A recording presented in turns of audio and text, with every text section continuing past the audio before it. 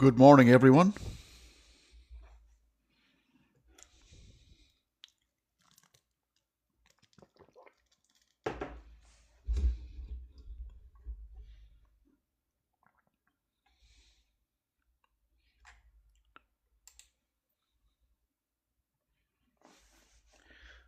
Hello, hello. Can you hear me, guys? Just checking if you can hear me all right. Today's broadcast is in English. I can see Aaron. Let me see if I can.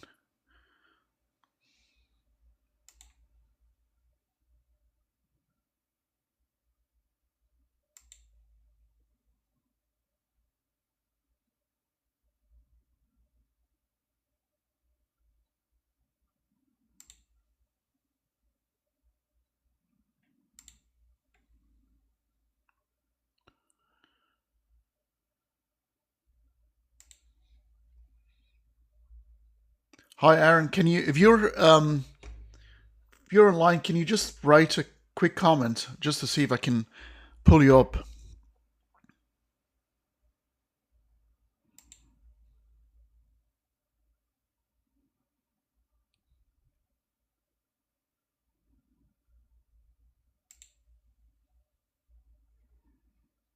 Okay. Let me see if I can.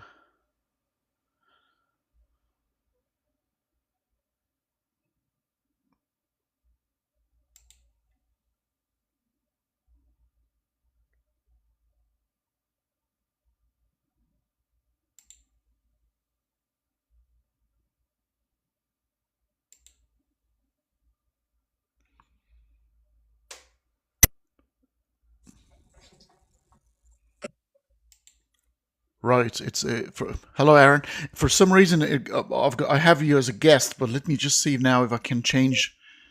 Yeah, it's not allowing me to add you as a co-host for some reason, and I think you need to be sort of a creator, somebody who's done few lives of your own to be able to pull it. But what I'm going to do is I am going to do. Um, Let me see if I can change the format.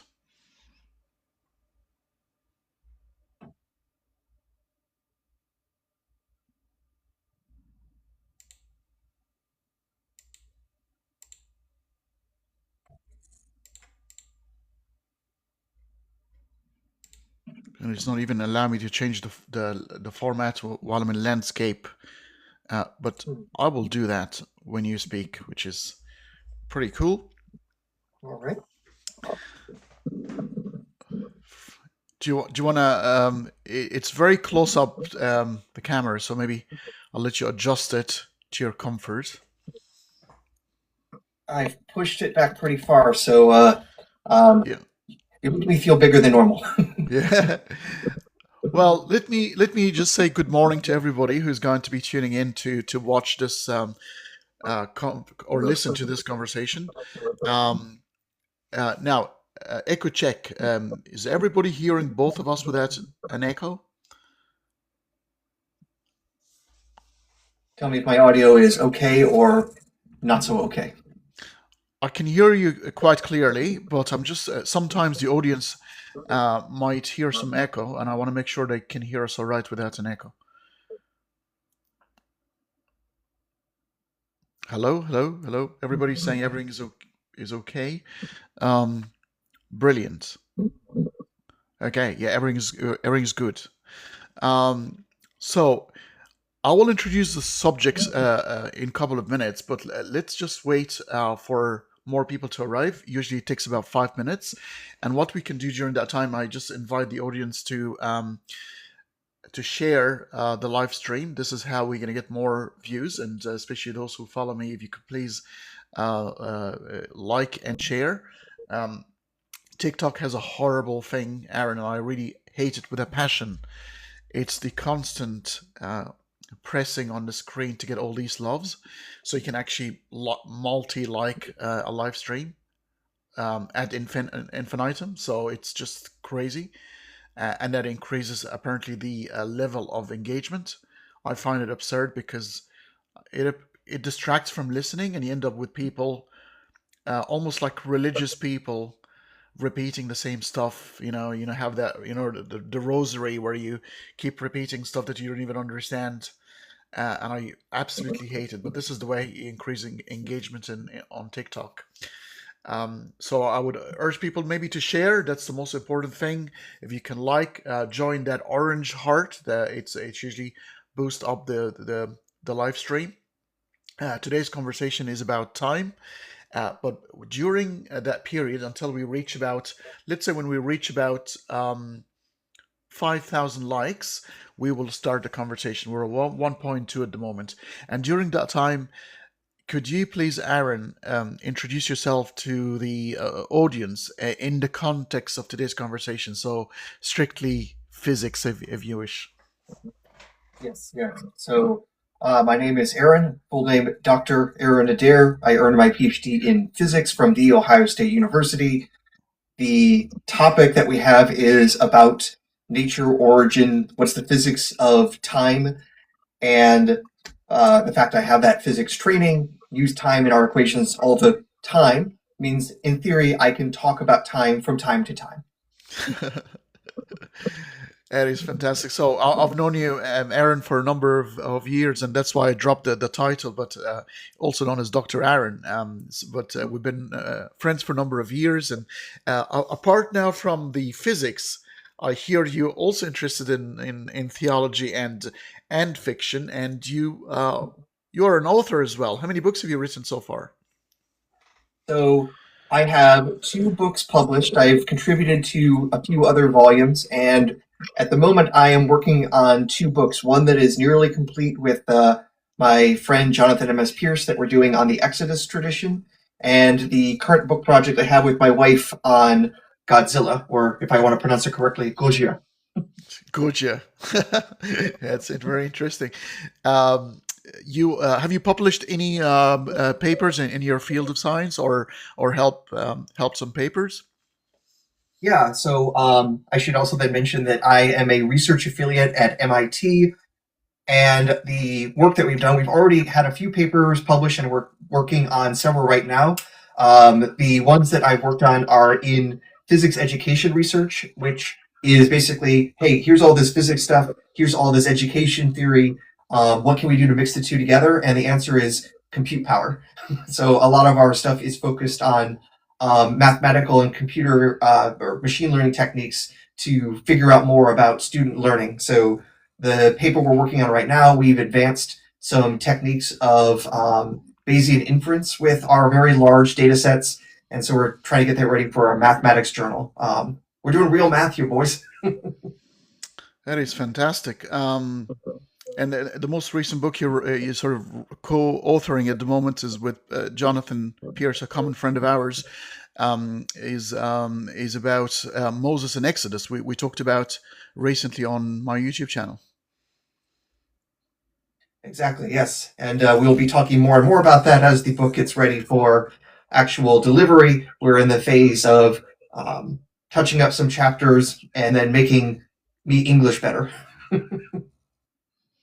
Right. But that book has actually already led to a couple of publications. I've written a few other journal articles that have already expanded out the thesis on a few points that weren't already completely mainstream. So real new biblical studies has happened. This won't just be the Israeli archaeologists said it. We believe that settles it. We're going above and beyond. Right. Look, I'm just going to expand myself for a minute here because I want to sort of alert people to a couple of things because I've got the title written here. So this is not a general chat, guys. So Aaron dropped. If you can ask for a guest again, Aaron, please, if you're still around.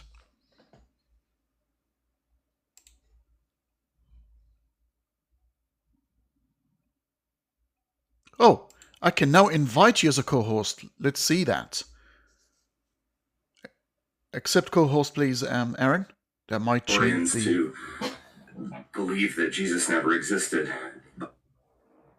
All right. This is more interesting. Aha. Now you're a co-host. I was able to switch things over to my studio session. There we go. This looks much better. That is fantastic. All right. Well, pretty cool. Pretty cool. Now, you can see probably a glimpse of, now it's changed to a different format, so you cannot see the entire title down there. Maybe I can, what can I do? I can make it smaller to fit my screen. How's my audio, by the way? It is fantastic. Super. All right. I knew I could get this set up to be much better. Because now you're a co-host. That's a difference now. Yes. So now, and I think this is going to add to your credit to today's live. So the fact that you've been a co-host, and actually, I'm going to make you a moderator on my channel on this after this conversation, Yes. and then you'll have more credential according to TikTok algorithm. All right. Now let's see if I can also change how the multi-guest. Okay, you could also reduce the wording just in the nature. Okay, now can Prince is a moderator of mine. He's downstairs, down in the comments at the moment. Prince, can you see if you can come up or ask to be to be a guest, or has this been omitted altogether?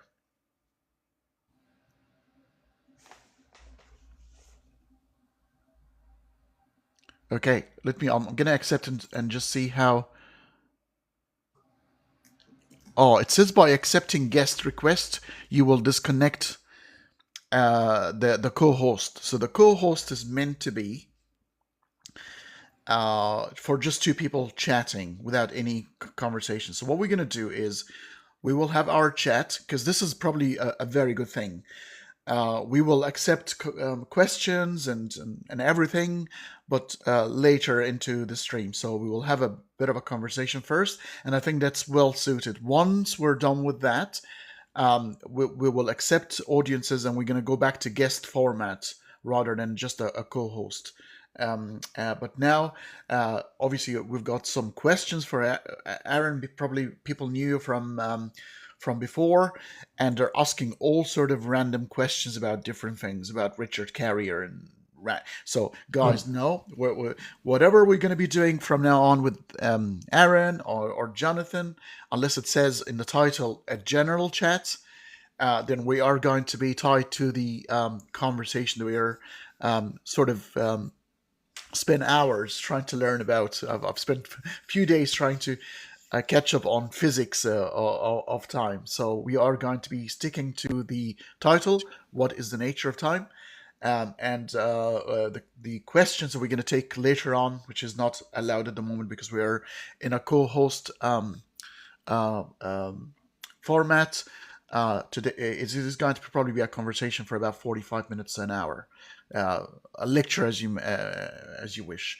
And after that point, we'll change the format to guests, and then we can take questions after that. Feel free to comment as well. If we find a very good question that is helping the flow of the conversation, we will take it for sure. Okay, so let's start with that. So we'll try one more time to see if I pull Prince, what will happen if I say accept. Yeah, it says if you accept. By accepting guest requests, you will disconnect from a co-host and go live with guests. So we don't want to do that. Otherwise, you'll be just a guest, Aaron. Time. For some reason, I can't remember tomorrow. But I can move. I can move right, left, and center. I can go up and down. But for some reason, time is very restrictive in the direction we go. But before I go to the current temporary problem or dilemma of time, I want to go back a little bit to the history of man, how we perceive time, prehistoric, pre-Socratic era, and then we move to the Socratic era. And I want to see how humanity saw time over time. I don't know if you know anything about that. Well, I do know that especially in a lot of the mythology, that there is what's sometimes referred to as a cyclical view of time, that basically not only do you have like the yearly cycles, but that's just how things go about. You're just constantly cycling through. There isn't any sort of sense necessarily of progress in any sort of linear format. That was a development sometime later. If you could say that's with civilization or with later stuff, it's a little bit hard to say. At the very least, though, once people started having records and then saying such and such happened in such and such year of the king or the pharaoh, it seems like you've already kind of imposed some sense of linearity, because you can say this many years ago or this many kings ago. Once you start using that sort of language, then there is a temporal and linear directional aspect to it. Of course, whether time is coming or going, whether the past is in front of us or behind us, depends on your language. We tend in English to talk about the future being in front of us and walking towards it.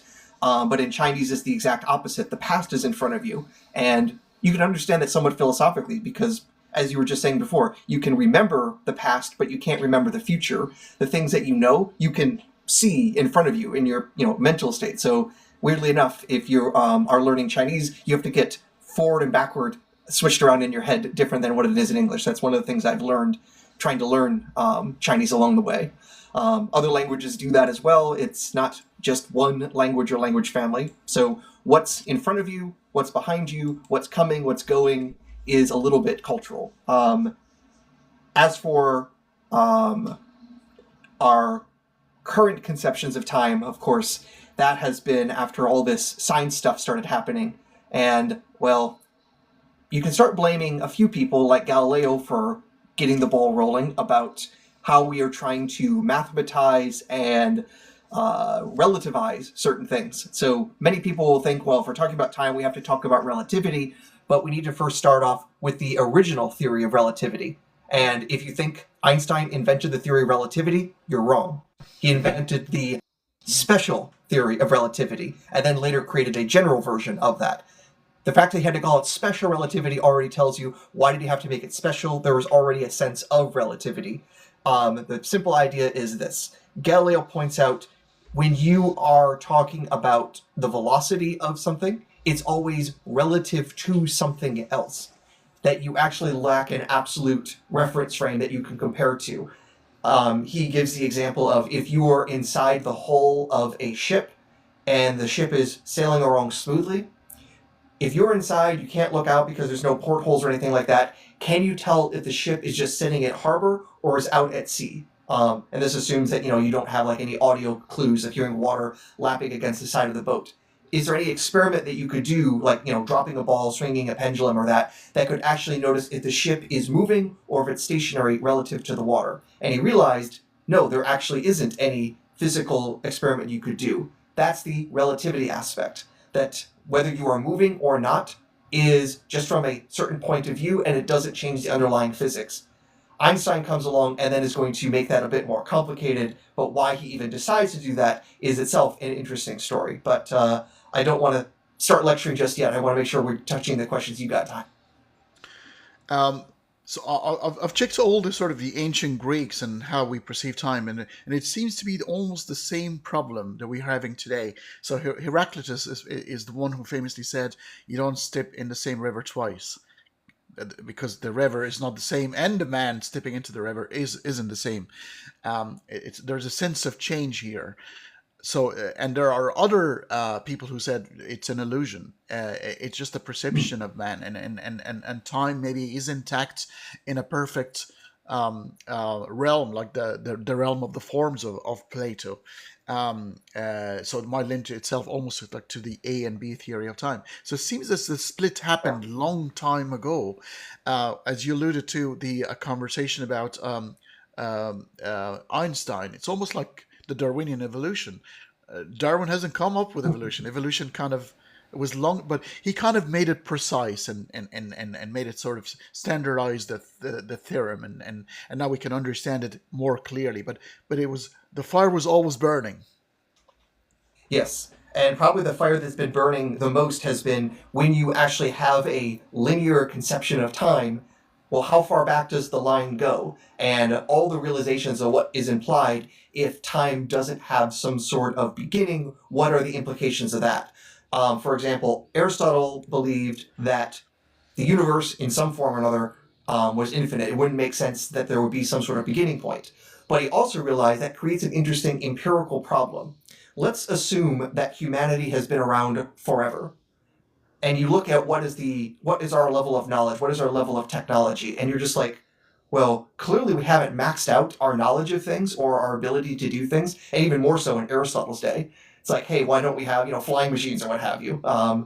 Realizing we do not have maxed out tech means our abilities of learning can't go back infinitely far into the past. So what's going on here? Why don't we have, he wouldn't use this language, but why doesn't he have starships yet?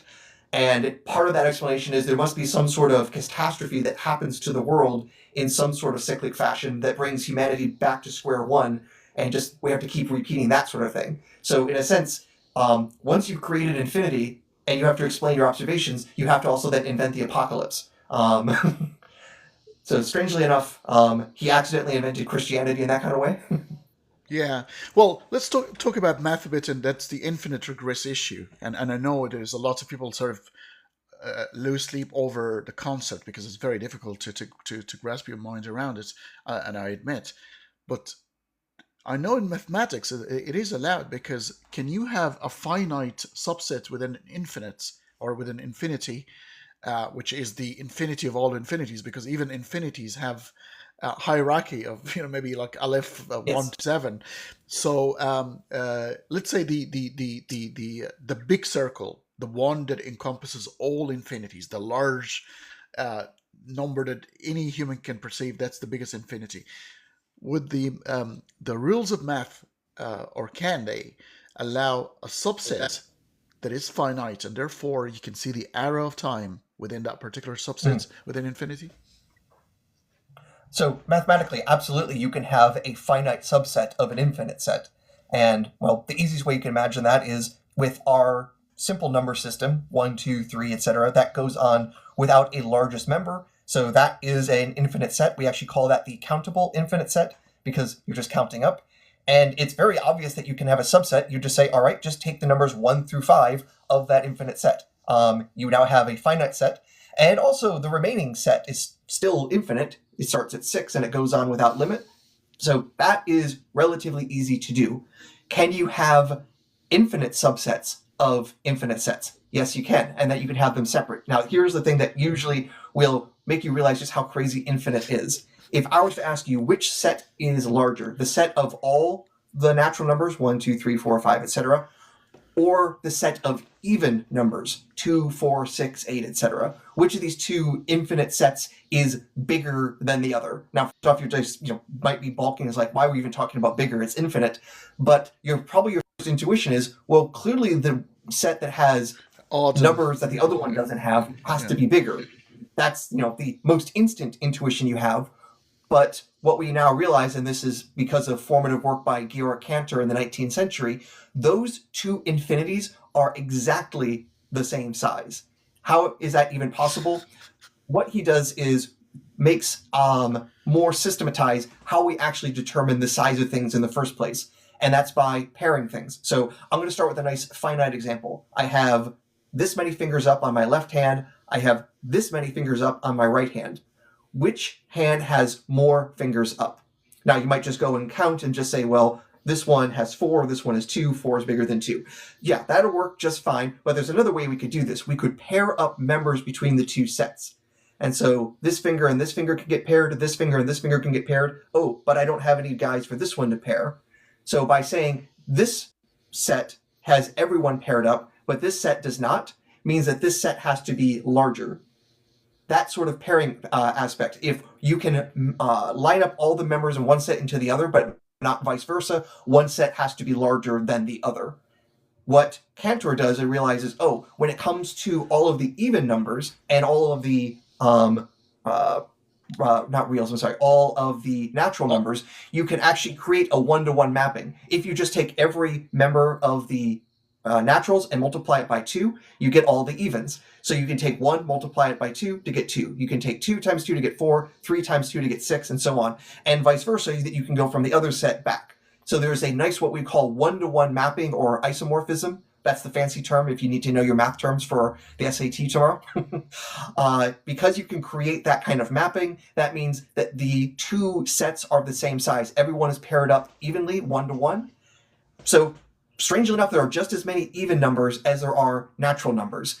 Cantor then goes on and says, actually, there's also just as many fractions of natural numbers as that. So all the fractions that you can write, 1/2, 2/3, 3/4, 9/10, etc., all of those can also be one-to-one paired with a natural number. It only finally starts to break down once you get to the real numbers. So numbers, not just the rationals, the fractions, not just the natural numbers, but also numbers like pi, the square root of 2, things that can't be represented by fractions of 2 whole numbers.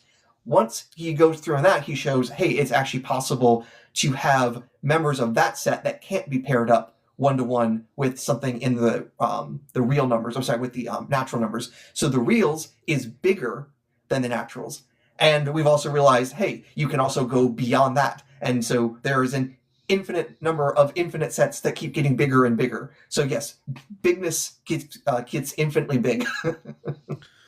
Which is, so if time, then it's the flow of all these sort of events, because now, I mean, a lot of even natural philosophers in the ancient times realized, okay, well, time, how about time is the parameter or the way we measure change.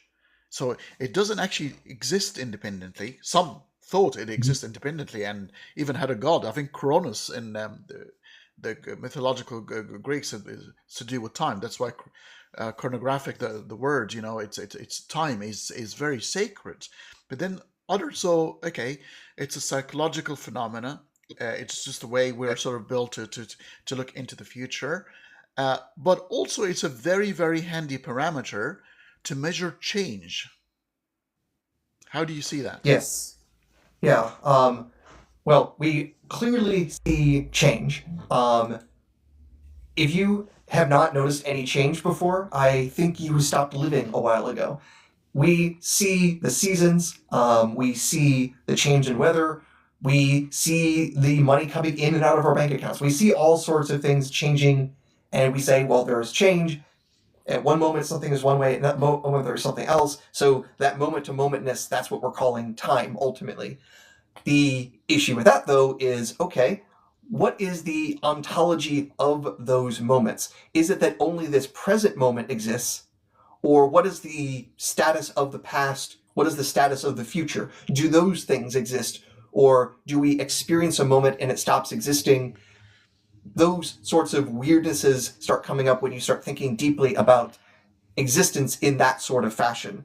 So at the early 20th century, there was a philosopher by the name of McTaggart who starts labeling these different theories of time. And unfortunately, he has, I would say, rather terrible labels, the A theory and the B theory of time, which is a really terrible way to remember which is which. But the A theory of time is the one that is probably the most intuitive to you. It's the one that says the present moment is the only thing that exists, and you're feeling the flow of the time as the future flows into the now and then into the past. The future and past no longer exist, only the present moment exists. The B theory of time is that all moments exist in some fashion. We are experiencing this moment right now, but the flow itself is just a completely subjective thing. There's no actual flow of time. And in fact, that original theory of time, the A theory, McTaggart argues is actually incoherent. And then he also argues the B theory of time doesn't match what we say, therefore time doesn't exist. I'm being very terse with his philosophical arguing, but that's the sort of thing going on. And funny enough, around the same time, there was that German guy who also starts talking about time, as far as I know, independent of anything by McTaggart. So just stuff floating in the air at that time. Yeah. I'll tell you, can I share with you what I'm convinced of, at least for now? That both are correct, but from a different perspective. So it's almost like the classical world we live in terms of physics, and the quantum mechanical world. Both are correct because you can, I think Sean Carroll said that before. He said you can describe a table in so many different ways, and they're all truly correct. You can describe a table from the quantum level. You can talk about the species the tree was sort of yielded the table. You can talk about if you're moving it, its motional laws, how it's moved and what its velocity if somebody's moving it, and the exertion of force. And then you can talk about how it means a lot to you because your grandmother give it to you on your wedding or something like that. And all of them are true. So what if time? And we're going to talk about thermodynamics because I think thermodynamics has got a very big thing to play here in terms of the arrow of time. What if this is our observation? Because what general relativity taught us is there is no such thing as the absolute now.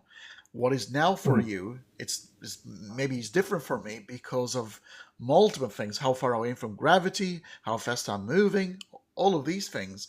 So what about if the A theory of time is correct when it comes to the classical world we live in, the world we love and know and love, and then at a very fundamental level, which we never see by the looks of things because we don't experience the quantum realm in our daily life. This is the fundamental thing, which might yield that block universe that sits in the background, and you're just a little bit portion of the big block that occupies that sort of realm where all events pre-exist. In some sense, what you're saying, I think, has to be right because we do need to be accounting for, at the very least, the psychological effect that we feel this sort of thing. So if we don't have an explanation for it, our theory is at least incomplete. And if you just want to say your theory is people are crazy, you're not giving that much explanatory power. So there's some truth to that. The main thing we have to, though, is how could we actually build a theory of time that explains that flow if our fundamental physics suggests that ultimately that isn't the case. But to make that case, we need to talk about where physics is pointing us when it comes to time. You mentioned thermodynamics, and the reason we need to talk about that is most of our physics theories, when we write them down, you look at the equation and you see, hey, there's a time variable in there, but there's nothing in the physics that actually says which direction that value has to increase or decrease, if it can go positive or negative. There's nothing inherently that prevents that. And the way to visualize that rather than looking at it mathematically is usually you think about if you have a film of a bunch of atoms bouncing around like in a gas inside of a chamber. If you're really zoomed in and you're looking at all the collisions of the molecules, can you tell if the film you have is running forwards or backwards? Because in like every collision, the momentum, the energy is conserved, so you can't say well, over time the energy decreases or anything like that. It's like, no, everything is just staying the same in that quantity. So you're just watching these things bounce around and you can't tell if you have two, say, billiard balls, two molecules coming in, bouncing off this way, or if it's two molecules coming in, bouncing off this way. It's identical physics-wise either way. So you would look at this and you can't actually tell, am I playing this video or playing this film to you forward or backward? That our physics is what we call fancy time symmetric. And there's only one law of physics that seems to actually break the mold, and that is our friendly neighborhood second law of thermodynamics.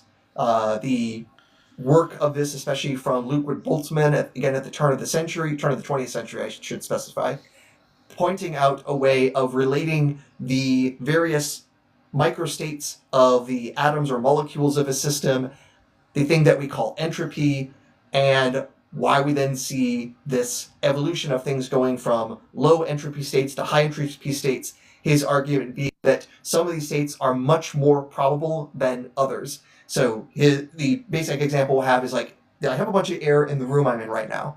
What are the chances that all the molecules bounce around and go right into that corner and the rest of this room is a vacuum? Fortunately, that probability is very, very, very, very small. And I'm saying I'm very happy about that because if all the air in the room could just, zoom to one corner, all of a sudden I would just be choking to death and not able to breathe just in some random instant. This never happens. Why does this never happen? And it's not that it breaks the laws of physics that happens, it's just that it is so absurdly improbable because you'd have to have all the molecules going in the same direction at once and having that alignment gives an exponentially small probability. And when I say exponential, I mean we literally get to pull out the exponential function, and because also there's lots of molecules, trillions and trillions of molecules in this room. In fact, it's even more than trillions of trillions. It might actually be closer to a million trillion molecules in this room I'm in right now. All of them doing the exact same thing at once is so absurdly improbable that is the reason we never see that. Well, conversely, them just randomly bouncing around, filling up the room, that is actually the most probable state by many, many, many orders of magnitude. Now, this also means if you have all the gas in a corner, its natural thing to do is to spread out and fill the room. So if you have a canister full of CO2 and you puncture it, what's going to happen? The CO2 leaks out because it is much more likely for that state of affairs to happen than all the air stay in there, or all the Earth's atmosphere to rush into the container, or something else is equally weird. Yeah. It's not physically impossible, it's just super duper improbable. And that going from low probability to high probability gives a direction of which way you would see things, which means, you actually can have some way of seeing what is directionality to events, therefore time. I'm not going to get into the weirdness about, and that's a mystery so far, yet to be resolved, why the universe at the very beginning was at a very low entropy, which is kind of bizarre because it's usually not very intuitive. Usually so you'd start with the opposite. But and a lot of people now thinking, somebody must have organized that, but let's go back to time, because that's probably another conversation.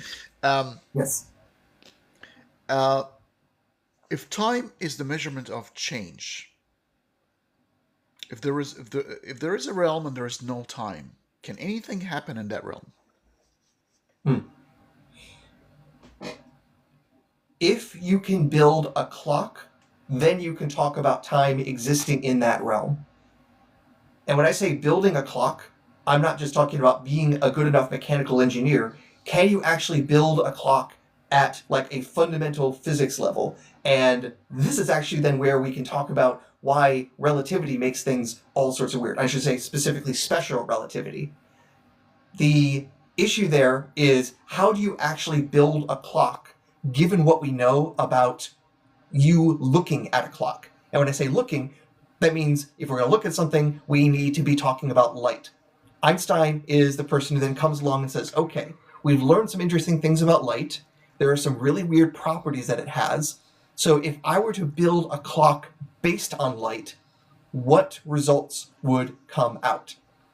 Now, what's going on is at the end of the 19th century, we have a really solid theory of electromagnetism. James Clerk Maxwell had combined all of the different observations of electricity, of magnetism, and realizing they can actually all be explained by 4 equations. And there is now a direct relationship between the two forces. So electricity and magnetism are not separate forces. They're actually manifestations of one underlying kind of force, which we now call electromagnetism.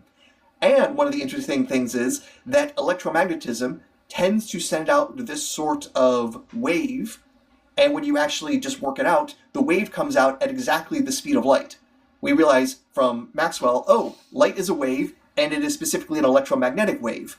And the problem, though, is when you actually write down the wave equation that pops out from that, it tells you what the velocity of that wave is, but it doesn't say what it's with respect to. I mentioned earlier in Galileo's theory of relativity, velocity is relative, motion is relative. But here, the natural thing that pops out from Maxwell's equations of electromagnetism is that light has some velocity, and it just does, irrespective of your reference frame, which is already kind of weird. It's also super weird that actually the magnetic force depends on velocity. But if velocity is itself something relative, how can you have the force be relative?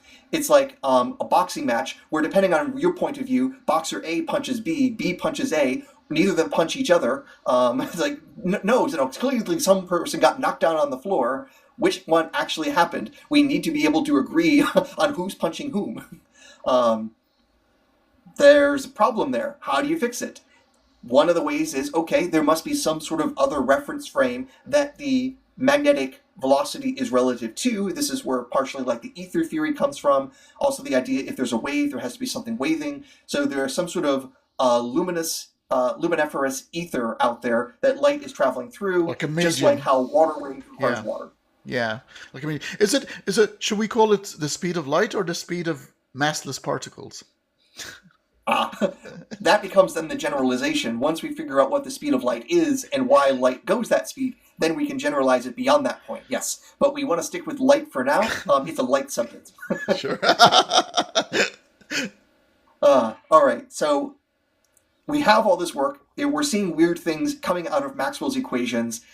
People then try figuring out some sort of reference frame to fit this into, and there are these failures to find this ether, to detect its effects or anything like that. So the Michelson-Morley interferometer experiment at the late 19th century, failing to find the effects of ether wind as the Earth is orbiting the sun at many thousands of miles per hour. No effect there that they could measure. Other people trying to come up with explanations for that. This guy by the name of Lorentz comes up with some equations and saying, well, what if the instrument basically gets squished depending on how fast you're moving relative to the speed of light? And the equation pops out and it looks very much like this thing called length contraction that Einstein then develops. So one of the beautiful things is all these like ad hoc things that people were trying to develop all will naturally come out of Einstein's work. What Einstein does is actually extremely simple, and the math he does to show the final results is also simple in that you can do it completely with algebra. You don't need differential calculus, you don't need group theory, you can actually do it in just a few lines of algebra that you learn in high school. So that's the thing that's kind of mind-blowing to me the most about special relativity. General relativity, no, go get your PhD, that's what you're going to need to solve those equations. But special relativity, you can actually derive the main results quickly. And the main thing is this, I mentioned if you want to talk about time, you need to build a clock. And Einstein says, all right, we're going to build a clock, and we're going to have it very simple. We'll have two perfect mirrors set a certain distance amount and let light bounce between them. And when light goes from the top to the bottom, that's what we'll call a tick on our clock, just like the tick on any sort of clock that you have. Maybe your grandfather had a grandfather clock, and just the pendulum swinging back and forth. Any sort of regular back and forth that we can rely on, that's what we're going to use as our clock. But Einstein is going to say, all right, we're going to build this clock, but we're going to have two fundamental principles. One, that everyone is going to agree on the laws of physics no matter your reference frame. So whether you're moving or not relative to me, we're going to agree on the laws of physics. And two, everyone measures the speed of light the same no matter your reference frame. This is the big thing that Maxwell's equations already imply. And Einstein says, okay, instead of trying to create a new reference frame, let's just say everyone actually agrees on the speed of light no matter how you're moving. So now he's going to build a clock. And fortunately, I have a whiteboard if we actually want to draw this out, because I think that'll help a little bit more than just my hands. That's brilliant. So I knew I needed to mention about it. So we're just going to have something very simple. We're just going to have two mirrors, and we'll let a little bit of light down here bounce up and bounce back. And that time to go back and forth, we'll just call that time t. So how long will it take light to go back and forth? It should just depend on, well, what's the definition of velocity? Velocity is distance over time. So if we just call this distance L, what distance does this light have to cover? Well, it has to cover it twice. So the time it's going to take is going to take what distance it has to cover, in this case 2L, divided by how fast the light goes. And we use the letter C. Why do we use the letter C? Because the speed of light will be constant. By the way, is this reversed for everyone? I'm not sure. Yeah, your camera's inverted maybe. So I think if you click on your camera and invert it the other way around, I think you'll, it's a mirror image. Yeah, I figured we might have that. Or I shouldn't say I figured. I should have realized we have that problem. So let's see what I can do to fix that in a timely manner. Otherwise, I'm going to have to learn how to write backwards very quickly. That's a brand new skill to master. Oh, perfect. It's on now. Okay, I'm glad it was just one click. Okay, so with that one click, we see, first off, now you can tell how ugly I really am because now I've been flipped. All right, so this is nice and straightforward. This is, really elementary one-dimensional motion, up and down, and every time the light goes up and down, we'll call that one tick, and that amount of time it takes is going to depend on how far apart the two mirrors are and the speed of light. Now, this is where we have our clock just sitting in front of us. But now let's imagine another situation. What if this clock is moving sideways? In that case, we'll have our mirror down here. And when the light is going up, if it goes straight up while this thing is moving forward, it's not going to hit anything. So the mirror is going to hit, from our point of view, is going to be hitting somewhere over here and then bounce back somewhere over here. So light is going to go up, hit this mirror, bounce down. This is what it's going to look like from our point of view. So, yeah. From our point of view as the light is traveling, just because the whole thing is moving. If you're having a little trouble visualizing this, imagine if you're sitting on an aircraft or airplane and you're throwing a ball up, it just goes up and down. But from an outside viewer, that ball had to be going up and moving forward with the airplane. So this is what's going on. The mirror is moving along with the whole thing as it's traveling. So now in that case, from the point of view of an outside observer, the light has to travel a larger distance. It has to go both up and down as well as forward. So it has to cover a larger distance. Now you would think, well, then it just means the light is going faster. But Einstein says, no, everyone observes the speed of light to be the same. So that means when this thing is stationary or when this thing is moving, what you measure as the speed of light is identical. It's c. But now it has to travel a larger distance. Now that distance then is going to be proportional to how far apart the two mirrors are vertically and what horizontal distance is covered. And I don't know if I want to bore everyone in the chat, but we could go and literally do the algebra. It's going to be two things. It's going to use the Pythagorean theorem and some algebra, and we can solve for Einstein's equations for time dilation. But the key thing is this: because the light has to cover a larger distance with the same velocity, time has to take longer. In other words, we're going to see this clock ticking slower, and it'll be a function of how fast the clock itself is going. And to say, you tell me what the chat is saying if the chat wants to do math live on air. Do you know what? Let's go. I'm quite curious. I'm interested. Let's do it. All right. So this distance here, we're going to still call L, the length coming up and down here. Now this distance here, this is going to be some distance. I'll just call it big D. And then there's also the distance that's covered horizontally from here to here, and we'll call that little d. So far, so good. Notice I just drew a right triangle, which means I have a right triangle. I can start doing Pythagorean theorem. And Pythagoras, he's our best friend, right? Now, let's talk about what we had here. Now, before I mentioned that time, t, is going to just be the time it takes, to go up and down once. So up, down, so covering a length of 2L, and doing that at the speed of light. But now we have to cover this distance d twice. So we have to go up and we have to go down. And this little d here, well, how long is that going to take? It's going to depend on how fast we're going and how long does it take for the light to get up here. And that'll just be half the time it takes the whole thing. So I'm going to call the time it takes to do this entire tick, I'm going to call it t prime, to say how long does it take to go up and down. So how long does it take the light to get up here is going to be, well, half that time. So velocity times, let me draw that better. Velocity time prime over 2. So, and I'm using t prime to say this is the time as measured in this moving frame. The distance we have to cover is L, and what is d? Well, d is then, distance. Well, the whole distance that light has to travel this way. So far, so good. Oh, and I should say then that what is the full time t prime?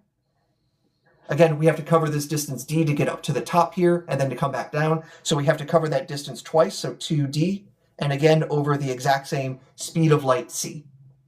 That's the distance we have to cover, right? Yes. So far, so good. Okay. How about we set ourselves up a nice Pythagorean equation? So d is the hypotenuse of our right triangle. Then we have our two sides. So a squared plus b squared equals c squared. So I can say little d squared plus L squared equals big D squared. Okay, so that's the a squared b squared is equals c. Yeah, the classic. Yeah, so this is just straight up Pythagorean theorem. If you want me to prove the Pythagorean theorem, we could do that, but let's just assume it for now, just to be a little bit fast. Now, notice I already have a whole bunch of other variables in here, and I can relate them back to either t or t prime. So L, we said, was 2L over c, that was t. The time is measured in the rest frame. So that's what t is, or otherwise we could say L is equal to ct over 2. So that's what L would be. We now have it in terms of both the speed of light and time not primed. D, we can rewrite that, just do a bit of algebra and say, oh, well, D is equal to CT prime over 2. Mm-hmm. So again, just algebra. And D here, well, D, as I already mentioned, little d, that's the velocity we're moving times t prime over 2. I can now substitute everything in this equation in terms of v, c, and our t's. So I'll just go ahead and start substituting. So we got v squared t prime squared over 4. So that's just this term. Then we got ourselves L, which we said that's going to be c squared t squared over 4, 2 squared. And that'll equal big D, which I said before was CT prime over 2. So this will be c squared t prime squared over 4. At this point, it's just algebra now to solve for t prime. I'm going to get rid of all the 4s because it's a common factor, easy algebra. And I'll go ahead and also divide everything by c. This will make things a little bit cleaner. So I'll have v squared over c squared times t prime squared plus t squared equals t prime squared.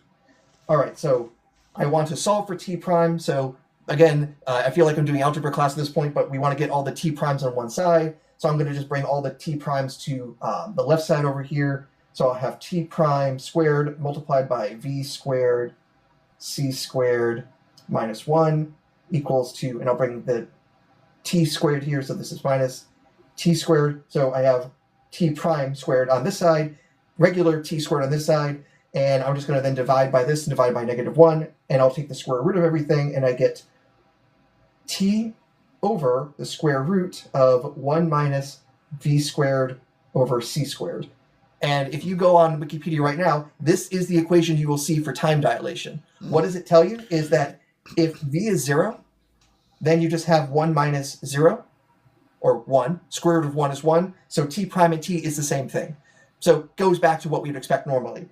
If v is some significant fraction of the speed of light, you are now having 1 minus something very close to 1, so you're now taking the square root of something small, becomes even smaller, and when you divide by a number less than 1, that makes this bigger. So what this is telling you is that t prime is always greater than or equal to t, and as v approaches the speed of light, this fraction, this part of the fraction here, gets very, very, very small, which means the whole thing blows up in size. And if v was c, then you'd have 1 minus 1, getting 0. And what happens when you divide by 0? Your calculator explodes. So we just saw how Einstein was able to, with algebra, show that, hey, if you say the speed of light is the same for everyone, you can't agree on time anymore. And you can do similar algebra to get length contraction. So if you, and the key thing is this, if you try building a clock from fundamental physics, you cannot agree on the passing of time between two different reference frames. right. So now Einstein sort of showed us that time dilates, which means time can actually pass slower in the geometry of space-time, because now space-time are interwoven, and you can see actually shrinkage of space as well. So the distance between two spots will actually shrink as well. So we have space and time interwoven together into a canvas of the cosmos, and that gets affected by mass and energy. Yep. That, yeah, and with some additional, it does require a little bit of calculus, but you can also go with this setup and then get to our friend E equals mc squared. Those things will pop out as well from this sort of stuff. It's kind of wild. But one thing I should notice, I note here, one is this was the difference between velocity, or sorry, between time as measured by two different observers. The person on the train with this clock, look at their clock, everything would look fine to them because they're not moving relative to their own clock. But if they looked at a clock that we built on the ground as they zip by, they'd say our clock is running slow and their clock is fine. So not only do we not agree on time, we don't even agree on whose clock is running slower because of that. And let's also talk about one other important thing. I mentioned as the velocity approaches the speed of light. Now ask the question, what about light itself? If you plug in the speed of light here, that's actually telling you light does not experience the passage of time. It never sees the clock tick. in its entire lifetime.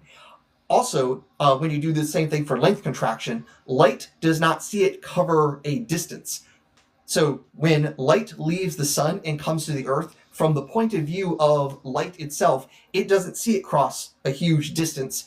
It literally sees its starting point and ending point as the exact same. There is no length, there is no time passage. Quite if light is God, then it shows that this is the only way to have a timeless God. It becomes a photon, experiences no passage of anything. And I guess that's one way you could have sun worship. Yeah, but we observe it sort of what's the number? 5 minutes or 4 minutes and 20 seconds? 8.5 minutes to go from the sun to the earth. Eight and a half, yeah, or 500 seconds, something like that.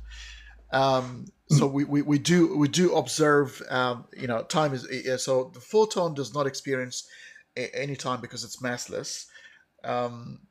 So time now we've established, and there was a very good question up there that I need to find again. Somebody was asking, and I cannot display. TikTok doesn't have the option to display comments, but just need to go back to it. But somebody was asking, how can both be correct? Then so B is correct, but we only understand A. And I want to make a couple of comments, and I'll give you the floor here to comment as well. I'm saying both are correct, but in two different aspects. The aspect of relativity of beings psychologically first of all evolved in a world where time symmetry has been broken.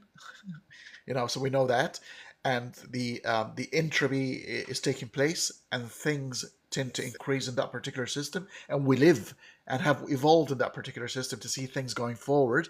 So we are the children of the era of time, and therefore we can only observe that. But if time symmetry is conserved, and this is a question to you maybe while you're commenting, Aaron, if time symmetry is conserved, is that the B realm of time? So with energy and things like that being conserved, at least implicitly, that seems like that could be consistent with both the A and B theory of time.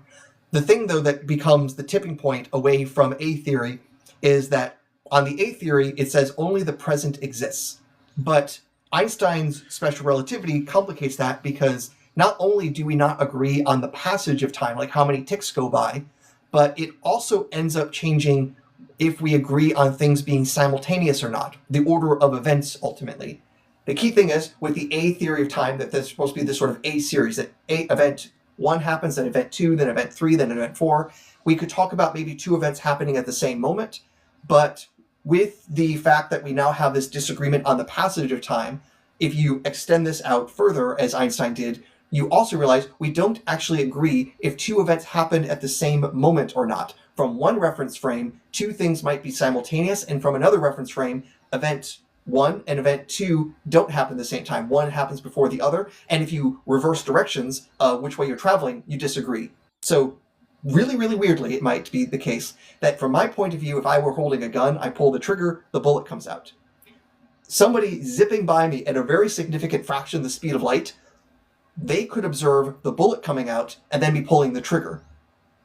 That sort of wildness is possible with Einstein's work. And again, everything seems to be consistent with special relativity. And this blows away the idea of the present being the only thing that exists, because we can't now agree on what is the present. We can't agree on the order of operation. We can, in any reference frame, say, here's everything happening within this one reference frame. But 2 different reference frames won't agree on those things as seen. So what is the past for one person is the future for another, and vice versa. That means for everyone to still have their physics working, there cannot be only the present moment. All these moments have to exist for our physics to be consistent. So this is then why people will look and say, oh, the present, the future, and the past all have to have existence in the same way. And this is then where you get this idea of the block universe, that everything exists at once in like one go, rather than there being this continuous flow of time and the past stops existing or the future comes into existence. All of the past and future must be existing simultaneously, so that way the physics can be consistent in all possible reference frames. Yeah, just want to tell people as well, even in the block universe in the B theory of time, things do still happen, but it's just a tenseless existence. So there are events and points in that particular block. Here's a question that might actually shed a bit of light, because sometimes, as you know, extremes can actually highlight a certain idea. And black holes, singularities, are absolutely the where to go to solve these issues, because we've got two types of singularity. The singularity of the Big Bang, which is a point in time but not in space.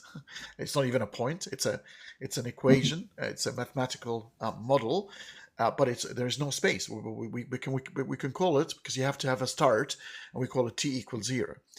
And that's different than the singularity inside the black hole. And you can have multiple singularities inside the black hole, where time is very absurd, because you have the same issue with classical physics and general relativity and quantum mechanics don't talk to each other, and you end up with the infinities and the zeros and all the equations going bananas. But obviously at the event horizon, we know that time behaves quite differently, at least to the observer, not to the person falling inside the black hole. Yeah. Once we expand out special relativity to general relativity, and note that, yes, also not only does the speed of observers matter, but also the shape of space-time itself will affect the flow of time. And then again, different observers observe different things. So first off, for the sake of the audience, what would this look like to the two different observers, of somebody outside of a black hole and somebody who is stupid enough to make the trip inside? And to a certain point, our physics, we can describe things and fit our expectations. And then beyond a certain point, we just have to throw up our hands and say, we really don't know. As an observer is coming closer and closer to the black hole, the force of gravity is going to apparently get stronger and stronger. And to the outside observer, what they're going to notice, if they could zoom in and look at the watch on the observer falling in, if they're watching their clock, if they have their own clock that we can read, it's going to look like their clock is running slower and slower and slower as they get closer and closer to the event horizon. And the event horizon is that point where the escape velocity from the black hole is equal to that of the speed of light, which means once you fall in, you'd have to go faster than light to escape, therefore you're done. As you are approaching the event horizon from the outside observer following that is going to see that clock running slower and slower and slower. And as you approach the actual border itself to the outside observer, they're going to see your clock stop. They never actually see you fall into the black hole. They just see you incrementally get closer and closer to the edge, but never quite reaching it, let alone passing it. So for the outside observer, we can't actually see things fall inside. It would take an infinite amount of time for that to happen, and I'm not that patient.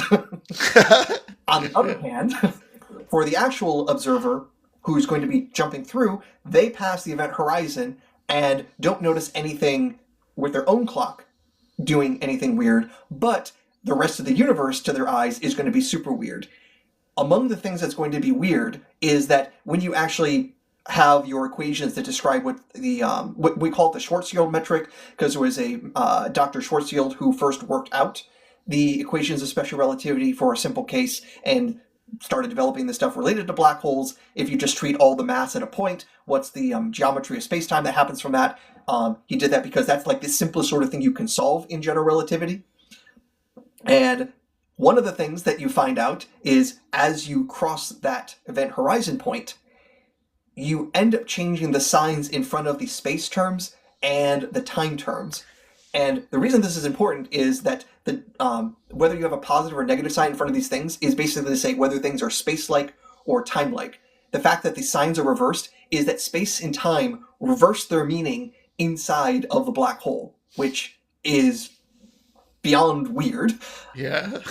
If you were also falling through that black hole and you decided you didn't want to just look down towards your infinite doom at the singularity, but looked back up outside, all of the future history of the universe would actually be coming to you. You would be able to see infinitely into the future, though this is with the assumption of a black hole that lasts forever. When you're doing these things, they're called Penrose diagrams for describing these black holes. It makes a simplifying assumption that the black hole has always existed and always will exist. It makes the math a bit easier to do. But in that sort of metric, you would actually see infinitely far into the future. So you can fall into the black hole and know everything that's ever going to happen in the universe in this sort of metric. Very weird. And of course, once you go towards the middle of the black hole, everything kind of breaks down. We're not even talking about quantum mechanics, so we know things are iffy.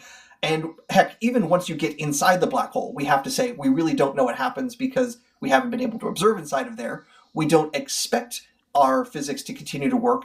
And there are all sorts of models, such as string models of black holes, that say all sorts of other weird things are going to happen. For example, one of my professors back at Ohio State, he specifically worked on, or has been working on, string models of black holes.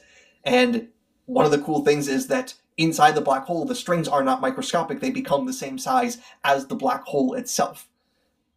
So string theory becomes really super weird and real at macroscopic levels inside the black hole, and it helps actually explain some other theoretical problems. And that's what he's been working on for the last couple of decades. He was also my general relativity teacher, so big shout out to him, because he gave me a good grade. So with the movie Interstellar, well, we understand this is the where the movie had to take some sort of liberty, artistic liberty, because nobody knows what goes inside the black hole. So, you know, the drama of the movie had to sort of come up with something, and it might not be far-fetched, you know, that is how weird it is. It might, you know, it could be, there could be something where it's almost like a block universe, because he's so, remember, but it was kind of the artistic liberty is the focal point was his daughter's room. So we don't know if it works like that, because now that's a psychological projection of what you want to see.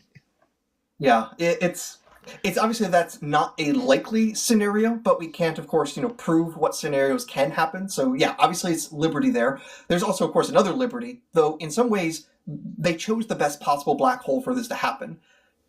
You might have also heard that as you are approaching the black hole, the force of gravity is stronger at your feet than at your head. And that is true. And with smaller black holes, that difference in gravitational force is much starker. And so, yeah, it stretches you apart and can start ripping you apart molecule by molecule, atom by atom, and turn you just to a string of atoms pouring in a process scientifically called spaghettification.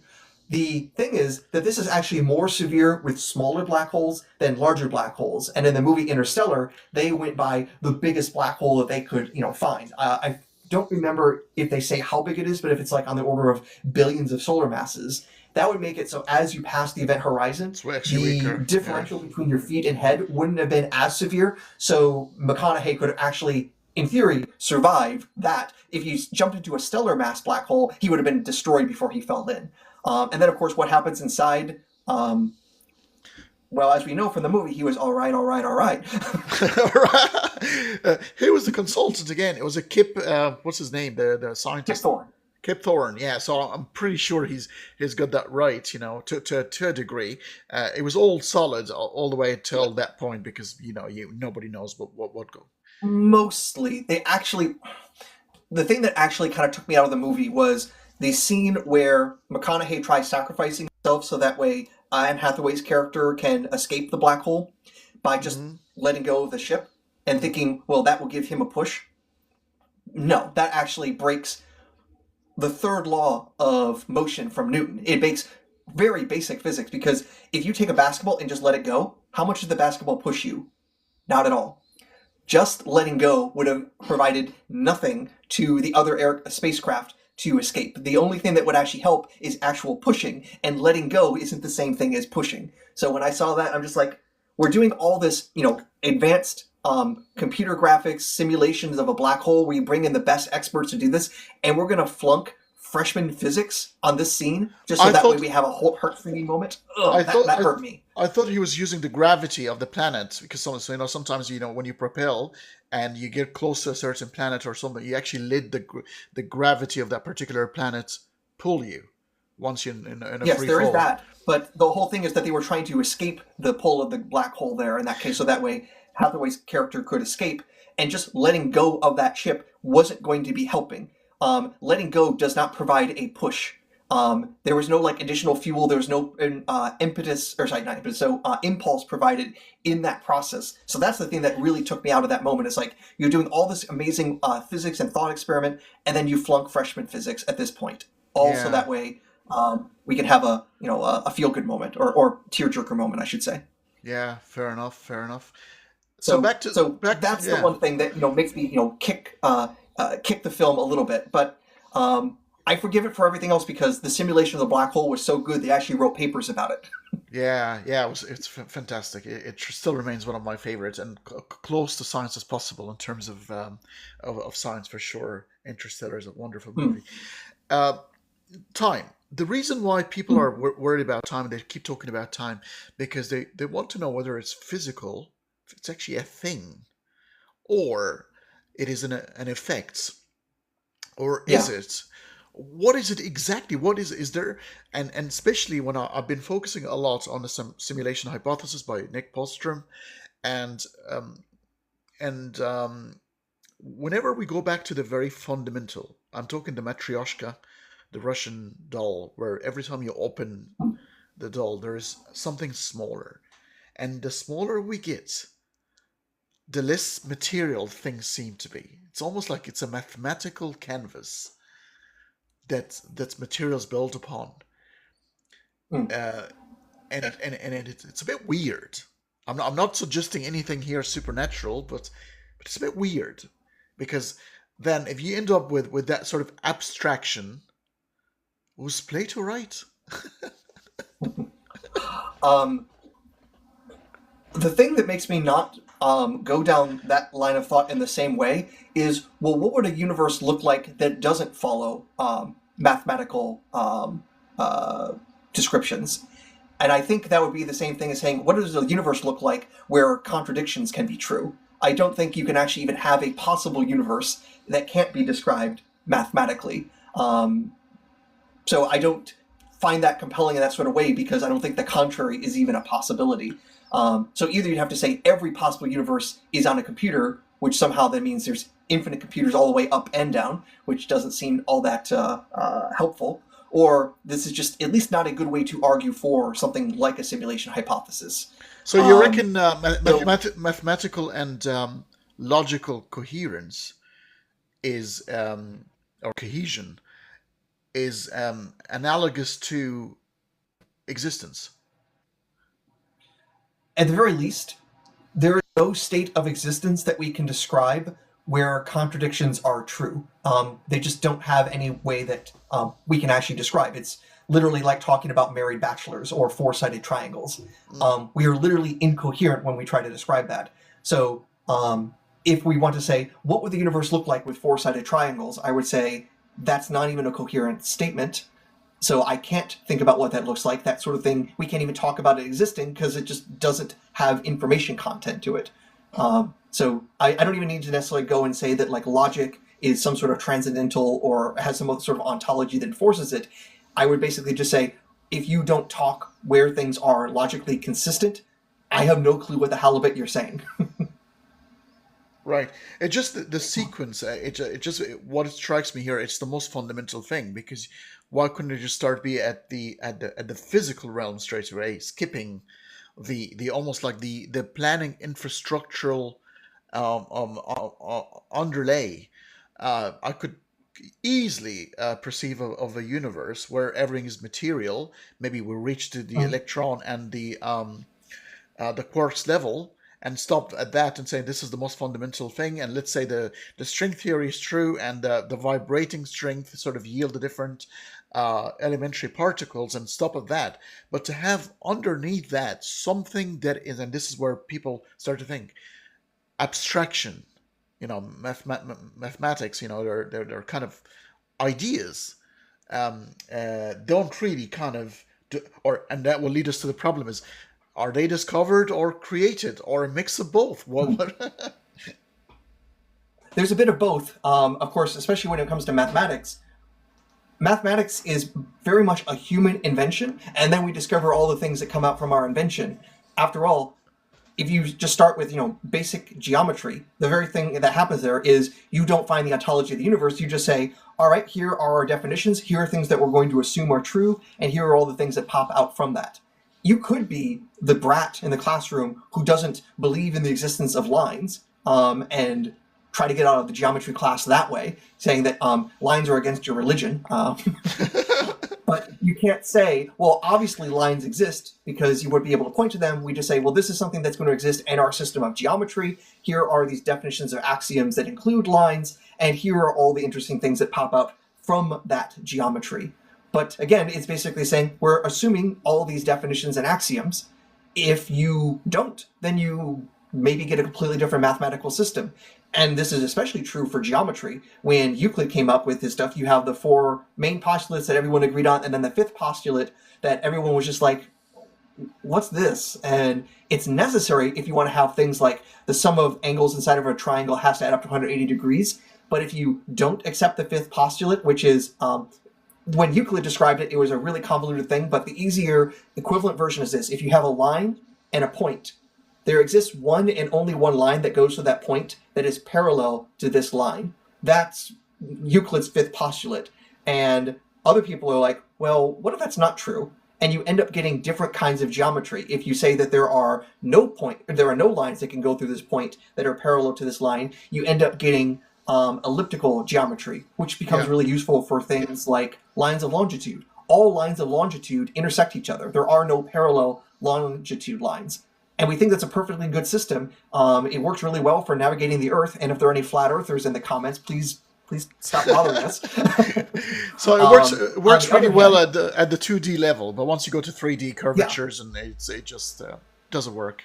Yeah, well, no, I mean, like, the lines of longitude are in a 3-dimensional environment, and they all intersect in that 3D environment at 2 points on that sphere. And all lines of longitude will intersect. And that's how you expect things on elliptical geometry. Conversely, if you have a line and a point and you say that there is more than one possible line that can go through that point that's parallel, you get hyperbolic geometry. And all of these geometries are possible geometries, and we actually use all of them in general relativity. So, like I say, hey, depending on which geometry system you started from, you can get all sorts of different possibilities. Which one is the real geometry? It seems like, oh, the humans get to choose. If the humans get to choose, that doesn't sound like an actual deep ontology. This just shows all the different possible descriptions of things we could make. So now let's spend some time in talking about time within the quantum realm, and maybe allow 15, 20 minutes, and then start allowing people to come up as guests and ask questions. Now, time seems to be not it doesn't completely disappear in quantum mechanics as people might think, but it, again, like everything else in quantum mechanics, it behaves quite differently, so you end up with something called retrocausality. Is retrocausality still like virtual particles as a mathematical thing, but is not truly tested? Well, yes and no. Just like all the good stuff. This is when the physicists become lawyers. I'm not a lawyer myself, but the phrase "it depends" can come up a lot in physics. So just to back up a bit, on quantum mechanics, this is our best explanation for things at the smallest of levels, and it is an absurdly accurate theory that where we have tested it, we've actually even tested it to greater levels of precision than we've done with any other theory in science, including general relativity. And boy, oh boy, is the evidence good for general relativity. But quantum mechanics comes along and says, hold my extremely microscopic beer in terms of accuracy. So you mentioned virtual particles. And so this comes up in actually one of the most accurate predictions in quantum field theory. So in what's called quantum electrodynamics, when you're trying to apply quantum mechanics broadly to electromagnetism, you end up getting this extremely amazingly accurate prediction. So here's the basic thing. You take your simple atom of hydrogen, consists of a proton and an electron. The model that you have is the electron is zipping around the proton. That's technically not accurate, but you have this idea that the electron is in some sort of orbit-like relationship with the proton. And there's also relationships between their own, what we call their spins, their angular momentum. So there's like the angular momentum of the electron going around the nucleus, but also the electron itself is spinning. We at least quantize that in quantum mechanics. It comes up there, but it doesn't correspond well to our sense of spinning at a macroscopic level. It still seems to be intricately important there. The weird thing, though, is when we are trying to look at the relationship between these sorts of spins, the most naive thing would say, hey, there's supposed to be this relationship between the spin of the electron and other things of just a simple factor of 2. We go and we measure, we don't see that it's a nice simple factor of 2 relative relationship. Well, that doesn't seem good. Realizing, though, that this relationship only makes sense if you're treating the electron and the proton itself, but not thinking about the space in between them. The vacuum itself may have an effect, and this is where our friend Richard Feynman comes in and points out here are all the different possible interactions that you could have between these two particles. And not only do you have to worry about the direct ones of say a photon exchange between the electron and proton as it's exchanging force by the electromagnetism, but there are all sorts of other mechanisms that can complicate that, and also talking about the space itself will often be described as particles coming in and out of existence and giving the electron a nudge. You go and do that careful calculation of what now becomes the new ratio of these effects, you end up getting this extremely, extremely precise prediction. Now, it's also an approximation, because when you're actually doing these Feynman diagrams, trying to figure everything out, you only do it to so many steps. Now, each time you make it more complicated, it decreases in importance by something like a factor of 100, 100 squared. I'm trying to remember exactly right now. But every single time you complicate things, the effect it provides in your calculation gets smaller really quickly. So you can make really good approximations.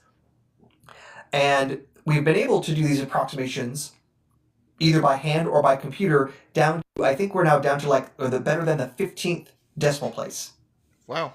Which is what we call crazy. Yeah. Sitting there and doing that by hand, even, let alone by any other tools. And we've been able to experimentally verify that number, if memory serves, down to the 13th decimal place. That's the limits of where our experiments are. So we can see that this prediction is accurate down to the 13th decimal place. That is like saying the distance from New York City to London down to the thickness of a human hair. That is the absurd level of precision that we see quantum mechanics live up to. So, holy shnikes, is that amazing? Even the information comes with virtual particles. Even if we don't really understand it, it's still the most successful theory. Even if we don't really understand it, even if we say, just shut up and calculate, we do the calculations and we just go, wow. It's just, Aaron, the amount of yielded technology on the back of quantum mechanics is just incredible. I think the leaps of the last 50, 60, 70 years in all these electronics and everything that we're creating around technology, it seems to be predicated on a theory that we don't truly understand, which is mind-boggling, but it works. Yeah. When we say we don't understand, in that we don't agree on the fundamentals of what the factors are inside of quantum mechanics. So when we talk about a measurement, an observer, what is a wave function, what happens when you observe a wave function, those are the things that physicists don't agree on, but all the different interpretations have, at least right now, all the same predictions. So whether you believe in many worlds or wave collapse, they all, at least so far as we can tell, have the same predictions. So you can just say, just shut up and calculate and build supercomputers. Do you exist because of this? Do you prefer the Copenhagen interpretation, or are you Hugh Everett fan? The interpretation. I would probably say I'm more on the Everettian side for a couple of reasons. One is to do wave collapse, you have to add to the Schrodinger equation. That you don't actually get wave collapse on its own. It's something you have to add to that. On the Schrodinger equation, when you're solving things, you get multiple solutions, and the Everettian solution is all those solutions exist. You don't just throw a bunch of them away because you observe something, and you have then no explanation why you observe that one thing over the other. You would say all of them exist, you have this branching set of all the possible combinations of observations you could have. Because you have inherent problem with this, and Sean Carroll, I think, addressed it once before, because you're talking about the branching of reality into a different branch. But every time you do that, you dilute the energy. There's a finite amount of matter and energy. but he talks about the thickness of the particular branched out universe, that it still Mhm. contains all the conserved energy and atoms and material, but the branches become thinner and thinner. How is that possible? I mean, I'll try to get my brain around it, but are we living in a thinner universe that branched out of a thicker one at some point? Looking at obesity rates, that doesn't seem to be where the science is pointing, but obviously I'm being a little facetious there. I will say that, yeah, those are the sorts of, edge things that I don't have good explanations for, but at the very least, I have better explanations than for what measurement and observers are, where with the Copenhagen one, it feels just like, wishy-washy, this is what happens, waves just collapse, even though we've never seen collapses. There are things that are weird to explain, and a lot of it where it's just kind of hand wavy. And most importantly, you are ultimately adding to the theory to actually have wave collapse. If you just keep the Schrödinger equation on its own, it naturally predicts all of these universes. They're already there. So the reason you're throwing them away is to try to make them match observation. If we just say, no, we'll actually treat the theory and treat what it actually says, it naturally says all of these different universes exist with just as much ontology as any other one. So that's at least part of the reason I lean in that direction. Yeah, Einstein was never comfortable, that God doesn't play dice with the universe. He never sort of accepted the probabilistic nature of quantum mechanics. And he might still be onto something, because this guy seemed to always been vindicated, even when his biggest blunder became, a thing. But what if that probabilistic nature is based on humans' ignorance of not understanding the full picture, and therefore we call it probabilistic because we don't have the right tools to measure, and therefore the determinism still in the background, but at a vague or ambiguous level for us to measure.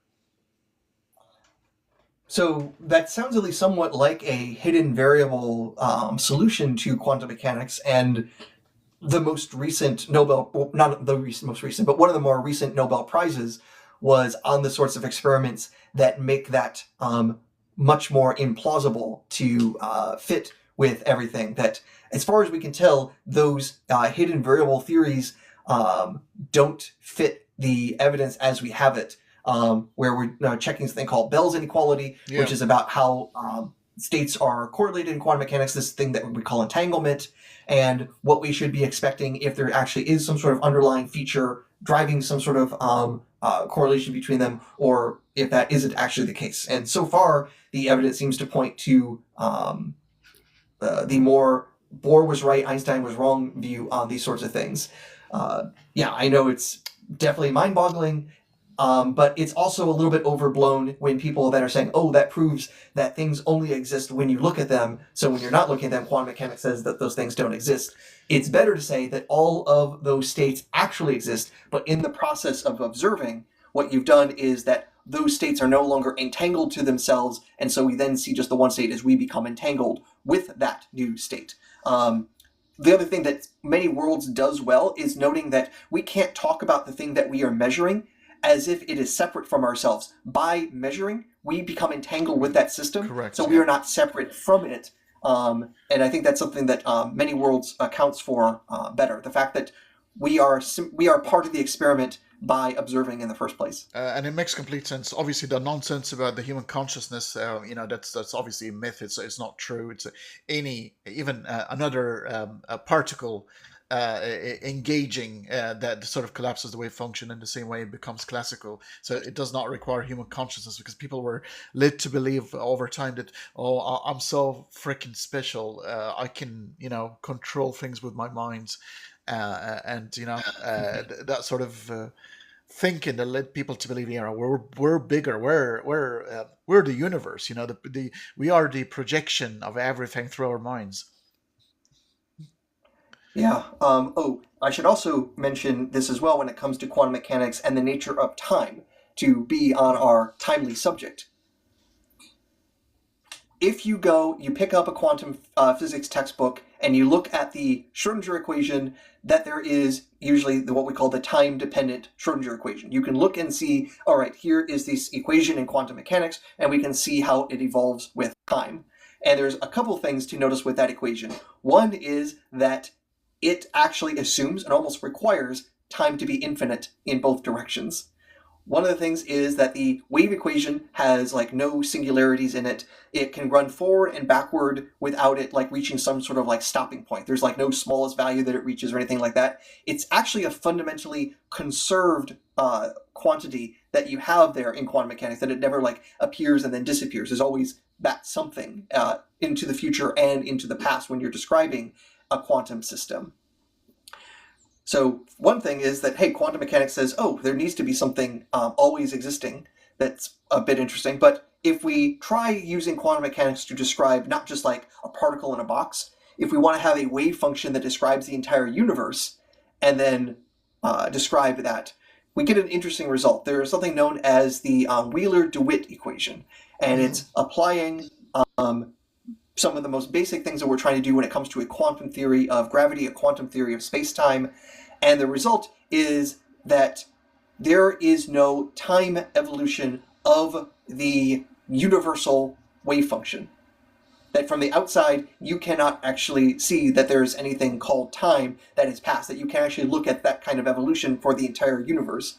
So according to that system, globally, quantum mechanics and space-time say time doesn't exist. And that has everyone, of course, going, wait a minute, quantum mechanics is now saying time doesn't exist? To hell? we very much seem like we have this thing called time. We seem to have this thing called evolution. Einstein's general theory of relativity allowed the flow of time in some sense. It's like all those times existed, but now we're saying there isn't even this time evolution on that macro scale. So now the thing is, how do we explain time with quantum mechanics if this is what our fundamental theories are telling us? And remember I mentioned before when it came to Einstein, how do you build a clock? Fundamentally, that's what time is. Can you build a clock? Because what is time? It's that thing that clocks measure. If the global system doesn't have a clock that you can you at least build something within the system that can be at least like a clock? And the work on that front is to try to have it so that time can exist inside the universe, even if you can't actually measure and see that there is time outside of that universe. And fundamentally, this comes back to entanglement.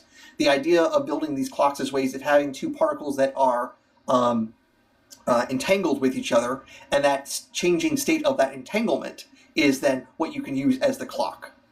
But this means for you to actually do those time measurements, you have to be entangled, which means everything inside the universe can be, entangled with each other at one point or another. So you can have like local measurements of time, but globally, you're outside of the universe, you're not entangled with it, so you can't actually measure time that way. So outside the universe, there is no time, but within it, you can have these local substantiations of time. That's at least where we're trying to actually move things and try to have some sense of time within the universe, even if globally it doesn't exist. So you were saying before, like, how can we have both the A theory and B theory of time work? This is kind of like that. How do we make sure that we can be consistent with what our theories are saying and what our eyes are saying? And probably the last couple of points before we open the questions and the guests. As a result, you got two extreme views now. Time is emergent. Time is emergent, and it's emergent because of the breaking of symmetry, the second law of thermodynamics, all these sort of things, and the fact that they're quite relative. A fundamental thing cannot be relative, and then some opposite theory saying, no, you know what? Time is fundamental. It's not just fundamental. It's the most fundamental thing that yield everything. So, because you can have events, you can't have events without time, and lead us to the question of the t equals 0. What is before t equals 0? Because if time never existed before t equals 0, are you telling me that there is something that sort of emerged just like that within it, when it unfolds in the expansion, it will yield space and time and all the laws of the universe sort of encapsulated within that particular singularity? So, and how long was that singularity been sitting there for? Is it maybe unstable because in a quantum, maybe what do you call it, a low energy state, it's always kind of it's trying to do something, and the expansion at some point was uh, uh, inevitable. So this was going to be happening. But words like before, what does the word before means if time doesn't exist? Or was there time, but a different time than the one that we know? Because if without time, nothing can happen, especially series of events. So this is a question. I mean, do you think we will ever find a theory that will unify quantum mechanics with general relativity and crack the t equals zero mystery? I definitely think we can at least make progress. I don't want to talk about will we ever have such a thing, because for one, it assumes that ultimately quantum mechanics and and general relativity are correct in some sense. What if we finally do some experiment tomorrow that shows quantum mechanics is fundamentally wrong about something? This might seem unlikely right now, but that the reason we do science is that we can never be 100% certain. So in some ways, saying we need a quantum theory of gravity might assume that quantum mechanics is the ultimate solution and everything needs to be consistent with it. Who knows? We might find something that's even more fundamental than quantum mechanics, and then we have to say, well, there's no reason to then try to quantize gravity because now we know it's wrong in some way. I don't think that's necessarily likely, but that's the possibility space we have to consider. So what I would rather say is we are going to be definitely making progress, and I think we have made progress in these sorts of questions in a few ways. One is we have some sense of what quantum gravity needs to look like, what sort of constraints are at least possibly there. We've even seen some interesting relationships between quantum mechanics and general relativity. One of the interesting findings by people like Leonard Susskind is that there seems to be this relationship between wormholes and entanglement, strangely enough. A lot of the times it's called ER equals EPR, and that is the EPR is the paper that Einstein wrote with two other physicists about the spooky action and distance entanglement stuff. And ER is Einstein-Rosen. The Einstein-Rosen bridge is the more sciencey way of referring to wormholes. And what they realize, at least in certain versions of quantum gravity, that there is this direct duality between this thing from general relativity and this thing from quantum mechanics, both papers written by Einstein, just with some different folks at different times, which were originally completely separate from each other, and now realizing, oh, at some deep level, they might actually be describing the same thing. That's progress, seeing that, hey, seems to be this sort of relationship. There have been all these efforts to try to work things out in other space-time geometries, and then trying to see what can we do to make these maybe applicable to our space-time. Well, wormholes solve the problem with the quantum entanglement situation where information are instantaneous. They sort of there is no time for them to pass, Oh, and that will also suggest that yeah, so wormholes are in abundance in the universe. They are everywhere in the space-time canvas.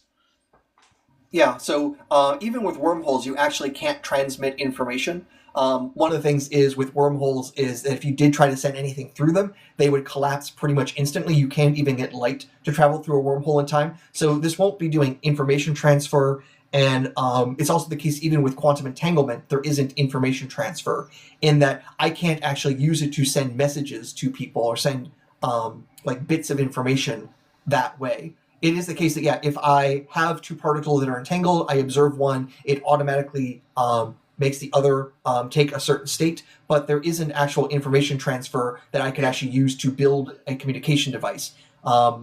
Fundamentally, if I observe something, the only way you're going to know what I observed is if I send you a message the old-fashioned way with a beam of light. So there's no, at least when it comes to that, we don't have that sort of thing. Not to Because mention, if you can start traveling faster than light, you get all sorts of paradoxes. it suggests that their information actually flows, but a lot of people saying there is actually no information to flow. It is predetermined at the point of entanglement. So they were entangled, you separate them. That condition is already innate and built. One does that, so no information actually travels between the two entangled particles. Do you subscribe to that? Do you think it's more convincing? So there's a couple ways that can be there. So one is with the hidden variables model. So that way, There is some sort of ultimate relationship between the two, and when you've observed it, in one case you know what the other one is because of the underlying variable that they had in common, but that doesn't seem to be consistent with our Bell inequality experiments that show that actually no, that doesn't seem like there is that sort of local hidden variable thing. There's another way to try to get around that, and it's basically the ultimate conspiracy that all states were basically decided at time zero, and this sort of super determinism that this sort of information is everywhere throughout the universe at all times, that it was decided at the smallest time fraction possible. So on that sort, you can still be consistent with our experiments there, but then, like I say, then you basically have the ultimate physics conspiracy. Yeah, well, it's not far-fetched because, you're being a male or female, it is determined at conception, even though there are lots of things that happen afterwards. So it's not far-fetched. We see it in nature quite a bit. So it's not beyond, I can understand it. It just, especially at the smaller level, remember how small the universe was at some point and how limited and it sort of yields in more particles that inherit the same sort of variables, then I could completely understand that it expands from there with that, when the universe was quite small. So it actually does make a bit of sense. All right, how about we take some questions? Well, how do you feel about that? Happy now, to. a lot of people are from the Middle Eastern region in the world. And I want to urge them, don't be embarrassed. You don't need to speak with an accent. It's fine. Your English is coherent and we can try to help you. Be courageous, be brave, come and ask your question. Even if you're not quite sure about your English, as long as we understand you, that's all right. And this is my way of trying to do two things, Aaron. I'm trying to help this particular world to understand science because it's kind of deprived from this kind of information. Plus, get them to learn another language. Of course, you're an English-speaking person, so you don't need to learn another language. Or do you? Do you know? Do you know Japanese or Chinese? 僕は日本語を I can do a little bit of Japanese, but 但是我的中文还好还好。Oh, 日本人ですか? My Chinese is okay. Oh, 私はハリです。はじめまして。すみません。私の日本語下手です。My first degree is in linguistics, so I can do a few languages. Yeah. But that's my very first degree. That was like 35 years ago. But now let's, if Prince, if you're still around, can you please ask for a guest so I can remove the co-hosting and start a guest mode where we can accept other people? That'll be very kind.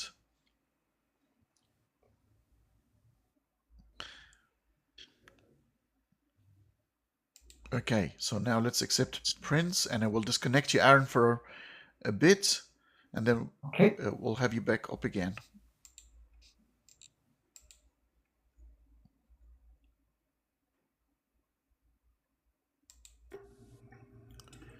Hey, Henny, how you doing? Hey, Prince, how's it going? Very good, mate. Very good. Good. I may need to go and get Professor Adair because I think he's in his room. He had to kind of like rejoin our stream. Yeah, for sure. So just let me go get him if you don't mind. Just make sure that he's. Absolutely. And if you can hear us, Dr. Adair, please request a guest one more time.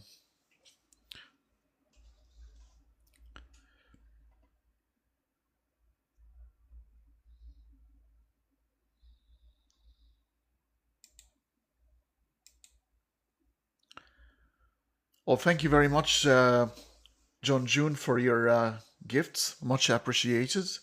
Thank you very much. So we're going to continue to talk about, as I said, guys, don't be afraid. Be brave. Come up and ask your question to the point where, but I want you to try to practice your English. But if you want to pose your question in Arabic to me, and I can translate, I can still do that, but I want you to practice your English. Let me start accepting. I'm just waiting, guys. I'll pull you guys up in a minute. I just need to make sure Prince and Dr. Aaron Adair are back with us as guests.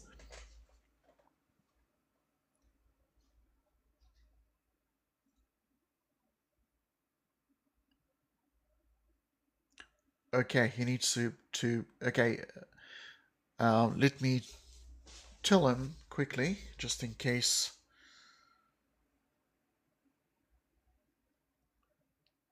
Give him a quick buzz.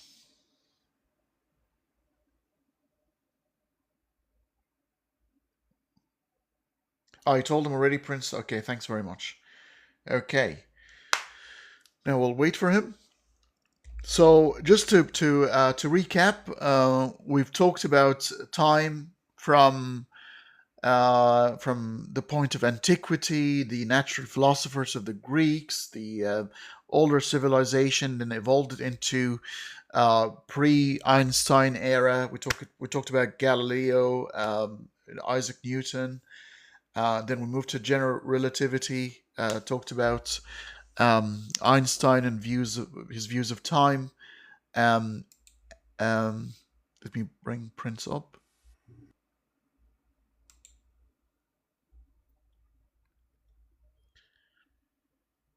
Okay. Prince, I might just need to give him a quick call. Yeah, I told him that he had to kind of rejoin our live stream. He said he's gonna try through his desktop first. If failed, he would kind of join through mobile.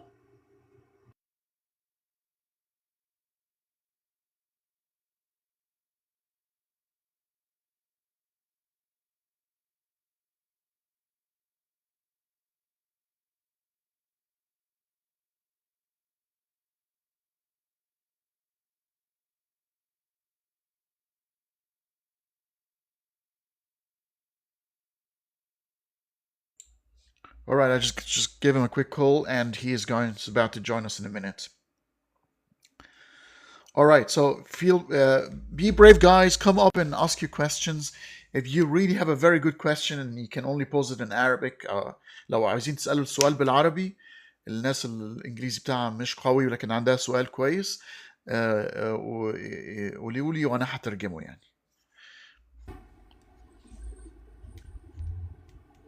Okay, we're just waiting for him now. Hey Adam, how are you? Hi honey. Thank you for this stream. تمام الحمد لله. كيفك أنت؟ Very good, mate. Very good. So let's. Hi, Aaron. Just request a guest. There you go. Prince sent you an invitation. Here he is. Yeah, I did. Perfect. Perfect. So now the question stage is open for you guys. Who's got the first question? Adam, Prince, do you guys have a question for Dr. Adair? أنا عندي سؤال. Are you going to ask in English Yeah, I or have a Arabic, question, Adam? but I will say in Arabic because my English is not very good. So Arabic, if you want. Okay. So Go ahead. because it's philosophy and physics, so I make mix between it. So first question. هل الزمن وجود له جوهري بالكون؟ يعني هو الزمن لازم يكون موجود أساسا كجوهر بالكون مثل الجاذبية مثل أي شيء تاني، أو هو عارض عن الكون، يعني هو Okay. I think we عارض. اعتقد ان احنا اجبنا على ده، بس ايه او خليني اسالك، خلينا سؤال واحد عشان ايه ما يكونش كتير. Okay, Dr. Adair, Adam is asking whether, in your own opinion, whether time is emergent or fundamental. I, at the moment, have no firm opinion because this stuff is hard. And if I were to say anything beyond that, it would be disingenuous. But if I were to lean anywhere, I would suggest it's more emergent, because the only way that we actually have time is imposing it in certain ways. So in that, for example, with the second law of thermodynamics, with entropy growth and things like that, that is giving us our arrow. But the only reason that we have that arrow is that we have these complex systems interacting with each other, and we can talk about more and less probable states and seeing things change in that way. That gives us our sense of time direction. So if the universe consisted just of a single atom, time would not exist in any sort of meaningful sense. It's only the fact that we have collections of things that we can then describe that we have anything that we can call time. So that makes me lean that it's more of an emergent phenomenon rather than it being fundamental. But of course, how do we then get that idea of time not being fundamental to work with space-time and general relativity, things like that? That's still active area of work that I have no good answers for. Because it requires relational interactions between things.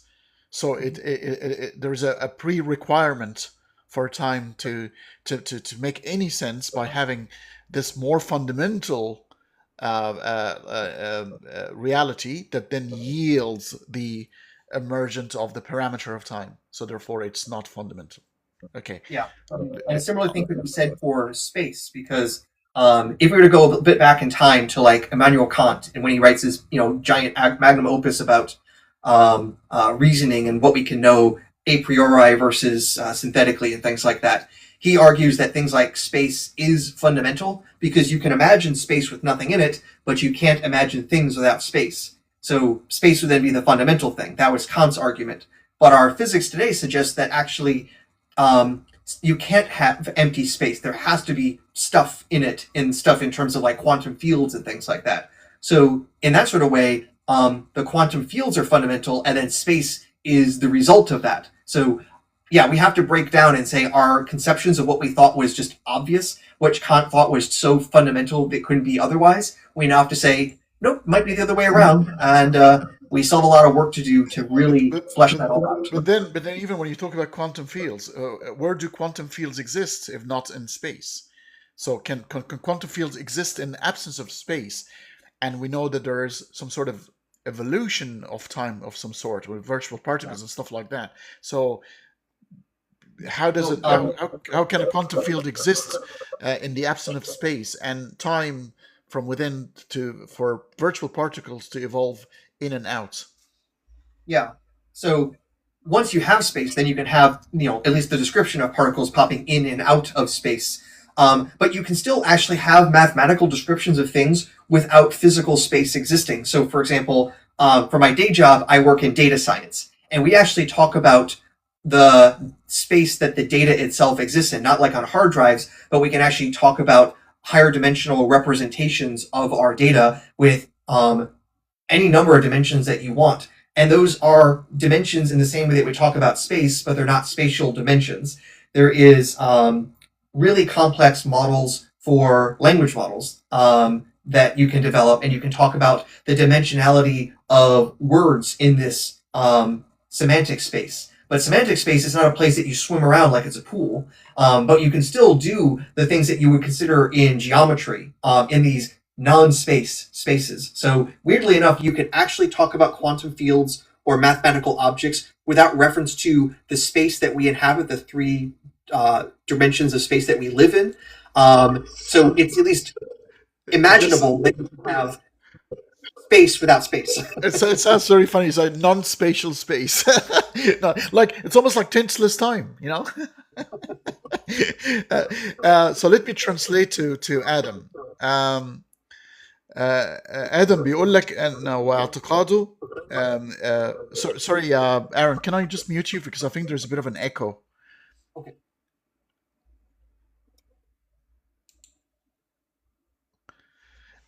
اوكي سو ادم بيقول لك دكتور ادير بيقول لك ايه، بيقول لك هو مش عاوز يقرر اذا كان هو جوهري او منبثق، لان الموضوع ده صعب ولسه عليه مشاكل كثيره، ولكن لو هيراهن على انه هو منبثق لان في معادلات كثيره انت تحتاج فيها لعمل الزمن على الاطلاق، لدرجه ان حتى المكان اللي هو السبيس نفسه كمان هو كمان منبثق، لان في مودلز بتقام بينزع منها التايم وكمان السبيس وهي تعمل بشكل عادي جدا.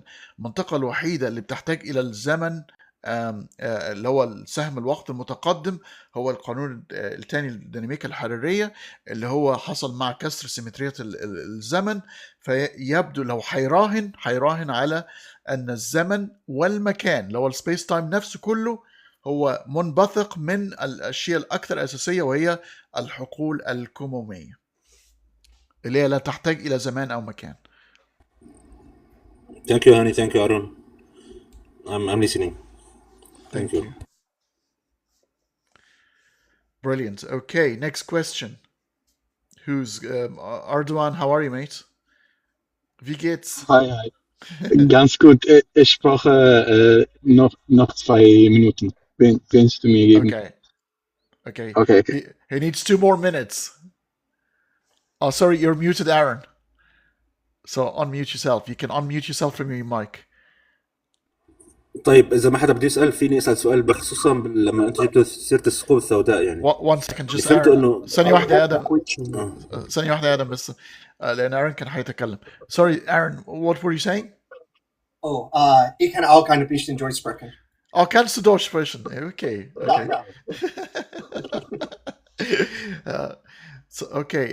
So Arduan, he asked for 2 more minutes and he's going to be available. So we're going to take who's next online. So Adam, you said you have a second question and we go to Marwan. Yeah.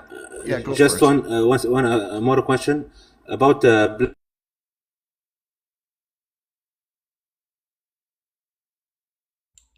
Sorry, we can't hear you. Sorry, it's working Adam, like we know. Adam, sorry. Hello. Okay.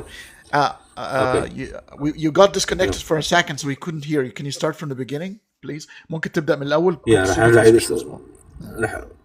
أعيد السؤال. بما إنه إذا هو شايف إنه الزمن مرتبط بالحقل الكمومي كوانتم فيلد. طيب هو ذكر شيء له علاقة بالثقوب السوداء وقال إنه الكوانتم فيلد بالثقوب السوداء بيختلف الفيزياء تبعه أو ما بنعرف. فإذا كان إذا السؤال هو هل الثقوب السوداء بتلغي الكوانتم او الكوانتم فيلد او الحقل الكمومي بيختلف عن البرات الثقوب السوداء يعني بيختلف نهائيا هذه الجزيئات الصغيره تتحول لشيء اخر ولا هي نفسها؟ I'm pretty sure the answer is going to be we don't know, because if you solve this problem, we probably you got yourself a Nobel Prize. He's asking whether are there any quantum fields within a black hole. What goes inside the black hole, which is, I understand, we're not quite clear on. But can you see quantum fields surviving within a place where even light cannot escape? Well, here's one of the weird things that actually black holes can have electromagnetic fields. Is at least physically allowed. We wouldn't normally see a black hole with one because bulk matter itself is neutrally charged. So we wouldn't expect a black hole to have an overall charge, but if for some reason you could just get a whole bunch of protons and just smash them together into a black hole, that black hole would still have an overall positive charge, and so you would still actually measure an electric field in that sort of way. So if you can have classical fields coming from black holes, then quantum versions of those same fields could also exist and be measured. Both inside and outside the black hole. And additionally, I mentioned earlier that there are string models of black holes. Well, those strings are very quantum mechanically related. So those would also exist inside the black hole in some fashion. But of course, what's actually going inside the black hole is very uncertain. Lots of theories and very hard to do experiments. Okay, let me translate that. I think, Dr. Adair, can you maybe use a headset? Because I think people are saying there's an echo at the moment. Okay, I'll translate while you're sorting this out. And I'm going to mute you for now because the echo in the background.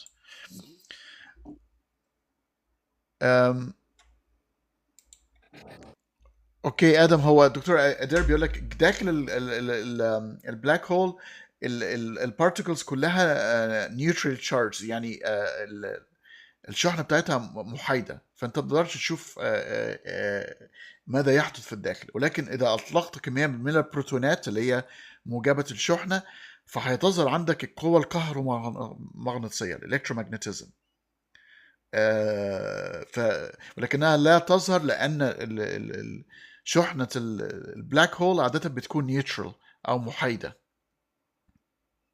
بس إذا حطيت فيها بروتونات اللي هي موجبة الشحنة هتظهر فيك لها تداعيات الالكترومagnetism أو القوى الكهرومغناطيسية، وهتبدأ تظهر بعض الحقول الكمومية. تمام؟ Thank you, honey. Thank you, Aaron. ممتاز. Okay, Dr. Adair, can you now say something and just check on the echo? I can say things now, and in theory, the echo should be reduced. Yeah, it's a lot. You're a lot clearer now, for sure. Ja, und just looking at the chat, so ja, meine Deutsch hatte eine nicht so gute Aussprache, so das ist die Grund für die, was du das nicht so sagen so klar. Ja, meine Deutsch, bleh. Especially when we talk about science, this is very, it's not an everyday conversation where even my German. Well, weirdly enough, there are a number of German words that have entered into physics and math vocabulary. So a lot of the physics journals, they'll be talking about eigenvalues and eigenvectors. Well, that eigen comes right from German. So. As a single. Okay, so Marwan, hello. Please, how are you? Okay. Hello, Mr. Hani. Oh, sorry, Ardwan is back. Sorry, Marwan, Ardwan was before you. Okay. And he requested 2 minutes, and I think he's ready to speak now. Ardwan, are you able to pose your question? Yeah, I am. So, ich kann euch verstehen. Euer Deutsch ist ganz gut. Kein Panik. Oh, du bist so nett. It's okay. I'm gonna speak in English, and excuse my English. This is not perfect. I'm sort of mixing German and English. You know, because it's Indo-Germanic language. Okay, so I have a couple of questions. One, what's the difference between black holes and wormholes? And if wormholes is real, did we get them? Did we saw them like the black holes? This is question one. Question two. Ardawan, hold on a second. Okay. Let's pose one at a time. So, all right. Thank you. What is the difference between black holes and wormholes? And have we empirically found out about the existence of wormholes the way we found out about black holes? Yeah, so I'll answer the last part first. We have no experimental evidence of the existence of wormholes or anything opposite of black holes, like what is sometimes called white holes, where with a black hole, the gravitational field is basically allowing everything to fall in and never escape. White holes, stuff gets spat out and never can go in. We haven't seen any of those either. The wormholes can exist in our mathematics, but they don't seem to exist in our reality for a couple of reasons. One, the math that allowed them to exist in the first place, like in Penrose diagrams of space-time, those have things in there assuming a black hole that has always existed into the past and into the future, things that don't actually exist. We know that black holes can form, so they can't have infinite history, and we also know they can evaporate, so they can't have an infinite future. So that sort of model already kind of disallows the main way that you could actually see them popping up from the math. Also, if any sort of wormhole did exist, it'd be some sort of like connection across black holes, and those wormholes would collapse on themselves instantly. The main thing is that if you have some sort of tunnel between different points in space-time, as something is trying to pass through there, that thing that trying to pass through also has its own gravitational effect, and it would also cause the neck of the black hole to collapse. The only way that you could try to prevent that is if you created some sort of almost like anti-gravity field, which requires something with negative mass. The term for this is exotic matter, and not only do we not have any evidence for it, if it did exist, it would probably break some really important physics. Among the things you could do if you had exotic matter is you could build a perpetual motion machine. And that's a great way of saying no. No, the universe won't allow you to do that. When you have those sorts of things popping out, you just say, all right, we missed a minus sign somewhere. This can't exist. So you can actually go back in time, which is not going to be allowed because of entropy, right? Reversing entropy is such a debacle. Oh yeah. Not to mention, if something has negative mass, the most basic equation you learn from high school, F equals ma, it would assume that if the mass is negative, you push something to the right and it accelerates to the left. What? So that's the madness that would exist if these kinds of matter existed. So when you lose things like the basics of energy conservation, you really have to stop and say, okay, this doesn't look like it's allowed, so let's not have any physics that depends on that. So most likely wormholes can't exist, and even if they did, they would destroy themselves pretty much instantly. Right, so very unstable. Ardawan, have you got the answer? Yes, sir. I got it. Perfect. What's your second question? It's not a question yet, but I think Interstellar mixed between wormhole and black holes, because he got through the end to another universe or something like that. It just confused me always when I watched it. Yeah. It's worth noting. So not only was Interstellar, the main science advisor for that was Kip Thorne.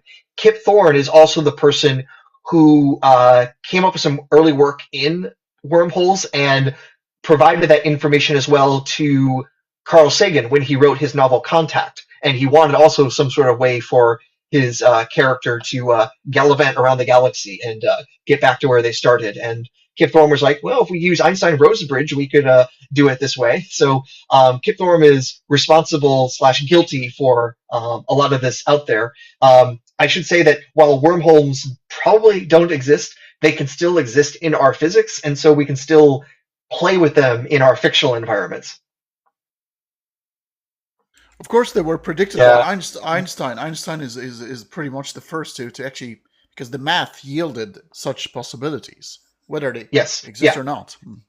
Yeah, so the paper, he co-wrote that with another physicist by the name of Rosen, so that's why they're often called Einstein-Rosen bridges. Fantastic, but they're not related. They're not related to Ardawan. Their existence in the movie is they're trying to throw as many scientific things at you, but they were not related. Black holes and wormholes are not for drama. I know for drama. Yeah. So I'm gonna ask 2 questions because I can't open the mic. I am at work. So the first one. Do you think the ghost particle neutrino theory gonna solve the problem between quantum physics and the relative physics? This is the question 1. Question 2: what? Because I'm armchair historian, I care a lot for history. What philosophy or a story from ancient Mesopotamia and Egypt for you 2 guys, Hani and Dr. Adair, amaze you that is still relative, still real to these days, where our science is evolve? Thank you. I'm gonna mute myself. Okay. So you mentioned the God particle, which is the somewhat colloquial name for the Higgs boson, unrelated to neutrinos. And also, the reason it was called the God particle is the original name couldn't get published on a book, where it was called the goddamn particle. Goddamn particle. They wanted to call it that because this was, I think, in the early 90s, in part because it was the only particle from the Standard Model that had not yet been confirmed experimentally, and 2, the importance because it was the mechanism of how we were going to give various particles mass. If you just take the Standard Model as is, then you would have a whole bunch of massless particles, and then you couldn't have stable things like atoms. Last I checked, atoms exist. And so we needed some mechanism for mass to be given to these particles, and this interaction with the Higgs field was the explanation that came up in the 60s by Peter Higgs. And then there was this long search to finally find the evidence of that field, which we finally got in the 2010s, that then got Peter Higgs his Nobel Prize for that work. Is it going to lead to solutions to quantum gravity? I don't know for sure, but it sure seems like it's going to be relevant for advancing particle physics, because the ways that the Higgs boson can be created and the ways that it can decay is very strongly dependent on its interaction with other quantum fields. So very careful measurements of the Higgs boson can tell us something about quantum fields and might lead to new understandings of those fields and the physics that might come from them. So there's talk now of building even more powerful particle colliders, more precise particle colliders, to explicitly build as many Higgs bosons as possible, so we have really good, robust statistics to actually see all the different ways the Higgs boson can decay, and then help actually see, is there any effect from another quantum field, another force of nature, etc., which might further advance our knowledge about quantum fields in general. And then from there, it might then, of course, help us answer other questions like, what's the nature of dark matter and dark energy? Maybe some solution comes from that by understanding quantum fields better. So that's the way I would connect things off the top of my head. As for ancient myths, I'm trying to remember exactly your question. So I'll answer it in two different ways. One, Dr. Adair, Yes. I meant something with astrophysics. You know, Mesopotamian and ancient Egyptian, they were advanced in astro things, not physics. But yeah, this was the second question. Yeah. Okay.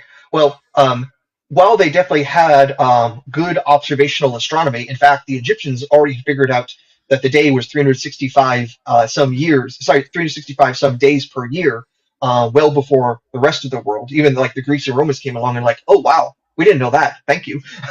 And it took a long time to even improve on what the Egyptians had had. On the other hand, the Egyptians, the Babylonians, they were flat earthers. They thought the sun went below the flat plane of the earth at night, and that was definitely wrong. That is about as wrong cosmologically as it gets. So they had some things absolutely right, and some things we know are just absolutely wrong. And their mythology, was showing that was their sorts of beliefs. So, like, the Egyptians believed that the sun went into the underworld at night and basically popped back out and left the underworld, effectively being reborn every single day. We now know much better than that. I don't know how the Babylonians described Shamash, their sun god, in that way. I'd have to look more into that, so I don't know for sure. I do want to note, though, that there is a bit of mythology from the Greeks that's still, in a way, kind of sort of close to modern physics, in the theogony of Hesiod, that you have the universe starting as chaos and then order emerging from that. In some ways, that's closer to our knowledge of how the universe developed more than other cosmologies. So, strangely enough, the Greeks, in a tiny little way, a little bit closer to our modern physics. Also, the Greeks figured out the existence of atoms a long time ago, at least as a philosophical concept. So, strangely enough, I find some of the most interesting mythology coming from there. Thank you very much. Cheers. Okay, Ardswan, we're going to move on to the next question, if you don't mind. And I should also note, I probably have a hard out in about 6 minutes. Okay. So we've got two more people with two more questions. Hopefully we can cover that in the next few minutes, guys. Okay, Marwan, go ahead. Hello, Mr. Haney. Hello, Dr. Aaron. How are you doing, guys? I have a question. Is there any meaning to time before the beginning of the universe and before the Big Bang? So, conceptually, it's really hard to talk about a time before time, to use temporal language outside of time. But we can talk about before in a certain way. There are models of a universe existing before it had a time dimension. So one of the things that Stephen Hawking had worked on back in the 80s, something called the Hartle-Hawking model, where the universe starts as completely space-like, and then it gains a temporal dimension that you can take a completely spatial region, glue that geometry onto a spatial temporal region, and you can then talk about the universe emerging from a timeless state to a state with time. Does that sound weird? Yes. Is that conceptually in our heads that we can understand? No. Even Stephen Hawking was probably like, man, what did I just do? But it's at least something that you can make a consistent physical model with that. And it is still an activity, something like the Hawking model is still something actively explored by cosmologists. So that's a sense of where you can talk about before time, that you can talk about a state where there is not time, and talk about it before gluing it onto this then temporal collection of states. All right. We got your answer, Marwan? Yeah, thank you. Thank you very much. Cool. Thank you. Sathyam? Hey there, big fan of Dr. Adair. I don't know if my question will make any sense, but is time an actual force or an actual thing? I'm just wondering how we measure, like it slows down allegedly, right? In Yeah. spaces of less gravity and stuff. So it's an actual force. Yeah. It wouldn't be correct to call it a force, especially because in physics, force has a very particular meaning, how it relates with masses and accelerations, for example. But what time is that thing that clocks measure. So if you can build clocks, you can talk about time existing, but time doesn't have a causal effect. It doesn't do something on its own. Now, conversely, we complicate things that we can talk about space-time and it being bent, but this still is in the presence of matter around there changing what time is. So that relationship between mass, gravity, and the shape of the space-time framework itself. But fundamentally, what time is that thing that clocks measure, and the fact that we can build clocks, but we also have clocks that can differ from each other due to the nature of reality is what makes us realize, okay, time is not fundamental in the same way that we thought a couple hundred years ago. If I may intervene here as well, because the word materialistic has changed and evolved over time. When we used to talk about materialistic, we talked about things that are made of matter. And that has sort of evolved over time to mean things that are affected, do affect other things and affected by other things. And if time warps and dilates and sort of get affected by other material entity within the universe, therefore it must be materialistic in the sense that it is affected, and that effect can be measured. It's no longer just an abstract, it's something that we can measure, and if it's measurable, then it must be materialistic. Do you agree to that, Dr. Adair? I would say if it's measurable, it's at least real, in some sense. I'm careful with material because I don't like when the people use that argument to show that God can't exist because if we could measure him, then he'd have to be natural, not supernatural, therefore God doesn't exist. Those sorts of arguments seem to imply what needs to be proved. It's also the case that we can measure something and that thing isn't there. So, I mean, there in like a physical sense, like we can measure how democratic a country is, but democracy isn't like some material thing that you can like buy at Walmart. So it's a little more complicated than that, but those sorts of ontologies you'd probably have to talk to a real philosopher about. Fair enough. Real quick, so would it be fair to say time is necessarily maybe a consequence of gravity and matter, and it doesn't exist independent of these two things? We at least know they're related. Which way the dependency goes is hard to say, especially because we don't have a fundamental theory of gravity that agrees with quantum mechanics. If we had that, then we might be able to say, all right, here's our quantum theory of gravity, here's how time pops out of it. Or does our fundamental theory of quantum gravity have time as a variable built into it? Because we don't have that theory, we can't really say confidently how it'll go. So it's an open question, and my best advice is get your physics PhD and work with us to solve this problem. We need all hands on deck. Right. Thank you. Thank you very much. What is there to measure if matter doesn't exist? What decay or change? But anyway, yeah. I guess it's difficult to know. Well, you can have change without time. We can actually talk about it completely spatially. I can measure a building and notice how its thickness changes. So if I go to New York City and I go to the Chrysler building and I start measuring the width of the building, it changes at height. So there's a change, but it's completely all at one moment. There's no time change, but I can still talk about change in thickness as a function of height. So we can still talk about changes even non-temporally. Okay, I see. Fantastic. Thank you very much.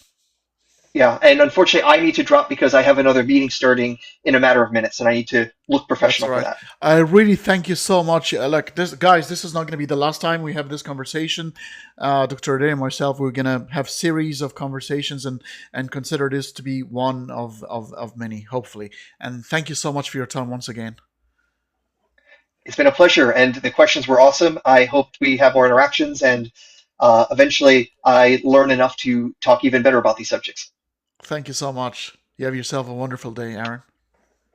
Thank you. Bye, everyone. Bye.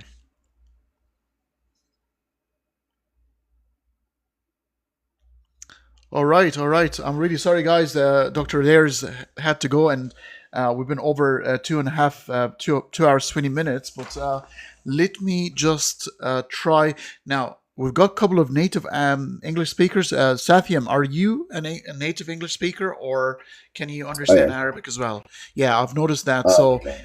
Because otherwise I would have changed to English. But do you have any other questions so we can answer you and then move to some Arabic format, if that's all right? No, I debate Muslims and Christians here all day, so I try to help learn as much Arabic as I can. But anyway, no, I have nothing. I think I like might have Yeah. met you before. Remember, I think there are a couple of debate forums in English. I think we probably met a couple of times. You sound very Gotcha. familiar. Oh, okay, that's awesome. Good to hear that. Yeah, I think there are a couple of common friends where I was.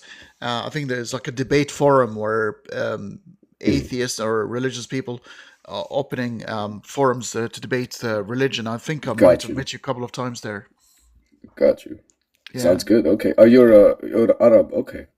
That'd be nice I'm if you ever swing by. I'm half Egyptian, half Irish.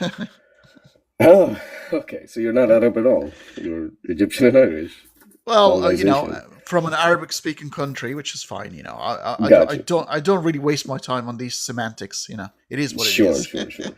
Do you speak Arabic? Yes, I do. Yeah. Okay, got you. Are you pretty well versed? Mm-hmm. Yeah, fluent. Yeah. So if you stick around for a bit, this is probably going to transfer into an Arabic conversation because the rest of the people here are Arabs, and yeah. Yeah, I got you. No, the question I fully want to ask is: are you pretty well versed in the literature, the Sunnah? All of the faith, yeah. I try to. Yeah, I'm an atheist, but I don't try to limit myself into these sort of subjects only. I'm very interested in science.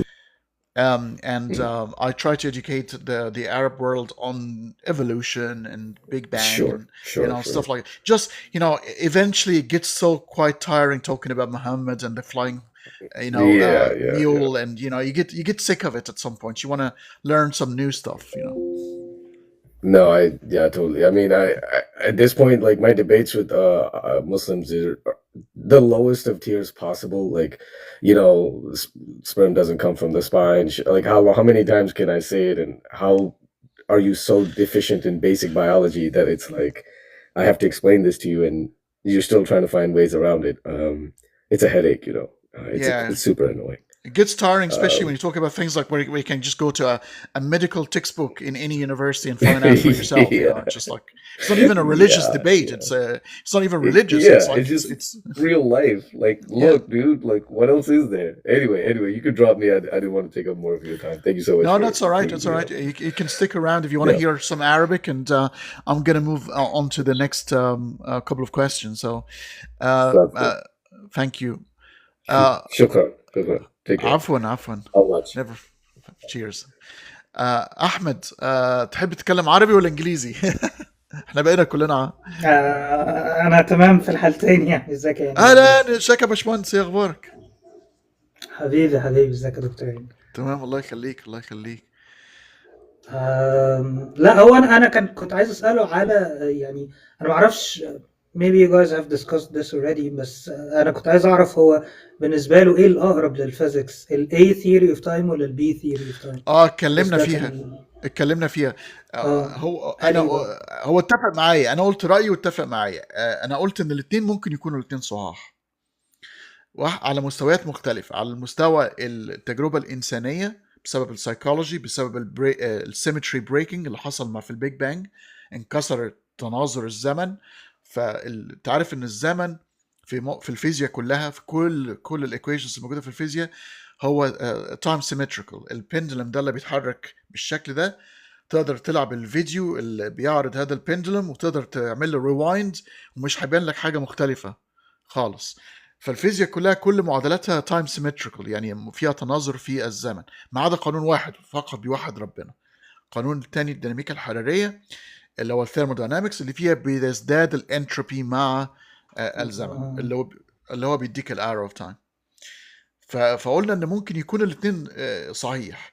واحد على المستوى التجربه الانسانيه والواقع الانساني داخل الجزء من الوجود اللي فيه انكسر سيمتريه الزمن، ولكن على المستوى الفاندمنتال بعيده. طبعا الموضوع ده بقى يتحقق لو كنا عايشين بقى في مالتيفيرس او بابل يونيفرس، ان انت عارف داخل الانفينيتي دي فيها الزمن البي ثيوري اوف تايم، ولكن داخل الانفينيتي دي في سبسيت. السبسيت ده فاينايت وليه بارامترز مختلفه، وده يظهر فيه الزمن على الشكل الاي ثيوري اوف تايم.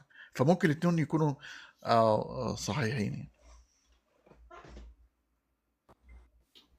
تمام شكرا يعني. هاني لو تسمح لي. تمام، بس ثانيه واحده بس ادم نتاكد بس ان اذا ماجد ما بده يحكي شيء بدي اقول سؤال.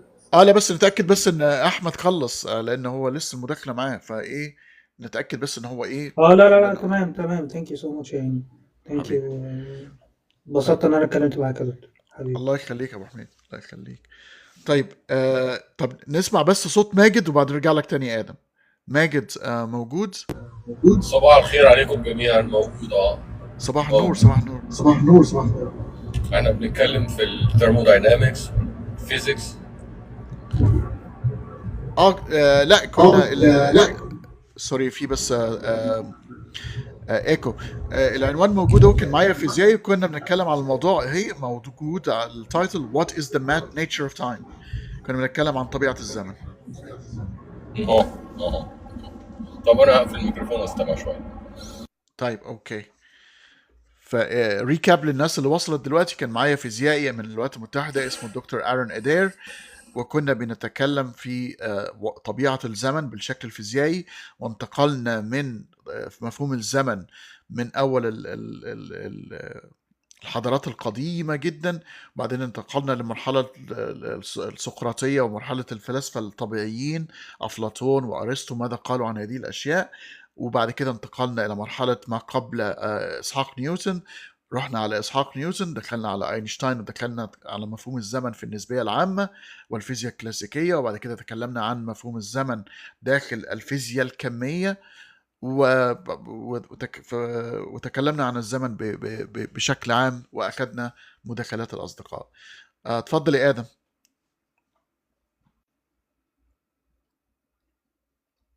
اول شيء هاني بدي اقول لك شكرا على اللايف الحلو، بس هذا اللايف شو عمل فيني خربط لي في شغله. كنت اسبوع درستها اسبوع، سمعت عندك هون ورحت بحثت فيها شوي فيزيائيا صعبه يعني معقده، وفهمت منها شوي، حاولت افهم منها.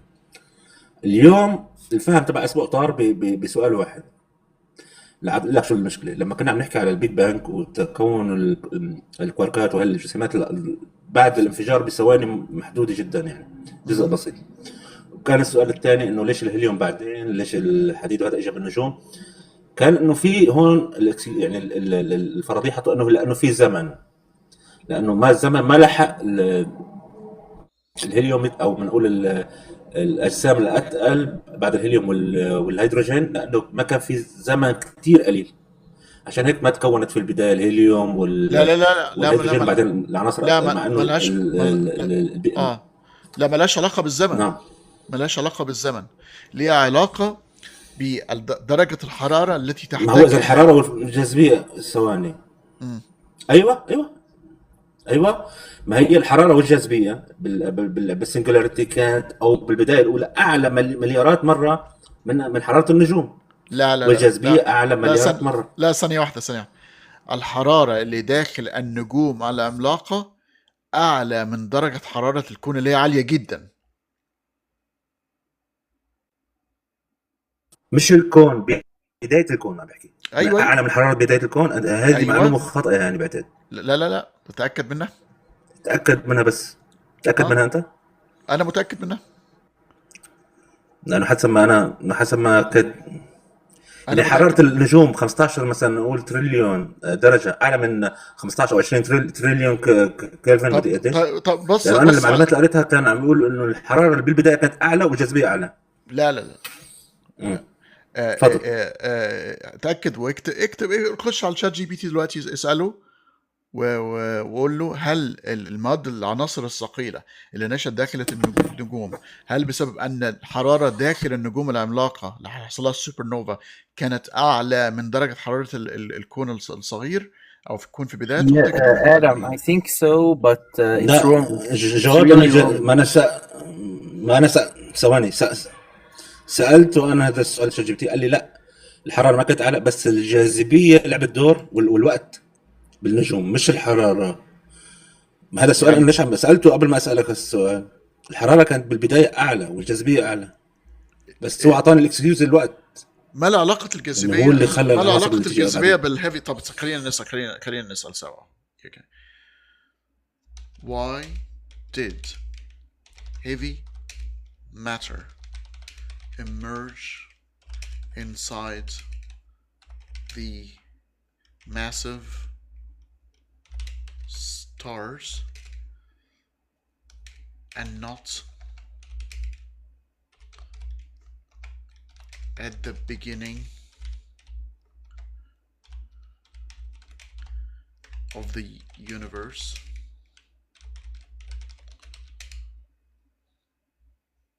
When the temperature was at its highest.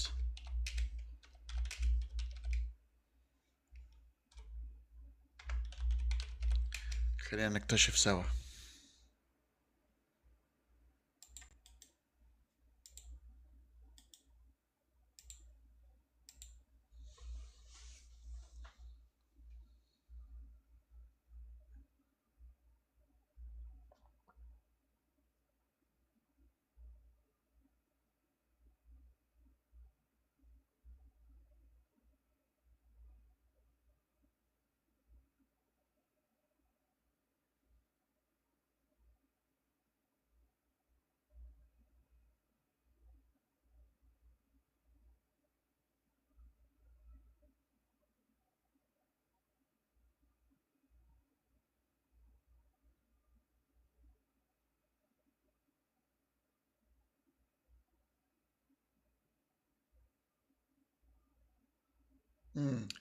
الموضوع شكله معقد، وفعلا انت معاك حق ان في عناصر او في اشياء اضافيه فوق درجه الحراره.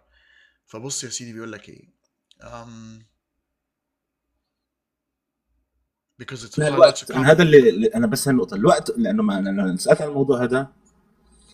الوقت كان التايم هو شيء يعني الشيء الفارق الاساسي بالموضوع. لا هو مش التايم، هو واليوم بعد الاستابيليتي. هذا القصه الاستقرار. الزمن. الاستقرار. هو بص بيقول لك ايه. the reason lies in the interplay between temperature, density, expansion and nuclear stability. طبعا انت بتتكلم على الاستقرار النووي، والاستقرار النووي بيحتاج الى تايم، والتايم ان هو يعني زمن في منطقه مستقره، وطبعا ما فيش استقرار في البيج بانج. في عندك كوليجن، يعني الاشياء بتتخبط في مواضيع البعض، وفي امتداد، وفي يعني حركه غير مستقره. فوضى فالتجمعات نيوترونات. التجمعات النجميه ادت درجه الحراره العاليه، بالاضافه الى الكثافه، بالاضافه الى ما يسمى بالنيوكلير ستابيليتي او الاستقرار النووي. كويس. يعني انت سؤالك يعني هي مربوطه بس يعني بالنوويه الصغرى والكبرى. لا، ده النيوكلير فيوجن، ده الاندماج النووي، مربوطه بالقوه النوويه الكبرى والصغرى. مواد النوويه الصغرى اللي هي القويه اللي هي بتخلي الاتومز يعني الصمغ الاتومز تتجمع مع بعضيها، والصغرى بتاعت الديكاي تحلل. الاثنين طبعا مرتبطين، لانهم في نيوكلير فيوجن بيحصل هذه الاشياء. بس النقطه اللي كانت مهمه وكانت فعلا انا ما كنتش عارفها، واشكرك على سؤالك، هي منطقه الاستقرار النووي، ان النجوم بتدي مناخ في استقرار.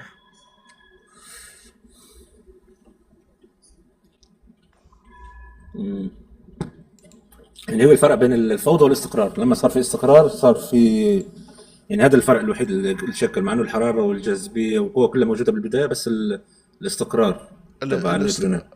الاستقرار هو اكتر شيء. طب خليني اقرا كمان ايه. massive stars or contrast provide long lasting. okay, massive stars in contrast provide long lasting gravitationally confined environments where temperature and pressure are high but not destructive.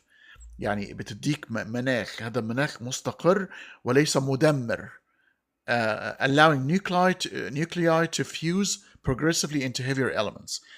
الاستقرار long lasting ودرجة الحرارة العالية داخل الانفايرمنت دي، داخل المناخ اللي هو المستقر المقفول على نفسه المعزول، فبيدي فرصة هذا اللي عمل لي المشكلة، انه الاستقرار بده وقت. يعني في الوقت، في التايم موجود، التايم قوة مؤثرة مثل القوة الأربعة. يعني أنا مش عم بهبد هلا، بس لا التايم مش موجود. يعني الاستقرار موجود بالتايم، التايم موجود من البداية. يعني التايم موجود من اول بعد التي.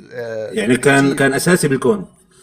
طبعا ما احنا قايلين الكون بدون لا، هو لما سالته اول سؤال هو عارض ولا جوهري؟ لا هو جوهري بالكون مثل القوى الاربعه. لا لا لا لا لا لا جوهري معناتها انه يكون قائم بنفسه بدون ان يحتاج الى شيء اخر. لاحظ ان الزمن هنا حصل مع ايه؟ حصل مع ان هناك اشياء تتدافع وتتفاعل وتتغير من شكل الى شكل، فهنا الزمن ليه معنى. الزمن ليس له معنى عند عدم وجود اي تغير، او ان المستقبل المعنى الفلسفي. لا المعنى الحقيقي. مش عم نحكي عن المعنى الفلسفي، لا المعنى الحقيقي الفيزيائي، المعنى العلمي. اذا كان لا يوجد تغير لا يوجد زمن. ما هو الزمن طريقة قياس التغير من شكل إلى شكل، من حالة إلى حالة، الإيفنتس. ضبطات الزمن يعني بعد من الأبعاد الموجود يعني. ده لو أنت هتاخد النسبية العامة أينشتاين هتحطه كبعد رابع ملتصق بالمكان في آن واحد، يفهم بهذا الشكل عشان هو الجيومترية بس أنا بنتكلم على الزمن ما قبل كمان هذه المنطقة، يعني أكتر حتى ما قبل السبيس تايم اميرجنس. أول شيء السلام عليكم. يعني فوت طوالي. وعليكم السلام.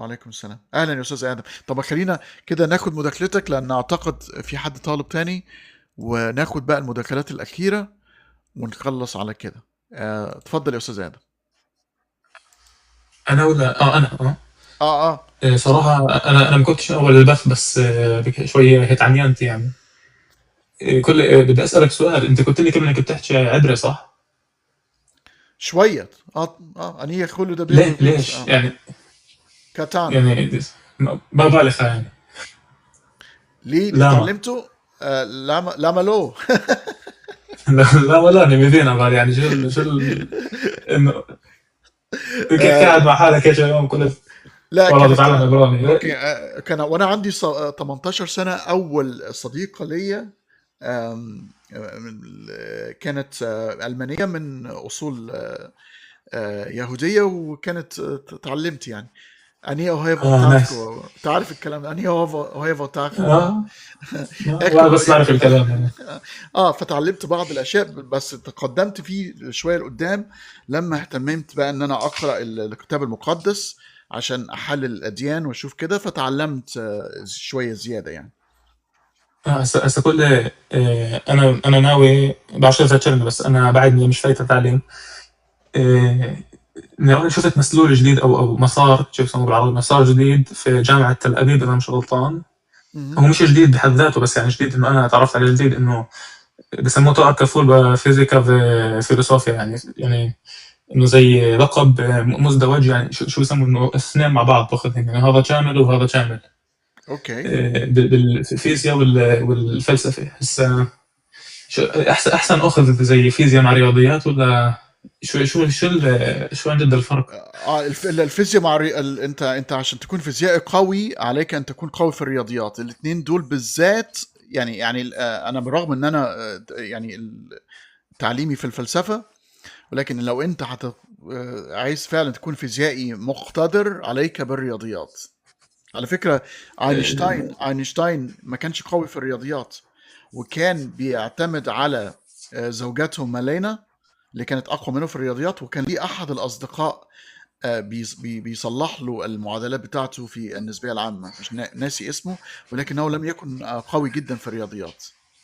هو بقى كرياتيف يعني، هو بقى اذا مش غلطان بقى فاهم الكريتيك ثيوريزم اللي هو عمره 14 تبع ايمانويل كانت، وبقى في حد يعلمه، يعني هو بقى عنده البعد الفلسفي اللي بتحتاجه للفيزياء اصلا. فانا بحكي انه لازمك الثلاث، انت لازمك الثلاث، وانا ما فيش تريبل. يا ريت كمان بالظبط، لو الفلسفة والفيزياء والرياضيات الثلاثة مربوطين ببعض يعني. انا دايما بقول الفيزياء لو انت فيزيائي تحتاج الرياضيات. هلا بيجيك شادي خلوف. هلا بيجيك شادي خلوف يقول لك الفلسفه مالهاش داعي. لا انا بس اقول لك يعني انت الفيزياء تحتاج بشكل مهم جدا الى الرياضيات، دي يعني اكيده لما تضيف لها البعد الفلسفي. بس ادم ممكن اعمل لك تعمل بس ميوت في الصوت اللي عندك في الخلفيه؟ شكرا. هذا بأزمة هذا أطرن. معلش. فلما تضيف البعد الفلسفي بيكبر نظرة الفيزيائي اللي فقط بيهتم بالفيزياء والرياضيات بيكون شوية، أنا بالنسبة لوجهة نظري محدود شوية، أو وجهة النظر بتاعته غير مكتملة وقاصرة. الفلسفة تضيف لها بقى منطقة الصورة الكبيرة the big picture. فالفيزيائي اللي بيجمع الثلاثة دول مع بعض أعتقد إنه يكون أقوى بكثير. بس الرياضيات يعني لا غنى عنها. بيكون ناشف يعني بيكون ناشف شوية. ممكن طب عذرا على السؤال بعد شيء. على فكرة نيوتن نفس الشيء. نيوتن لو ما كان عنده شوي بعد فلسفي يمكن ما أوصل للقواعد الفيزياء أو لهذه الدرجة من الإبداع بالفيزياء. لا ده ازاي ما ابدع يا عم؟ ده هو اعلى واحد في كل العلماء الفيزيائيين على الاطلاق. ده هو اللي بدأ كل شيء. لا انا قلت لو ما عنده فلسفه او هو مهتم بالفلسفه ما كان هاي الاسئله الفيزيائيه طرحت. بس هو بقى عنده فكر دوغماتي كثير، يعني هو بقى عنده تفسيرات غريبه للاشياء، وبقى خيميائي وما علينا. لا مش دوغمائي، ما كانش دوغمائي. كان على فكره نفس منطقه التخيل الكبيره هي اللي بتاتي منها كمان العبقريه. ما هو للاسف العبقري في ناس بتعتقد ان العبقري دائما على حق، والعبقري بيرى اشياء كثيره جدا، ومنها من يصبح يعني صحيح، ومنها بس انت مضطر ان تخوض في كل هذه الاسئله وتسأل الكثير من الأسئلة، وممكن 10% يكون منهم صحيح، بس أنت لو لم تسأل الأسئلة الكثيرة لما وصلت لل10%. صححني اذا انا غلطان، بس ذاك مره في عنده شيء زي 3 بادي بروبلم وما عرفش يلقى واحد من الفاريبلز، فطلع معه غلط في الحسابات ونسبها لله. ما هو 3 بودي بروبلمز لغايه دلوقتي لسه مشكله ما اتحلتش. لا انا عارف، بس قصدي لا قصدي بك عنده مش قصدي بهذا السياق عذرا، يعني قصدي انه بك في كواكب معينه كده يحسب مسارها وغلط لانه نسي يحسب جرافيتيشنال بول لكوكب ثالث ونسبها لشيء ثاني، مش غلطان. هو كان شاطر شويه. بس ريكاب يعني ما تنساش ان هو بس كان يعني كويس ان هو ده كان يعيش في عصر ما فيش كل فيه هذا التقدم، يعني هو اللي بدأ الشرارة يعني. توريكاب يعني انا قلت انه فيزياء رياضيات احنا كلنا يعني انه افضل قد يكون للاتجاه الفيزيائي، يعني المبحث الفيزيائي. بس الفلسفه لحال بحد ذاتها، يعني انت معك شهاده فلسفه صح؟ ايوه. شو بقدر يعني خارج حوت من المبحث الاكاديمي، يعني هو حكي اكاديمي بس قصدي يعني شو بتقدر تعمل فيها بريل جوب، يعني اللي هو integrated with society خلينا نقول. بعيد عن الاكاديميكس بصراحه يعني انا درستها ومعايا ماجستير فيها من نيوزيلندا، ولم اشتغل فيها بحياتي في عمري. مش انت بتشتغل شيء ثاني اصلا؟ خالص. انا لا اللي هي اشتغل الفلسفه. كان فرع ايه من الفلسفه؟ عشان الفلسفه ليها 3 فروع، اللي هو فيلسوفي عادي وميتافيزيكس وحاجه ثالثه كده اسمها انتولوجيا، مش عارف. لا انا كنت او لما تاخذ شهاده فلسفه عامه عذرا انا كنت مركز على هي فلسفه عامه، لازم تدرس كل الكلام ده، بس انا الثيسس بتاعتي كانت يعني في الابستمولوجي، يعني كانت المنطقه اللي انا قضيت فيها الوقت الاكثر. بس في الفلسفه انت بتدرس كل هذه الاشياء مع بعض، يعني مش فرع واحد يعني. يعني تعلمت شيء ثاني انه اخذت شهاده ثانيه القصد؟ انا اصلا انا معايا 4 شهادات مختلفين، والشهاده الوحيده اللي هي بتنفعني في شغلي هي الشهاده الاخيره اللي انا خدتها. يعني انا عندي واحده في بديت باللينغويستكس، باتشلر اوف ارتس ان لينغويستكس لغات، ودي اشتغلت كتور جايد في مصر 2-3 وانا بدرس في الكليه، كليه الألسن. وبعد كده رحت بلد امي ايرلندا وخدت بوست جراديويت في السايكولوجي، ابلايد سايكولوجي. وبس اشتغلت كنت بقى اوريدي الكارير بتاعي المهني اشتغل في اللوجيستكس والسبلاي تشين، وده عملي من اكتر من 30 سنه. وبعد كده خدت الماجستير في الفلسفه وانا بشتغل في السبلاي تشين واللوجيستكس، وعارف اني مش هشتغل بهذه الشهاده. واخر شهاده هي الام بي اي اللي انا خدتها في استراليا، يعني دي اللي شويه بتساعدني في عملي حاليا في المجال اللي انا بعمل فيه. لكن جميل. خلص هذا يعني كيف بدي استفسار الاساسي بك عن شهادتي انا يعني تمام. شكرا لك. يعني لو الفلسفه انصحك ان انت لو هو تدرسها فعلا تدرسها للعلم بيها وليس للعمل، الا لو كنت هتشتغل اكاديمي، يعني غير كده لا طبعا انا فرفن يعني بالعادي، بس هو قلت انه قد فعلا يكون الدمج جيد. تفضل مروان. هو فعلا مستر هاني ان اللي بيدرس الفلسفه في اي بلد ما بيشتغلش بيها فعلا، بتبقى بس العلم ولا اشخاص معينين بس هم اللي بيشتغلوا لا وبيفيدوا في لها شغل، بس انتوا ناسين المجال تبع الشغل السياسي. اصلا السياسي عنده شيء من الفلسفه يعني تكذب على الناس صح، او تطلع بيبرر حاله. تطلع متكلم قد الدنيا، يبقى من المتكلمين. وافق الشمرك. المهم عندك المشكله بالشغل، يعني حتى المبحث الاكاديمي يعني بالفلسفه عندك البروفيسور بعمر، يعني هو واحد بس في الجامعه وهو بضل 60 سنه لحد ما يموت، يجي حدا يبدله. برضه هي مشكله في الشغل اللي شيء ثابت، يعني اللي بيمسك العمده خلاص بضل فيها. دي انصح بيها. دراسه الفلسفه بالنسبه لي انا كهوايه انا بستخدمها يوميا، ولكن مش هتلاقي لها استخدام في ان انت تشتغل يعني وظيفه معينه بعينيها. انا انصح يعني ما انصح عشان المستوى البراغماتيه الشغل مش هي احسن شيء، ولكنها مفيده جدا. حتى طبعا علم النفس كنت ممكن اتخصص فيه، ولكن خلاص بقى انا كنت بقالي حوالي 7 سنين في الكارير بتاعي ووصلت لمناطق عالية، وانا في نفس المجال من حوالي 31 او 32 سنة. فخلاص الفلوس اللي بتجيلك وانت عمال بتترقى وبتشايف ان انت بتبقى خبير في هذا المجال، صعب ان انت تخرج منه وتغير المسار.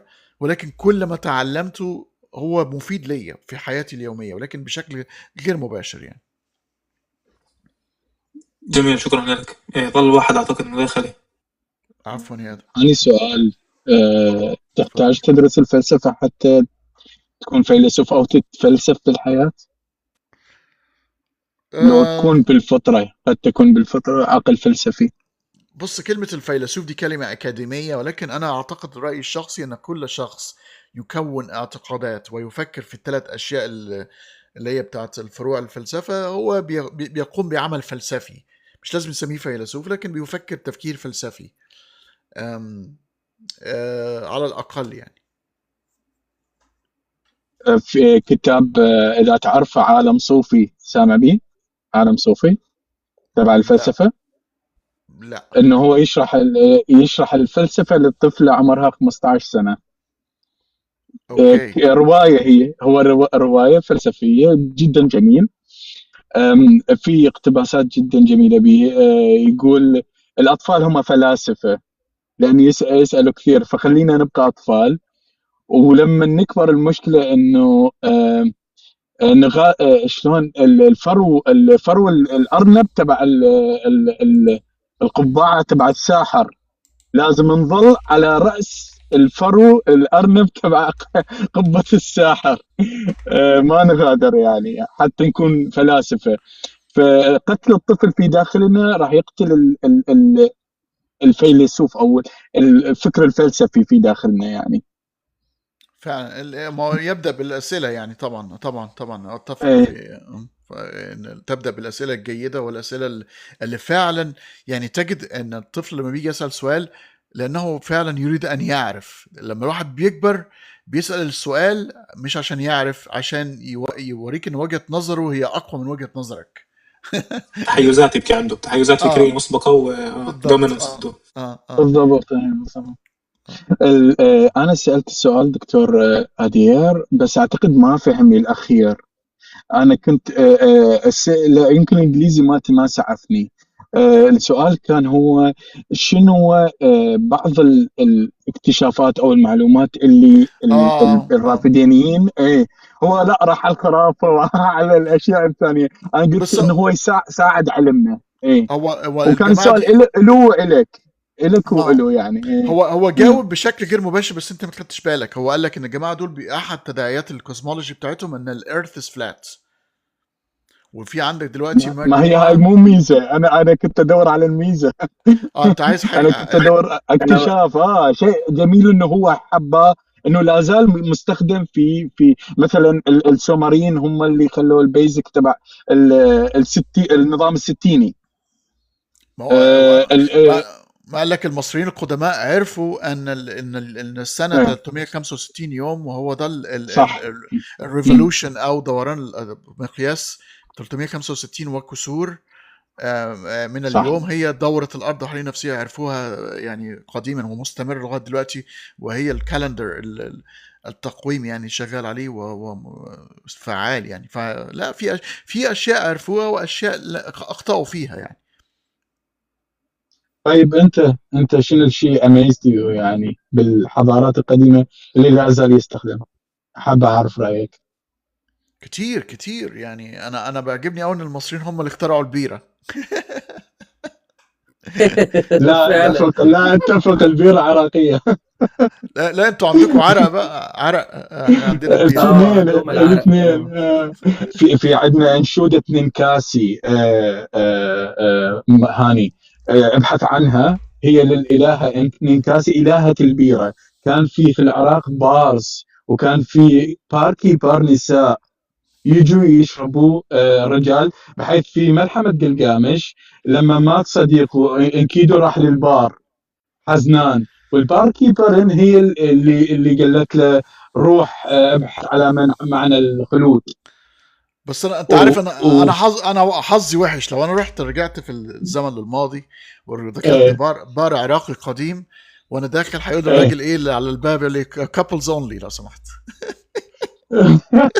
حرفيا for real. قد يكون. تخيل لو كان في باونسرز. بس يبدو ان الانسان اكتشف عارف ان يعني واضح ان الدنيا كان فيها مشاكل، وحتى العالم القديم كان الناس عايزين يعني ينبسطوا، يعني ان هو يعني يخففوا الحمل على الدماغ يعني. ده حتى الفايكنجز كان عندهم مشروب بتاعهم اللي هو من العسل ده، اسمه الواين. لا مش واين، مشروب بيخمروه من العسل، كان اسمه ايه، الميل ولا مش عارف والله. بس كان عندهم نوع فعلا بيتعمل من العسل، بس الفايكنجز بيشربوا ده، هم بيعتقدوا ان هم هيفي درينكر. لا الفالهالا كمان، الفالهالا ان انت بتروح الجزاء بتاعك ان انت بتروح so we can drink with the gods، يقول لك ايه، عشان نشرب مع الآلهة. قد يكون هذا الانسبريشن للديانة الإبراهيمية يعني. لا ما اعتقدش، هو الجو برد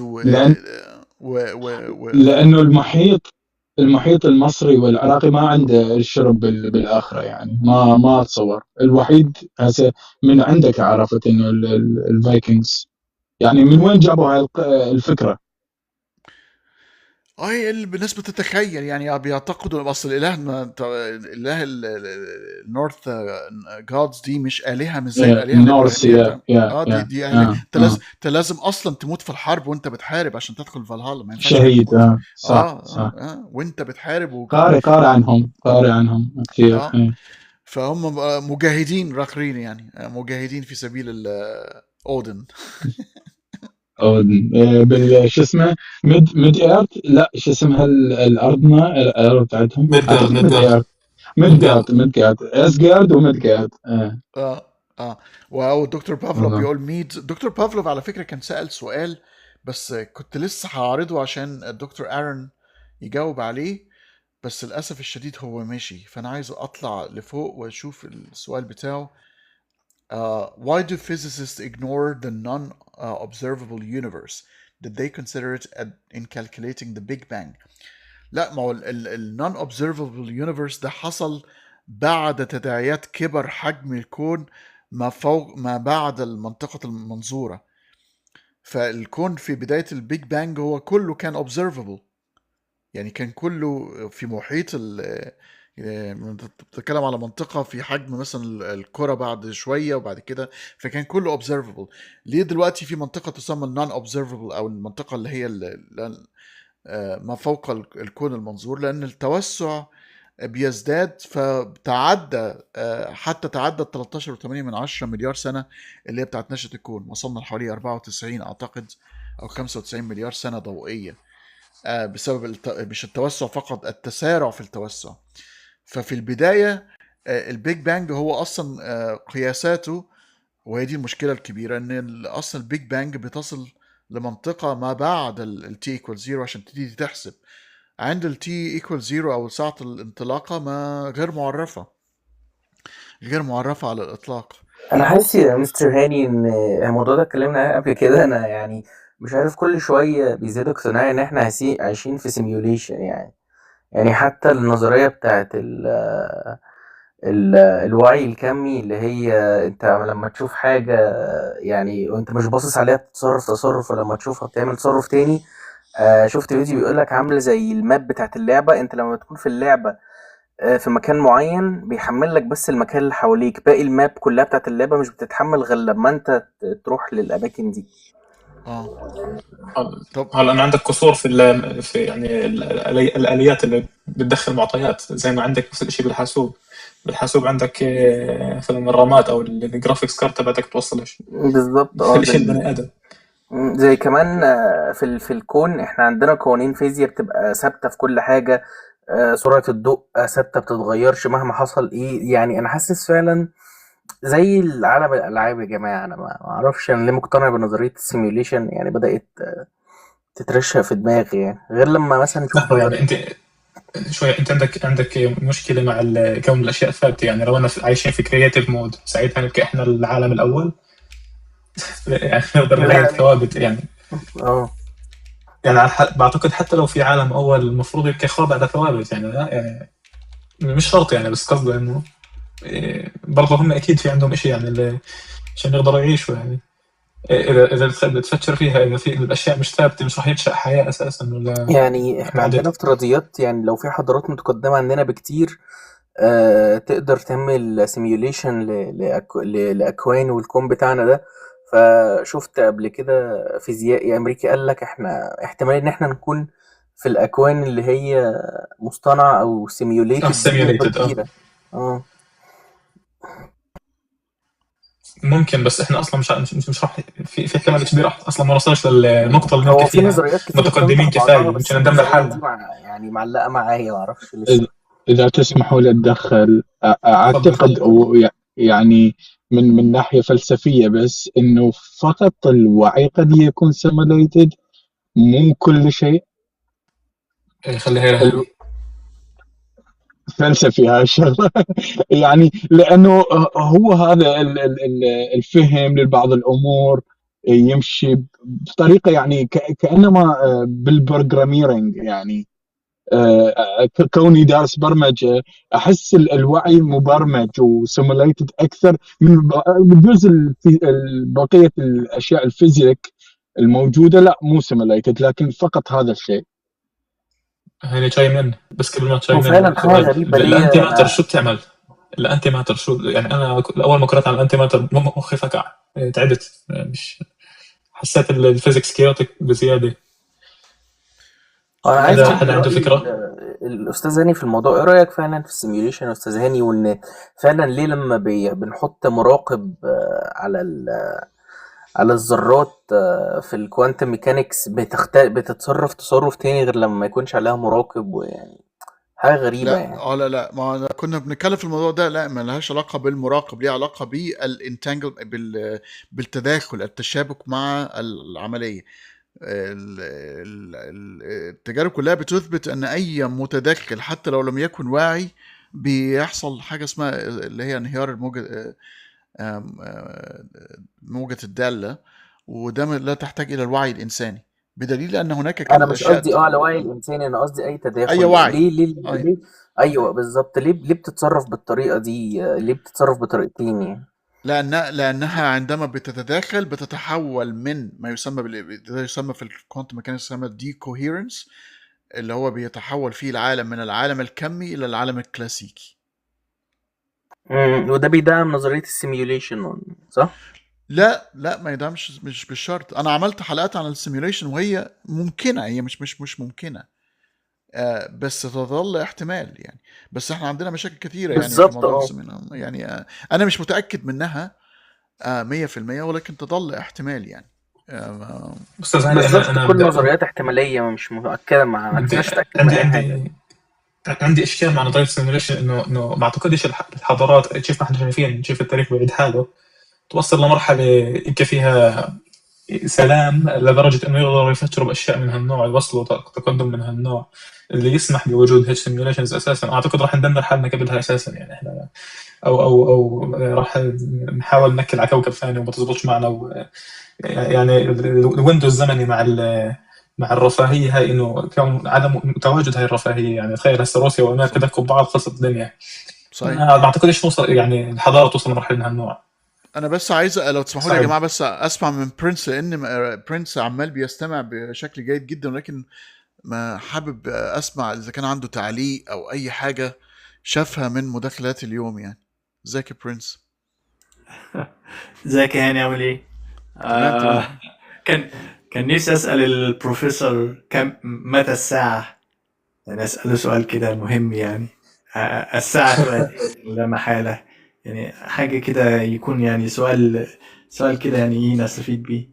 بس طبعا طبعا لا، بس ناجح جدا يا هاني، واشكرك طبعا على دعوتي ودعوة الناس، وكويس ان حضرتك هتكرر دوت. وهو طبعا هو كو اوثر لكتاب عن موسى، صح؟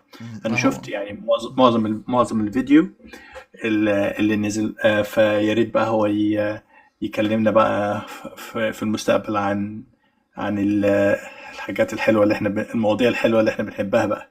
هو بص، فعلا الحلقه الجايه اللي احنا متفقين عليها هتكون عن هو فيزيائي، والكو اوثر اللي بيكتب معاه الكتاب برضه صديقي جوناثان ام اس بيرس، اللي هو كتب كتاب 30 حجة ضد وجود الإله، وهو فيلسوف يعني أكاديميك.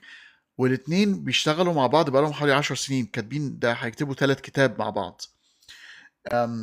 وكنت عايز أوري للناس أن إزاي العلم بيشتغل مع الفلسفة، وان ازاي يعني هيوريك الفلسفه من وجهه نظر العالم والعلم من وجهه نظر الفلسفه، وان الصراع المحتدم في اللي هي القناة شادي والقناة دكتورة لينا ومش عارف ايه، انها مش موجوده في المنطقه التانية، والاتنين بيكملوا بعض بس بالمفهوم الصحيح، وكلا في مكانه، ما حدش بيتدخل في اماكن التانية يعني. فلما تيجي مثلا تسال دكتور ايدير تقول له هل الفلسفه كده انتهت بسبب دخول العلم، هيقول لك لا، هيقول لك اجابته هتكون مختلفه تماما، ولكن ليس الفلسفه اللي احنا عرفنا منها على التيك توك الحقيقه، نوع تاني خالص منه، اللي هو النوع الحقيقي يعني، مش النوع المزيف يعني. فده اللقاء اللي جاي هيكون معانا الفيلسوف والعالم اللي شغالين مع بعض بقالهم 10 سنين بيكتبوا كتب مع بعض، وازاي ان الاثنين بيشتغلوا مع بعض سوا. بالاضافه بقى ان احنا ممكن نعمل حلقات عن الفيزياء الكميه، ونستغل ايرون، هو انسان لطيف جدا وطيب جدا وسخي في وقته، وصديق ليا من حوالي 7 أو 8 سنوات يعني. ف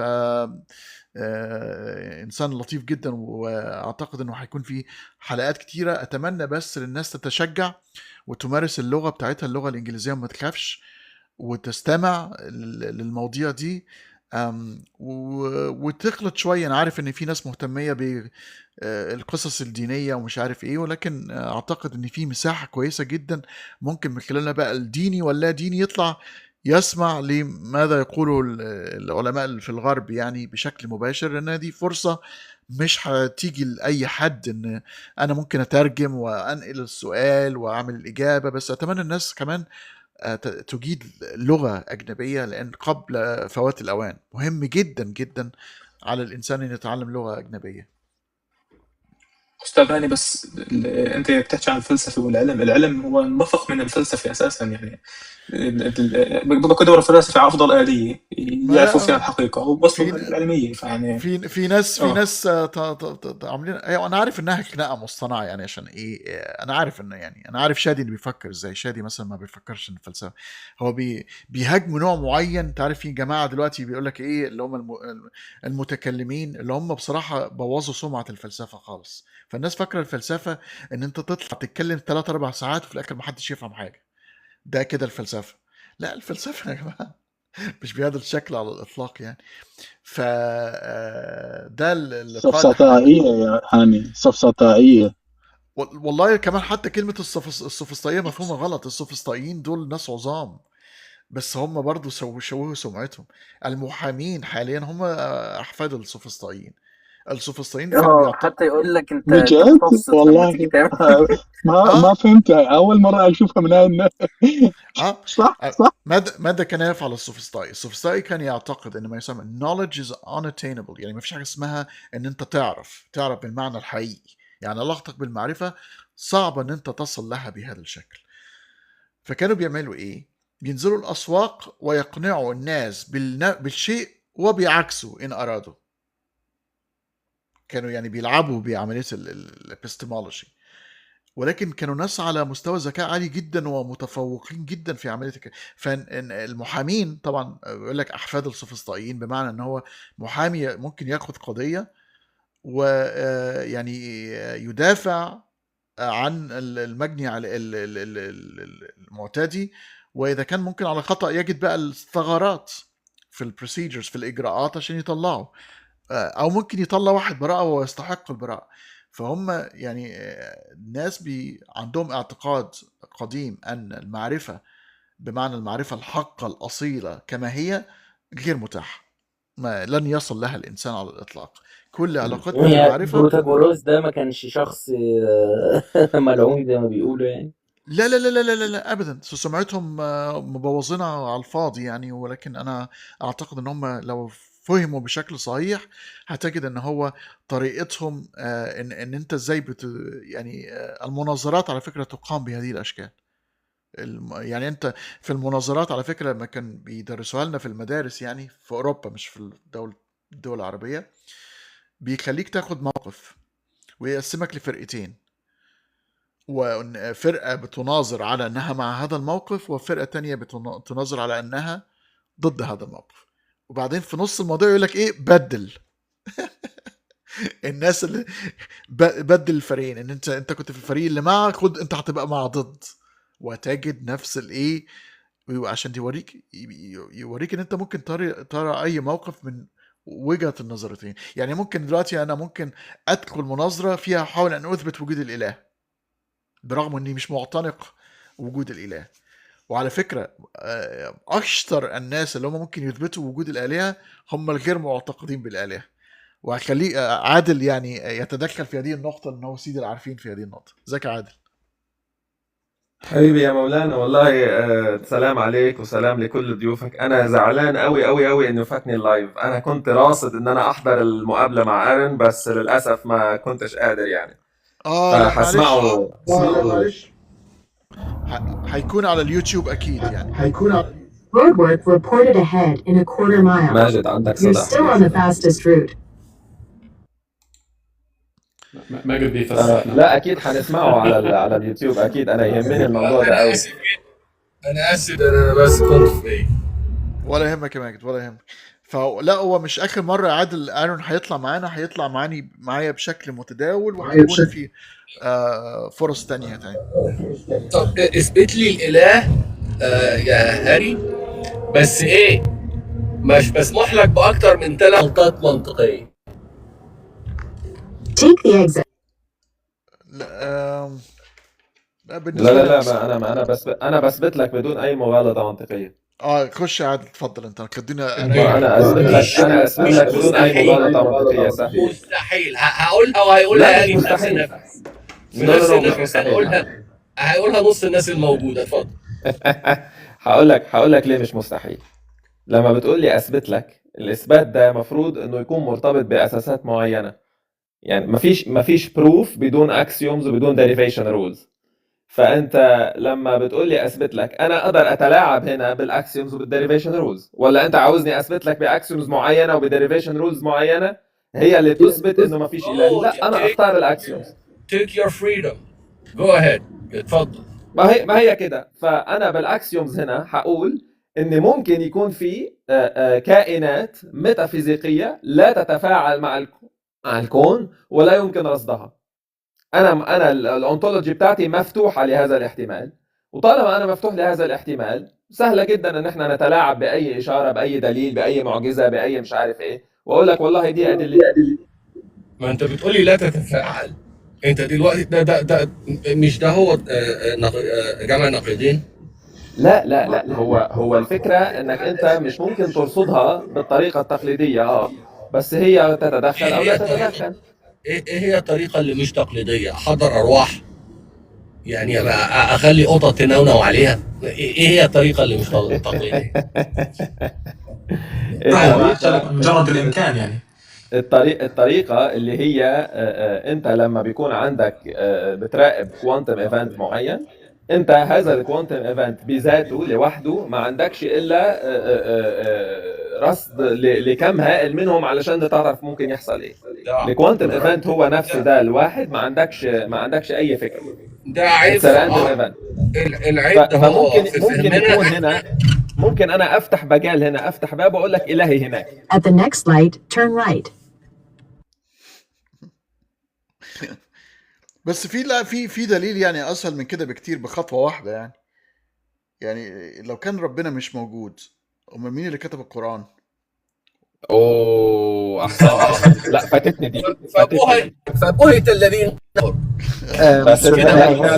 فعلا هاني. لا هاني جابها. انا فاتتني، انا كنت بصعب الموضوع. after 2 hours. Okay. طب عادل، شو اقل عدد من الاكسيومز عشان At توصل the light, turn right onto 109th Avenue. يا ماجد ابوس ايدك. خدتنا معاك في الرحله. شو اقل عدد من الاكسيومز؟ واحد بس. God exists. لا هذا الاكسيوم والله لا، ما هو المؤمن كده، هو كل المؤمنين كده God exists. ما فهمت. طيب ده اقل عدد يعني، ما وده بروف على فكره، خلي بالك ده هو انا بروف، ده اسمه قلت بروف. لك انا قبل، انا حشيت معك بالموضوع. انا باخذ بانه الاكسيومز هي اشياء احتماليه ومش ضروريه يعني. لا، هنا احتماليه وضروريه، هنا لسه بكير يعني، لسه ما وصلناش للنقاش اللي كنا بنتكلم فيه. ايش لا، انا بس بقول لك انه فانا اصلا اي عدد من الاكسيومز مش راح يرضيني يعني، مش راح يوصلنا للانتولوجيكال نولج هاي اللي بندور الاكس عليها. الاكس الاكس مالوش علاقه. كل علاقه. انت عارف انا عندي حجه ظريفه جدا سمعتها من شيخ كويت. ايه لو انت مش In half a mile, turn left.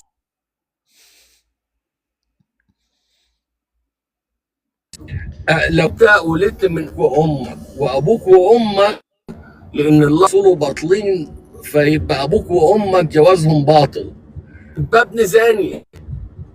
قول لا اله الا الله. هو شايف المنطق؟ انا بس انا يا ممكن بس جماعه اسلم على هاني Excuse me, Mr. Hani, I have to سريعا. go because I have a lecture after 2 hours. Thank you for having me and you're this welcome. beautiful life. Thank you very much. You're welcome, mate. Yeah, good luck. Goodbye. يلا مع السلامه. اهلا يا دايسوكي. اهلا. اهلا بيك هاني، انا اسلم عليك وعلى عادل وعلى الشباب الحلوه. وعايز اقول لك يعني كانت النهارده كان حلو جدا، بس حلو. انا طبعا ما حضرتوش كله، كنت بدخل وبخرج لظروف الشغل والكلام ده كله، لكن كمل. على الاقل ده مكان يعني موحد، على الاقل ممكن بقى الدينيين واللا دينيين بغض النظر عن الاختلاف العقائد، على الاقل نقعد كده نتكلم علم شويه بطريقه مجرده، نتبحث ونفكر. فلو سمحت كمل. انا سعدت جدا بالانيشيتيف اللي انت اخدته النهارده ده، ويا ريت نستمر.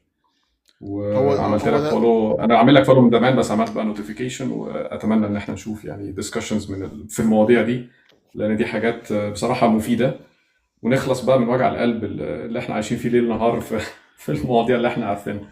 طبعا ممكن نتكلم فيها، ما بقولش ما نتكلمش فيها، بس اتس فيري انترستنج صراحه ان على نلاقي الاقل محتوى محترم. ندي تنوع يعني. في دلوقتي اماكن كتيره قوي بتتكلم في الاديان، فانا يعني طب وبعدين يعني في ناس يعني انا دلوقتي كنت بستمع ل اصلا اعتقد المشكله مش مشكله الاديان فقط، في ناس عندها اعتقاد ان عندما يتوقف الايمان بالالهه هتتحل مشاكل الانسانيه. انا ما عنديش هذا الاعتقاد خالص.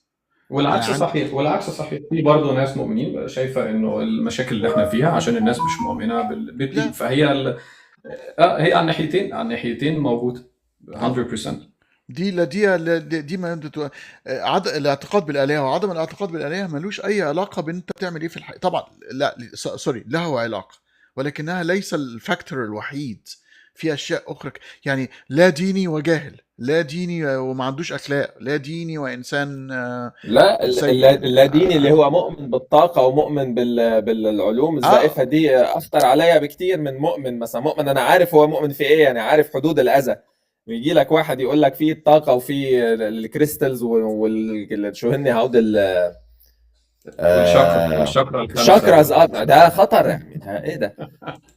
انا عندي زميله يا دكتور هاني، عندها طفله للاسف عندها توحد، بتعالجها بالطريقه دي، وهي PhD in mathematics. يعني انا كل يوم بزعل على يا نهار اسود، يا نهار اسود.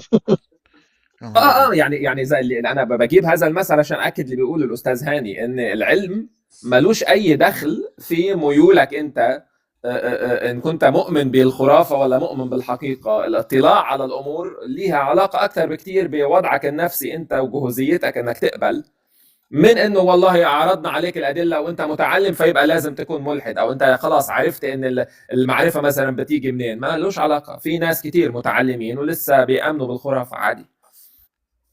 صحيح. طب انا عندي سؤال كاتب في البايو راشوناليتي رولز. لو ممكن سؤال واحد وكومنت واحده بس. هو للاسف الكومنت مروان كان اعتقد هو اللي قالها ومشي، هو كان بيتكلم على موضوع السيميوليشن. فانا كنت حابب اقول له انه لو انت شايف ان انت في سيميوليشن يا مروان، طبعا ده احتمال، بس للاسف الشديد، واحب اعرف اراء الناس الموجوده، انت مستحيل تعرف ان انت في سيميوليشن لو انت في سيميوليشن. ما انت يعني الحل الوحيد ان انت تخرج منه. فممكن نقعد نتكلم من هنا لغايه بقى يعني لغايه نهايه العالم، وده لو في نهايه. you will never know. انت لو فيك الاي بي انا ممكن اكون في سيميوليشن. انا شخصيا ممكن اكون في سيميوليشن، لاني ساعات الناس الكومبارس بتدخل في حياتي تاني من غير لازمه. يعني في ناس يعني شخصيات مهمه، وفي ناس كومبارس بيرجع لي كومبارس، فظهر ان السيميوليشن بتكرر لانها it went out of characters NPCs. فيعني اشجع موضوع السيميوليشن ده، وان قال لا اعلم فقد افتى. بصراحه مش هنعرف الام بي سيز. وكان السؤال يعني هو كريغ باستروم ابتداها مع سام هاريس اعتقد في التسعينات كجوك كحاجه طريفه يعني، لكن جنن بعد كده واستمر في الموضوع. لا it is most likely that we're in a simulation. انا بس عارف ان احنا في الخمس سنين اللي فاتوا حقيقي من بدايه الكوفيد الناس قعدت واستمعت، وصلنا للماس الثقه الحرج للعلمانيه في العالم العربي. وانا شايف اني هيطلع منه فنون وهيطلع منه علم كتير، لان الطاقه اللي كانت بتبدد على الله ورسوله الحمد لله ورسوله ابتدت تبدد في العلم، والعلم متاح لكل الناس. يعني انت ممكن تقعد تاخد كورس من هارفارد في فكر حرج من بيتكم من يوتيوب فور فري.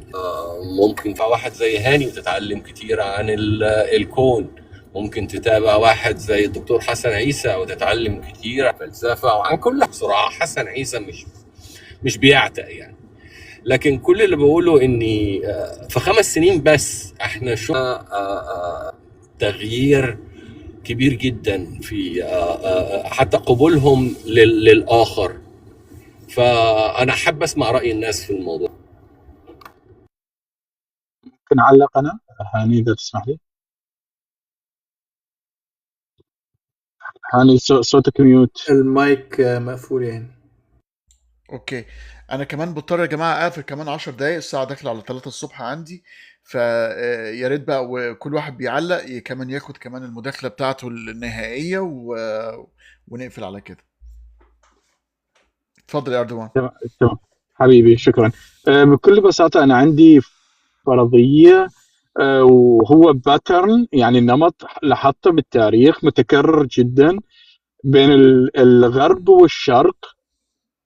عندما يسقط العلم في الغرب الشرق يعلى العلم عنده، والعكس صحيح. وهذا شفناه من بداية الحضارة في مصر والعراق. كانت أوروبا لساتهم قبائل ويعني غير متحضرين، لكن بعدين اجت سقطت الشرق، ظهروا الرومان والإغريق، بعد ذلك الحضارة العربية، نبح الحضارة الغربية. واعتقد انه الحضارة الغربية حاليا في انهيار اخلاقي وليس علمي، اخلاقي، وهذا قد يؤدي الى اسقاط واعلاء أخلاقي دي. انا عايز اشوف ان الاخلاق دي تبع الجنس، يعني حريه جنسيه. لا لا لا لا لا نو نو نو نو نو نو انساني. فين الشكوى؟ انساني قصد الحروب وال يعني الجشع، الجريديز، الجشع تبع الامبرياليزم، يعني قصدي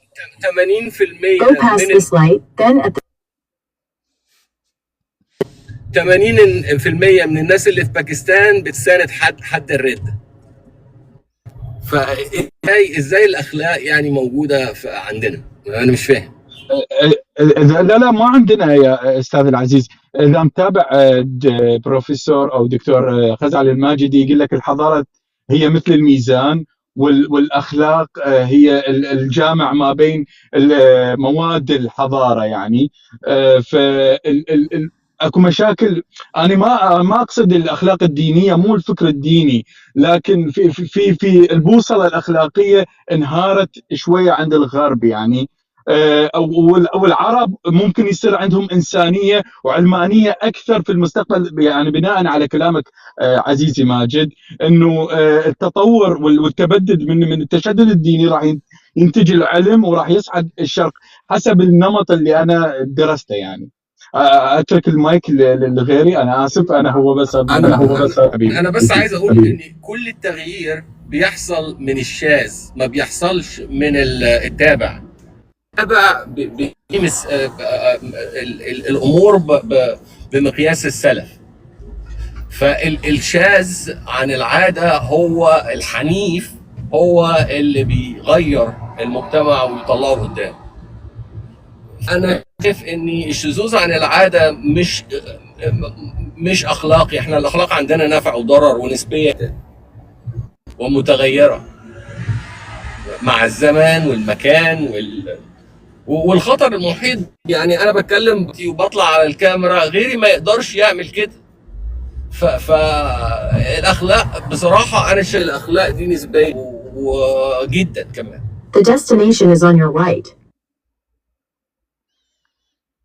طيب خلينا بقى ناخد من فوق لتحت، او سوري من تحت لفوق. خلينا ناخد نسأل بس دايسوكي لو عايز عندي اي مداخلة اخيرة، وبعدين ناخد رافائيل ونطلع من ادم لعادل وبعد كده برنس وننهي على كده. عايز اقول لك حاجه بسرعه. الترامب ادمنستريشن قالت ان بلاك لايف ماتر تعتبر منظمه ارهابيه، فراحت نيويورك سمت جامايكا افنو بلاك لايفز ماتر افنو، وانا جنب الشارع ده هو، فهحط لكم صوره.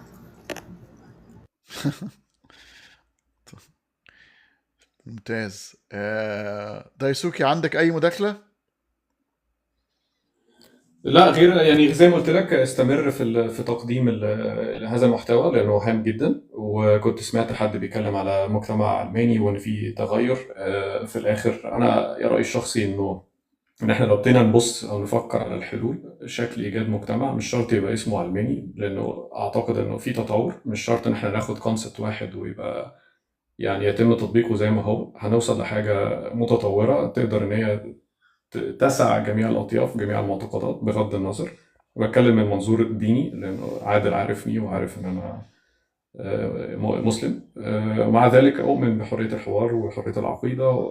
أتمنى إن أنا أشوف يوم، هجمت بكلامي ده قبل كده، إن أنا أشوف وقت إن نقدر نتعايش كلنا في إطار يسمح للجميع بممارسة كل حقوقهم بدون التعدي على الآخر مع الحرية التامة. يعني كلام ممكن يكون ايديال شويه، بس ده اللي انا بتمنى ان احنا نوصل له بدون هدم معتقدات عند شخص بغض النظر. يعني اعتقد ان في مساحه وفي ناس لا دينيين دلوقتي بيطلعوا بيتكلموا بيقول لك يعني.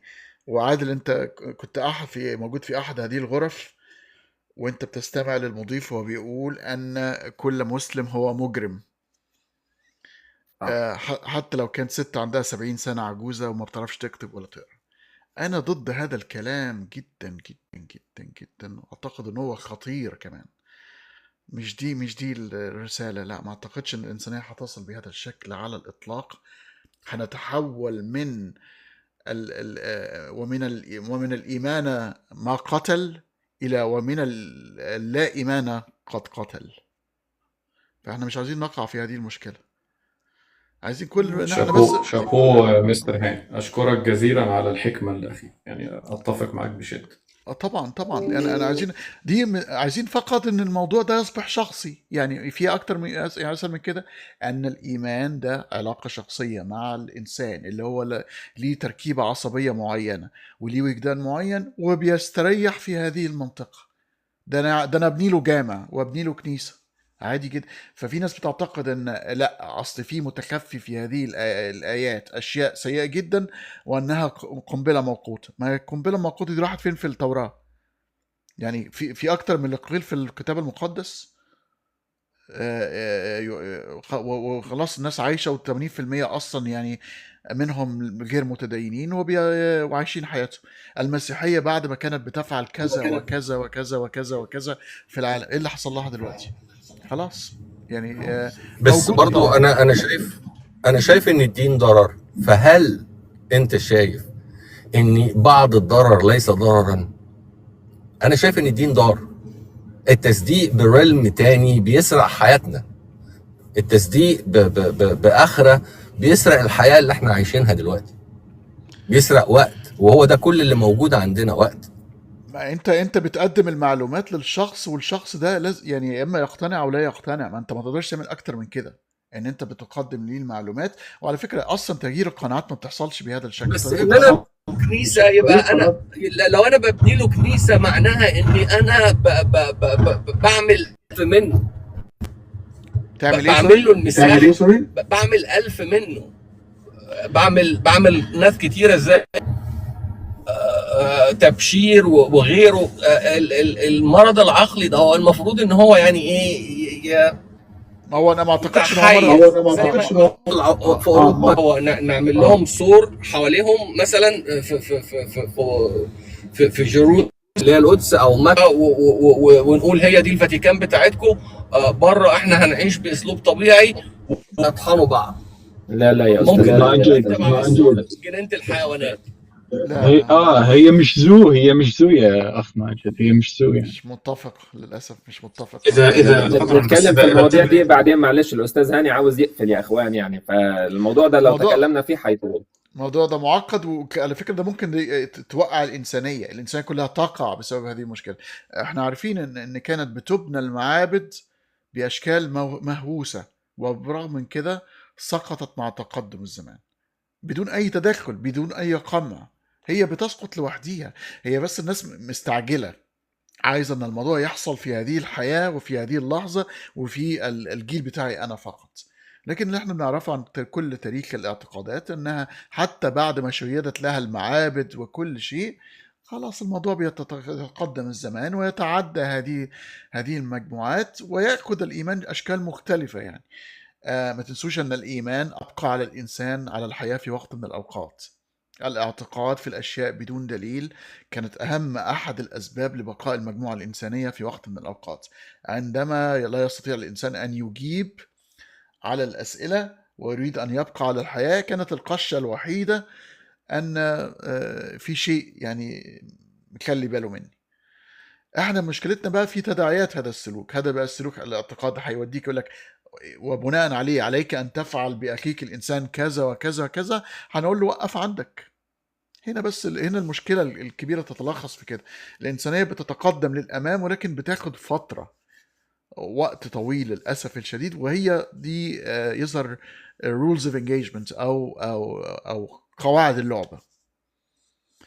على العموم الموضوع ده هيطيل فيه الكلام، ولكن ممكن نفتح نقاش لا ديني لأن أنا عندي مشكلة كبيرة جدا مع بعض طرح اللادينيين، إن هو ممكن يؤدي إلى أزمة إنسانية كبيرة جدا على المستوى البعيد. كيف نتعامل؟ يعني كده أنا ابتديت أخاف، ماذا لو أن اللاديني أصبح في يدي السلطة؟ هيعمل إيه بقى في كل متدين؟ أنا خايف من هذا التداعيات. لا عندنا ستالين سواها ستالين. لا انا مش يا لا الصين نموذج في الأوجر ما احنا شايفينه، يعني هو بياخد الابن من ابوه وامه وبيربيه كمواطن صيني نافع. هو حاجه كويسه انتهاك لحقوق الانسان، لكن الصين ليها 50 سنه ليها من الحرب العالميه وهي بتنتهك حقوق الانسان. يعني لكن ابتدوا يعملوا مجتمع ديسفانكشنال. أسوأ شيء في الحياه على الاطلاق ان انت تاخد الابن من ابوه وامه وتربيه لا ده تؤدي الى مجتمعات يا نهار اسود على التداعيات البعديه لهذا الشكل من الاشكال. اديك شفت الشخص اللي مالوش اب ولا ام حصل له ايه، واتصلب ومش عارف ايه، وحصلت له مشاكل. طيب رافائيل، خلينا ناخد مداخله رافائيل وناخد بقى ايه بالدور من فوق. اتفضل رافائيل. مساء الخير للجميع. مساء النور. اول حاجه يعني في يعني كثير من الاسئله التي طرحت طبعا انا اتفق مع بعضها واختلف. يعني هاني من شويه كان بيقول ان الدين يعني كان عنده اجابات على بعض الأسئلة الوجودية اللي كان فيها تفسيرات، ولو كانت تفسيرات غير علمية لكنها يعني جعلت لبعض الناس إن هم عندهم شيء يؤمنوا به. لا زي ثانية واحدة يا مثلا رافائيل، أوضح بس. أنا قلت إيه؟ ما قلتش الأديان، خلي بالك، ما قلتش الأديان، قلت الإيمان الإيمان بشكله البيور، بشكله الخام، المادة الخامة اللي هي أدت إلى الأديان فيما بعد، اللي هي منطقة إن الإنسان يرتاح ويشعر بالطمأنينة ويهدئ ضربات القلب وعشان يعرف يفكر. تخش لها بقى باليوجا، تخش لها بالمديتيشن، تخش لها بالآلهة، تخش لها بأم كلثوم. المهم ان انت تصل الى هذه المنطقة اللي تخليك تهدئ من روعك عشان تعرف تفكر. عظيم جدا كلام. أنا على فكرة أنا يعني مش مختلف، أنا بس هي نقطة الاختلاف يعني ممكن تكون بيني وبينك، هي فكرة غير صحيحة. يعني مثلا حضرتك لما تيجي تقول يعني ايه والسماء وما بناها ونفس وما سواها فألها، يعني الحاجات اللي موجودة في القرآن بتدعي ان وجود هناك طاقة عليا هي من صنعت تلك الاشياء، لكنها اجابات غير صحيحة. حتى ولو يعني كانت تطمئن الانسان وتجعل من الانسان يعني يرتاح نفسيا زي المديتاسيون او مثلا ام كلثوم ولا تشايكوفسكي، انا مش مختلف، لكنها اجابات خاطئه. وفي نفس الوقت ده يجعل من الانسان يعني ده التداعيات اللي حضرتك بتقول عليها من شويه وصلت التداعيات الى ما نحن عليه الان. انا اعتقد يعني اعتقادي الشخصي اي تغيير يحدث في اي مكان هو عن طريق ثوره فكريه. الثوره دي بتاتي من كوبرنيكوس، تاتي من فولتير، تاتي من داروين، تاتي من كل العظماء اللي هم يعني غيروا تاريخ الانسانيه بافكار جديده، يعني جعلت يعني شالت الجذور القديمه للافكار وعرضوا انفسهم للخطر. لم يظهر في تاريخنا المعاصر إنسان خاطر بحياته لأجل فكرة. هو الوحيد اللي كان موجود كان فرج فودة، ونحن يعني عرفنا إيه اللي حصل لفرج فودة بعد ذلك، وإن كان فرج فودة كان بيدعي الإيمان. فأنا أعتقد يعني لن يحدث تغيير في مجتمع، سواء بقى تغيير فكر في الاقتصاد أو في الفلسفة أو في أي نوع من أنواع الأشياء المطلوبة، إلا بثورة فكرية. الثورة الفكرية دي جاءت إزاي؟ الثورة الفكرية دي جاءت في ظل مجتمع قمعي. يعني لما كان في الولايات المتحدة الأمريكية كان الاتجار بالبشر كان مسموح به، وجاءت الأفكار التي تندد بتجارة العبيد، كان غير مسموح أبدا على الإطلاق بتلك الأفكار الجديدة. عندما جاء كوبرنيكوس في إيطاليا وقام بفكر جديد، كان غير مسموح به أبدا إن هو يعرض تلك الأفكار. عندما جاء يعني الأمثلة كثيرة، لكن إحنا عايشين في مجتمعات في مصر على سبيل المثال إن إحنا غير مسموح أبدا بإنسان يعني يأتي بأفكار ويجرؤ أن يأتي بأفكار. كان في أعتقد في الستينات أعتقد يعني كان مجموعة من المفكرين كتبوا كتاب اسمه حديث مع الله. قامت الدنيا ولم تقعد في مصر، وأصبح غيروا يعني ممكن حد يصحح لي، غيروا أعتقد كان توفيق الحكيم وكان مجموعة من المفكرين المصريين يعني اجتمعوا في هذا كان منه جزء كبير فلسفي، وفي الآخر ماذا حدث؟ رجعوا يعني وغيروا اسم الكتاب وغيروا الأفكار.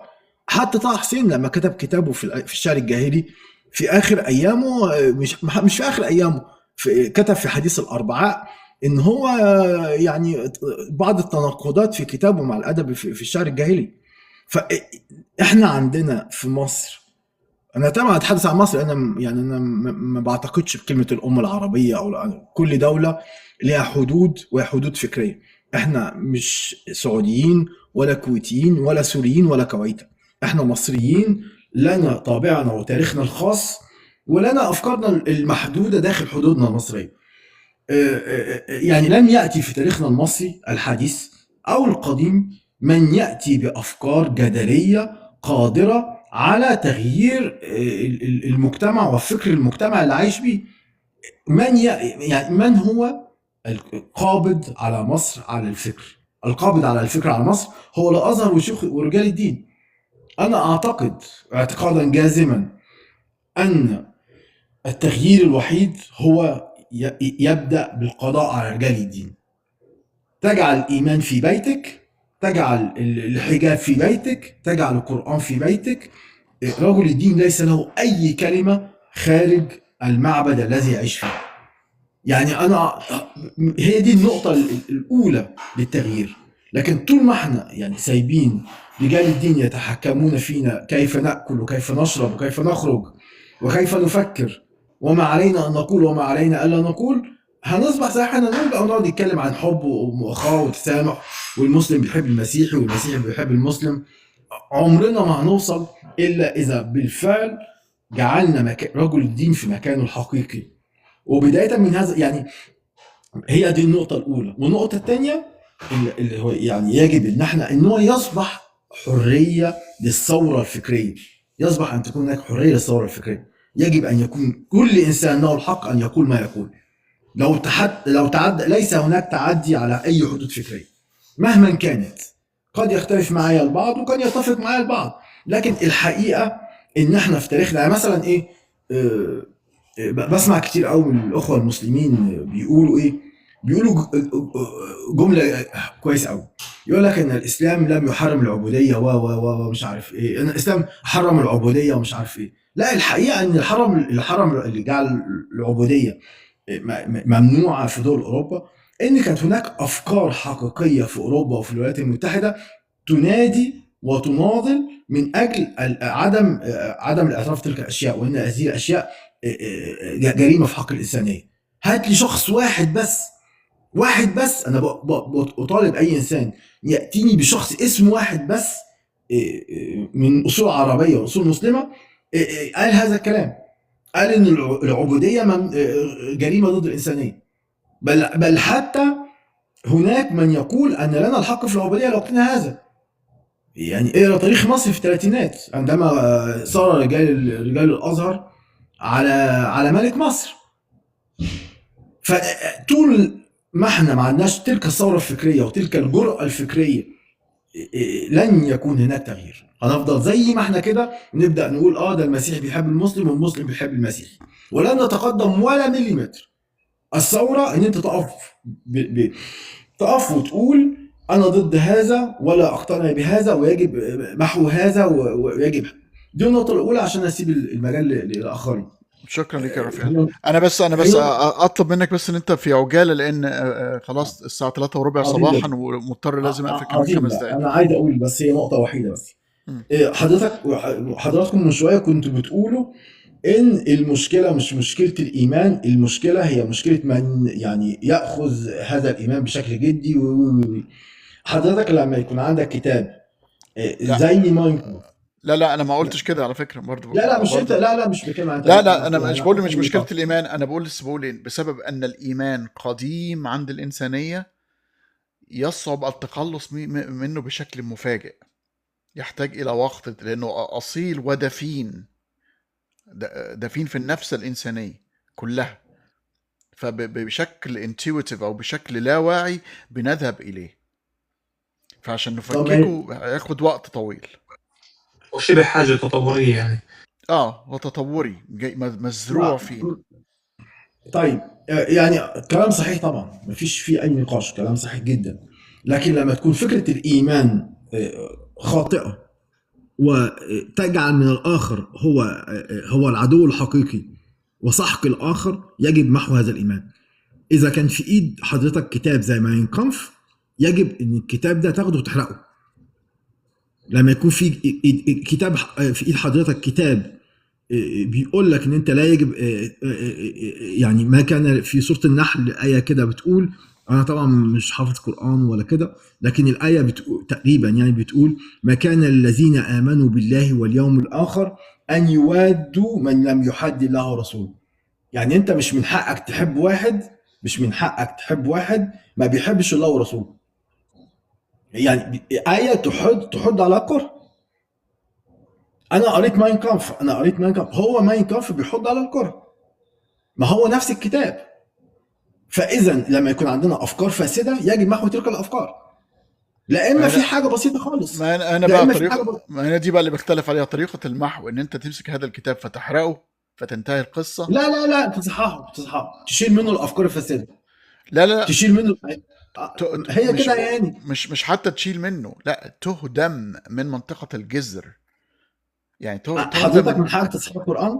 هل ليك ان انت تصحح القران عن لا بادعاء التجديد؟ لا مش انت لا تغير الكلام، ليس له وجود الا من خلال الشخص الذي بيفهم هذا الكلام. الكلام لا طبعا انا اختلف مع حضرتك، لا انا اختلاف جذري. صديقي العزيز، امسك قرآن وشطب منه كلمات وشوف كيف العالم الإسلامي راح يهجم عليك بطريقة اللي هي مدمرة للجميع. مش إشي براغماتي إنك تمسك كتاب وتحرقه حتى لو الصح. لا مش بحرقه، أنا بقول لما حضرتك تلاقي فيه كلمات تحض على الكره والعنف يجب أن تمحى تلك الآيات، بس خلاص هنحط في نعمل زي. طب أنا أجيب لك مثال. مثلا الكتاب المقدس هل اتشالت فيه الآيات البشعة ولا ايه اللي حصل؟ بتتكلم عن انهي كتاب المقدس، اللي في العهد الجديد ولا التوراة؟ لا، في التوراة ما موجود، ما هم شويه، ما انا اسف يعني. طب ما ايه اللي ماشي بقى، ايه اللي حصل؟ ايه اللي خلى المجموعات اللي عندها هذا الكتاب تذهب الى منطقة مختلفة تماما برغم ان لم تحرق او تفصل هذه الايات، هي موجودة لغاية دلوقتي؟ ايه اللي حصل؟ يا سيدي انا رحت اسرائيل ورحت تل ابيب رحت القدس، شفت الناس اللي عايشه في تل ابيب بشكل، والناس اللي عايشه في القدس بشكل. الناس اللي عايشه اللي هم قروا التوراه انا شفتهم شكلهم عامل ازاي، يعني حاجه مسيئه جدا للانسانيه ان انت ترى ناس بهذه تلك الهيئه، لانهم رضعوا من هذا الكتاب المجرم اللي هو التوراه. لا انا ال 15 مليون يهودي اللي في العالم كلهم متنطورين في كل مكان، الاغلبيه العظمى بتاعتها ان هم يهود على هذا الدين، ولكن 80% منهم غير معتنقين ولا يقوموا طب ده عظيم جدا. طيب ما هو دي النقطة، ان انت مش محتاج ان انت تحرق الكتب او تشيل الايات، فقط انك تغير الفهم الانساني لهذه الايات ينهي الموضوع. انت حضرتك بتفهم عربي وانا بفهم عربي، حضرتك لما يكون عندك آية واقتلوهم حيث ثقفتموهم واخرجوهم من حيث أخرجوكم، الكلمة معناها واضح وصريح، واقتلوهم فعل أمر موجود ممكن ازاي موجودة في الكتاب المقدس، اذهبوا إلى العماليق ولا تعقد بكم رأفة ومش عارف ايه، خذوهم واعملوا فيهم كذا واحتفظوا بالعذارى لنفسكم، موجودة في الكتاب المقدس. وعلى فكرة والإله بيطلب منه بشكل مباشر. حصل ايه؟ ان هم قالوا ايه؟ انه ثبتوها في التاريخ frozen in time، ان دي كان لهم مجموعة معينة في وقت معين وانتهى العمل بيها وانتهى الموضوع. ده كلام نصر ابو زيد حضرتك بتتكلم عليه ده؟ لا بتكلم عن الكتاب المقدس ان هو التوراة. الفكره اللي انت بتقول عليها هي كلام نصر ابو زيد، اللي هو ان انت بتاخد الكلام تحطه في مجال وفي مكان وفي زمان. ما هو ده الحل اللي حصل فعلا واشتغل. لا هل حضرتك النهارده لما تيجي تقول لواحد مسلم او اي واحد مفكر مسلم ان الكلام ده لا يصلح الا لفتره معينه والا لاشخاص معينين والا في اوقات محدوده، هل له ان يقتنع بهذا؟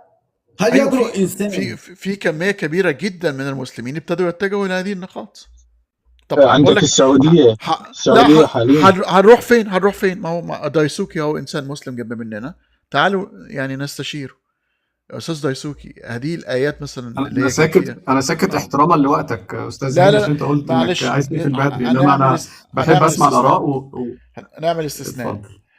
لو انت لما بتقرا هذه الايات بتشوفها ازاي؟ بتشوفها انها مفعله في هذه الاوقات ولا بتقول انها لكانت ظروف معينه او اوقات معينه؟ بص يا باشا عشان اطمنك خالص، انا هخلي عادل يرد بالنيابه عني، هو عارف انا رايي هيبقى ايه. عشان ايه رافائيل ما يقولش مثلا، عشان رافائيل ما يقولش انا جاي اسمعه الكلام اللي هو عايز يسمعه. لا يا حبيبي لا، عارف ان شاء مره نتكلم مع بعض كتير. لا حبيبي انت عارف رايي في السؤال اللي هاني ساله. يعني رافائيل كان بيرفع نقطه هامه، ان هو بيقول انه في ايات كتير وفي تعليم معينه، واضحة وصريحة في القتل، ومن وجهة نظر هيكون فيها عدم تعايش. وكان هاني بيقول إنه بدل ما تحرق أو تطمس هذه الكتب أو هذه الآيات، بغض النظر بقى توراة إنجيل قرآن، أنت ممكن تحدد تفعيلها أو زمانها أو مكانها بحالة زمنية معينة بشكل ما أو بآخر. فرافائيل بيقول له لا، مفيش حد بيقول كده من المؤمنين.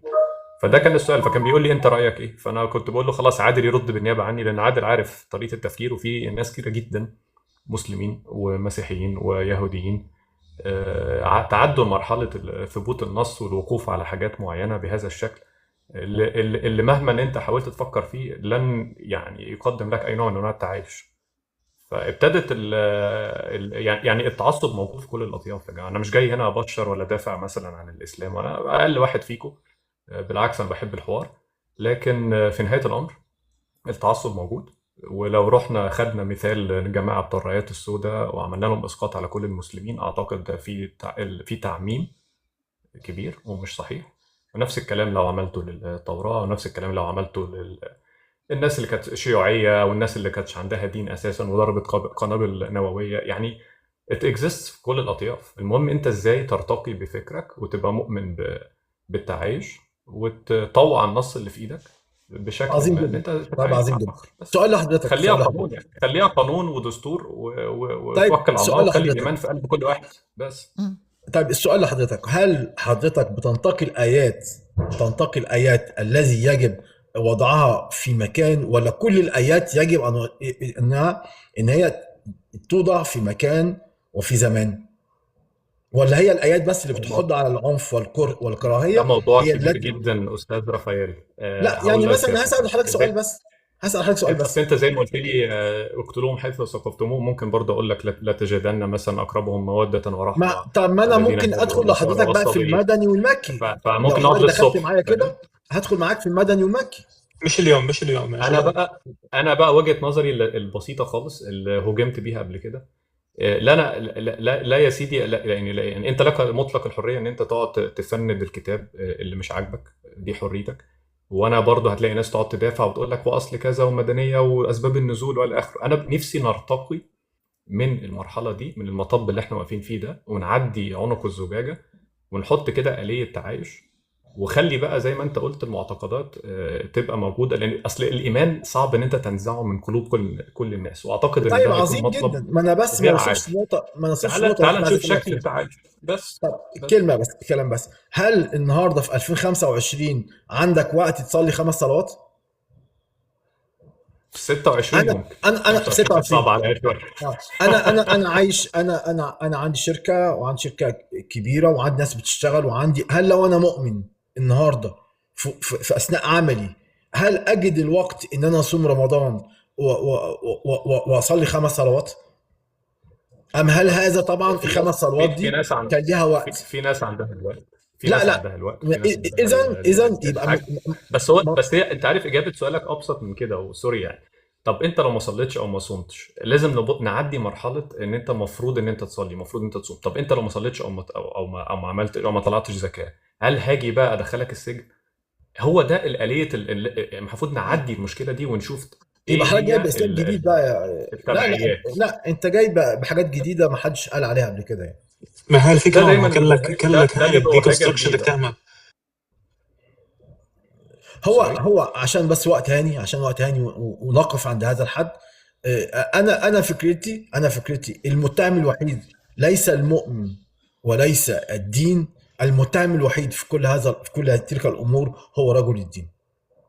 انا اعتقد ان رجل الدين هي مهنه يجب ان تمحى، وان انت تسيب الكتاب ده في ايد الناس، وان انت تعمل ثورات فكريه، وان انت تاتي بافكار جديده في المجتمع، وان انت تمنع عن المجتمع كل الناس اللي بيقول لك يا اختاه هتموتي لو انت ما حطيتيش اشارب على وشك، يا اختاه اوعي تلبسي مايو على البحر، يا اختاه مش عارف ايه. يعني طول ما احنا سيبنا رجال الدين يعبثوا بشأن يعني المجتمعات، هيبقى الامر كما هو عليه. ما اعتقد انا دي مشكلتي بقى، الفريدم اوف اكسبريشن، ان انت بدل ما تعمل على تفوه، يعني تكمم افواه هذا المعتوه او هذا الشخص الغريب اللي بيتكلم، ان انت تخلي ان الناس لما تستمع لهذا الكلام تضحك على هذا الكلام. عن بالظبط طريق اشتغل على الدراسة التعليم والوعي، على تحسن اشتغل الوعي على بحيث ان المستقبل. المستقبل هو اللي ينتقد هذا الكلام المتعصب بس. هي لانه هقول لك على حاجه رافائيل فعلا، انت النهارده مش محتاج الدعم بتاعي خلاص، ولكن انا بحط نفسي مكان الطرف الاخر. لو سيادتك عايز حريه تعبير وتنتقد اي شيء وتعبر عن نفسك بصراحه، انا هقف في صفك وهقول الراجل ده من حقه ان هو يعبر عن نفسه. بس ما ينفعش اول ما اقول لك كده واحاول اساعدك باخويه، اول حاجه تطلع من عندك تقول لي لا انا بقى مش عايزك تعبر عن نفسك، انا بقى مش عايز الناس بتوعك يتكلموا. طب انت كده دخلنا في دايره مفرغه واللي بحاول ان انا اساعدك فيه انت طيب هقول بتسلبه لك انا مني، على حاجه بسيطه. هتخليني اقول لك لا ده انت كده هتدفعني الجزيه بقى لما تمسك لا انت لا ما فيش جزيه ولا اي حاجه، بس انا بقول لك انت بدات بتعبث بهذا المجتمع، بتعبث بهذا المجتمع بقالك 1400 سنه. المجتمع المصري برضو مره اخرى انا اهتم بمصر اولا يعني. انت بتعبث بهذا المجتمع بقالك مش عارف كام الف سنه، ووصل بيك الحد بهذا المجتمع ان انت النتيجه اللي احنا شايفينها دي. يبقى انت معلش انا اسف ليك، مكانك انت خدت وقت وخدت مكان في اسمح لي انا ان انا ممكن استرجع بعض التاريخ العظيم اللي العالم كله بيقف احتراما ليه، واقول للناس خلاص انت وقتك انتهى. انت بقالك فكرت بتعبث بهذا المجتمع بافكار المجتمع والله يا وبقيم رافائيل، المجتمع وبتقاليد. فكرتني بالليمب في الجاهلية وعنده الشامة الحسنة الكبيرة دي، ويقول لك ناخد من كل رجل قبيلة، رجل وبعدين قال له قبيلة. ادونا فرصة بقى ادونا فرصة. ما هو ده بالظبط. هديك انت جبت خلاصه الامر. لا تسمحوا لي مداخلة صغير طيب لأنه أريد أروح. هنمشي بقى. بص أنا يا أرجو ثانية واحدة يا بس أرجو. انا هسيب النقاش لاخرين. لا شكرا للجميع. حبيبي يا رافائيل. لا انا هسيب النقاش عشان اسمع كل الناس، بس اتمنى طلب صغير انه هذا النقاش الراقي في هذا الموضوع بالذات اللي نادرا لما بيتفتح بطريقه موضوعيه، لو هاني او رافائيل او عادل او اي حد يتبنى انه ممكن مره نقعد مع بعض قعده تانية انا ويبقى في وقت ان ما احنا فيش اي فعلا مشكله. نتكلم في الموضوع ده. انا دايما بدخل مع الموضوع هاني ده لما يكون هاني بعيدا موجود. عن حته ايه اثبت لي معتقدك يا مؤمن ودلل لي وجود الاله، يعني انا بالظبط الدسكشن اللي احنا عملناه دلوقتي ده تعبنا. الدسكشن لطيف وما بيحصلش كتير، يعني اتمنى ان احنا نتكلم فيه. اشكرك. انا دايما لما يكون هاني موجود انا بدخل معاه، يعني لما يكون عندي وقت ولما بشوفه هو فاتح يعني. هاني وبس، ما بدخلش مع حد تاني اصلا. حبيبي يا رافائيل حبيبي. هو الموضوع بس عاوز فعلا تأني وان احنا نفهم بعض، ما يبقاش خناقه. وده انا عاجبني الجو جدا. يعني اعتقد ان احنا زي ما انتم عارفين يا جماعه، لما باجي بفتح بحاول اقرب وجهات النظر. في ناس يقول لك اصل الموضوع قديم ومعقد جدا يا جماعه، ما فوق الصوره بتاعتنا اللي احنا عايشين، الحقبه الزمنيه اللي احنا عايشين فيها دلوقتي لا تمثل اي شيء بالنسبه لتاريخ الايمان عند الانسانيه، وما سوف تقول له الأشياء على الصورة البعيدة الكبيرة جدا. ما ينفعش نطلع حلول بمعزل عن هذه القصة الكبيرة. كل واحد عايز يقول أنا عايز ألحق أعيش لي يومين، فأنا عايز كل الحاجات دي تتنفذ وأنا عايش عشان ألحق أشم نفسي. للأسف الشديد الأشياء لا تتغير بهذا الشكل. للأسف الشديد احنا عارفين أن هذه الأمور المعقدة بتاخد أوقات طويلة، ولكن القصة بدأت. يعني في حد كان يتخيل فقط من 20 سنة كمية اللاجئين اللي بتطلع تتكلم دي بالشكل، وقاعدين معاهم ناس مسلمة وناس متدينة زي السيد صديق الدايسوكي، وقاعدين بنتناقش ونحن بنتناقش في الإله، يا ترى موجود ولا مش موجود، ويا ترى الكلام فعلا محمد هو رسول الإسلام ولا لأ، ويا ترى ده كلام كان يعتبر خيال علمي من شوية عقود. فما بالكم 50 سنة كمان قدام الموضوع هيبقى شكله عامل إزاي. بس أنا بالنسبة لي أهم شيء بالنسبة لي، أنا برى أن الإنسان مسكين، حرفيا مسكين، جه على هذا الوجود وتصرف بقى أنت يا زعيم. مشاكل في الشغل ومشاكل في البيت ومشاكل مع الأصدقاء، ويا ترى أنا موجود هنا بعمل إيه، ويا ترى إيه هدفي في الحياة، وأكذب وبعدين أشعر بالذنب بعد ما أكذب، وكمية الأصوات المتداخلة داخل مخ الإنسان، مؤمن وغير مؤمن، وهو على وسادته راح ينام، هي نفس المشكلة الوجودية اللي عند الإنسان. فالموضوع هيتلخص في إيه؟ طيب إحنا 70-80 سنة الواحد بيعيشهم، هنعيشهم إزاي؟ مع بعض. لأن كل ما بنرجع في التاريخ بنكتشف إن الضمانة الوحيدة لبقاء العملية الإنسانية هي إن احنا نشتغل مع بعض، حتى لو كنا غير متفقين. هنعمل كده بافر زون، مساحة كده آمنة، ودي تتلخص في عملية حرية التعبير. طبعا حرية التعبير لما تطلق بشكل عام. الناس يقول لك طب خطاب الكراهية نعمل فيه ايه؟ طبعا خطاب الكراهية اللي هو واحد بيطلع على منبر بيقولوا هيعملوا كذا كذا كذا في الناس دول، ده بقوة القانون، واكيد دايسوكي متفق معايا، ده تاخده من قفاه والقانون بياخد مجراه في هذه المنطقة. انما المناطق بتكون عادة اكثر تعقيدا في العملية الايمانية، فتحتاج الى تفكيك الافكار نفسها، بياخد وقت حبتين. وان يكون معانا في ناس مؤمنين بشكل متقدم في الايمان وفهم جديد، دي حاجة كويسة. حاجة بدل ما ان احنا نقول دول اعدائنا وان هم بيدوا قبلة الحياة للاسلام وقبلة الحياة للاديان، لا، انا لا ارى هذا الامر على الاطلاق. انا ارى العكس. هكذا شاخة أنا قلت دايما أن الآلهة لا تموت بالسخطة القلبية. مفيش إله كده مات مرة واحدة.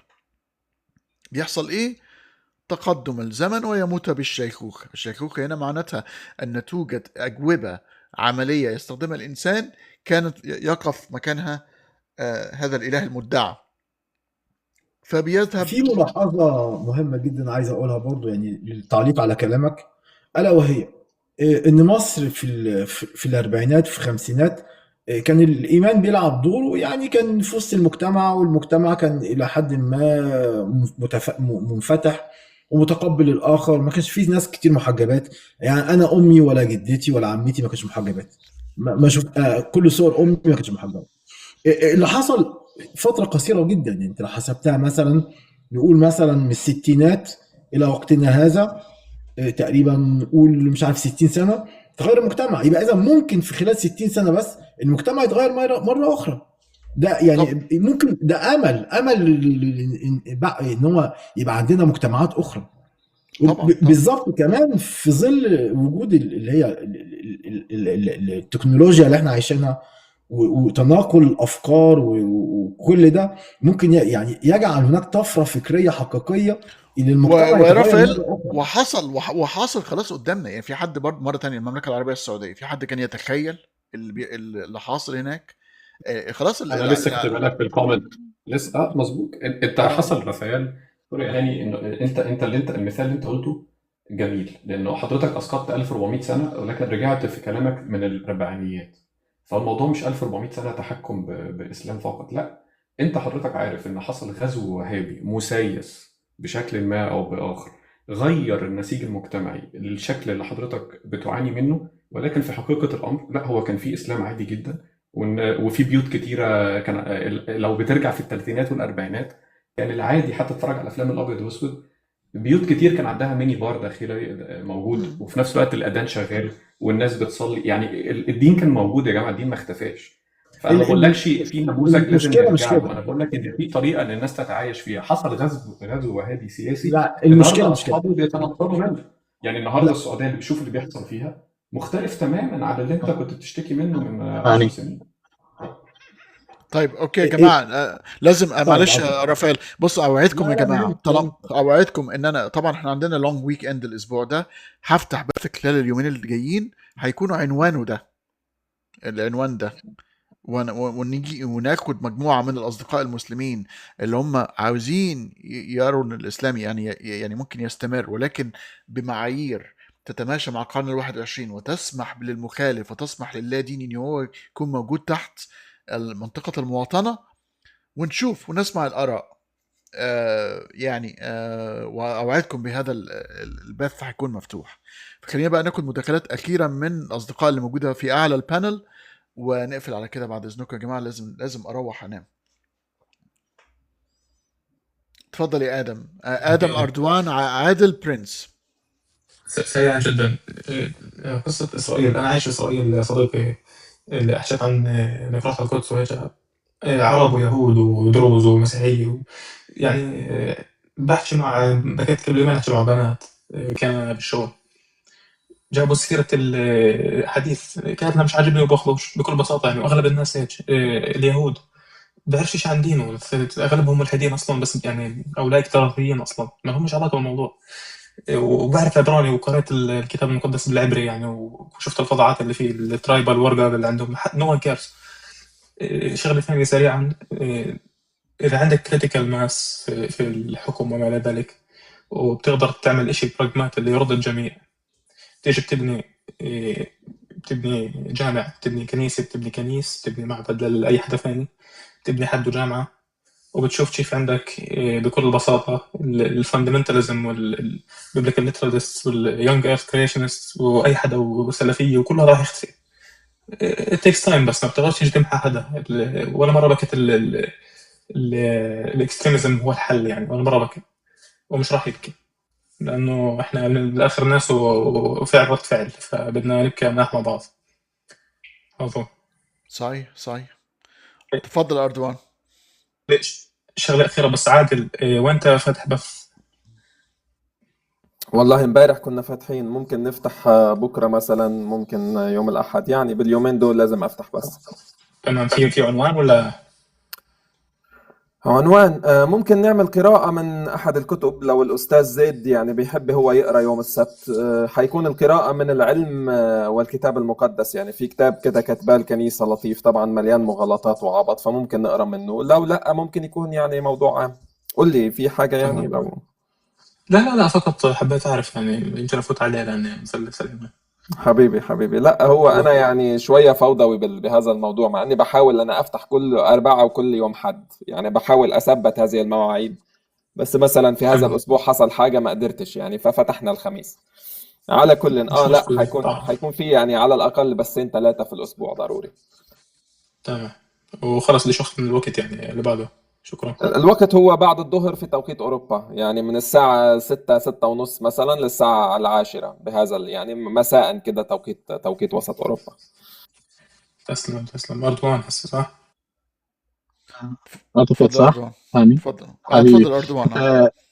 هاني اسمه دايسكي تبع دق فليت في جراندايزر. تصور انا ما خدتش بالي من الدايسكي. ده بتاع الجراندايزر زمان. لا انا بسمع انت بتحكي ياباني يعني. دايسكي. انا ما خدتش بالي والله الا دلوقتي. تصور اوكي حبيبي. انا جاي لك من كوكب زيكا يا حبيبي انا بعشق جراندايزر. وانا كمان.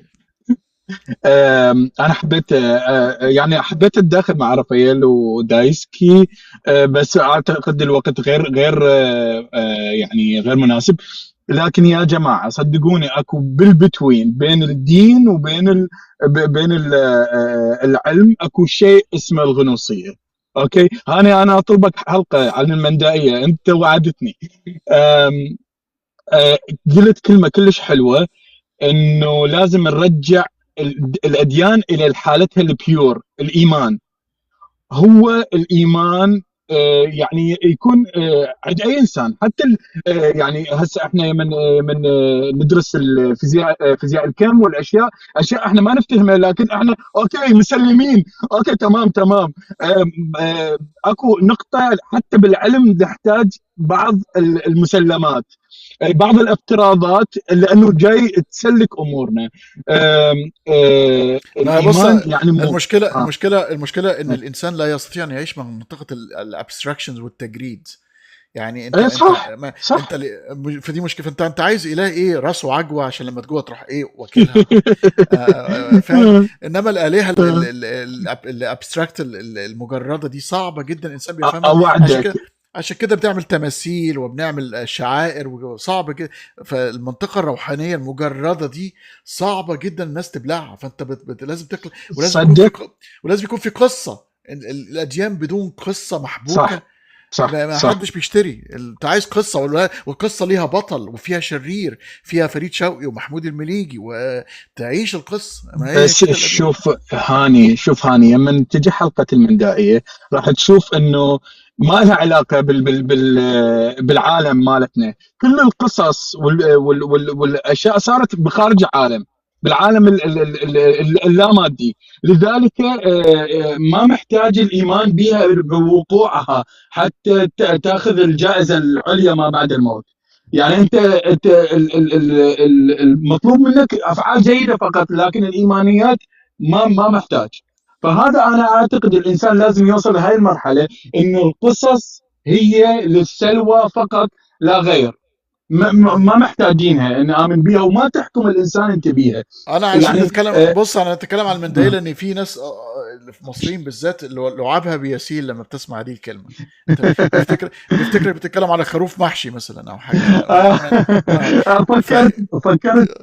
فكرت لانه هي مرتبطه بالحضاره المصريه ايضا، انت تعرف هذا الشيء. عندنا كثير اشياء اخذنا من الحضاره المصريه المندائيين، مو بس هي مزيج اغريقي مصري رافدين، يعني شيء جميل. اترك المايك حبيبي، وانا اشكرك، انت انسان رائع. Du bist sehr sehr sehr wunderschöner Mensch. bleib so wie du bist und يعني خليك متطور اكثر، وحتابعك للابد وكن داعم لك حبيبي صديقي. الله يخليك أردوان، متشكر جدا متشكر جدا. برنس معك الكلمة الأخيرة بقى عزيزي.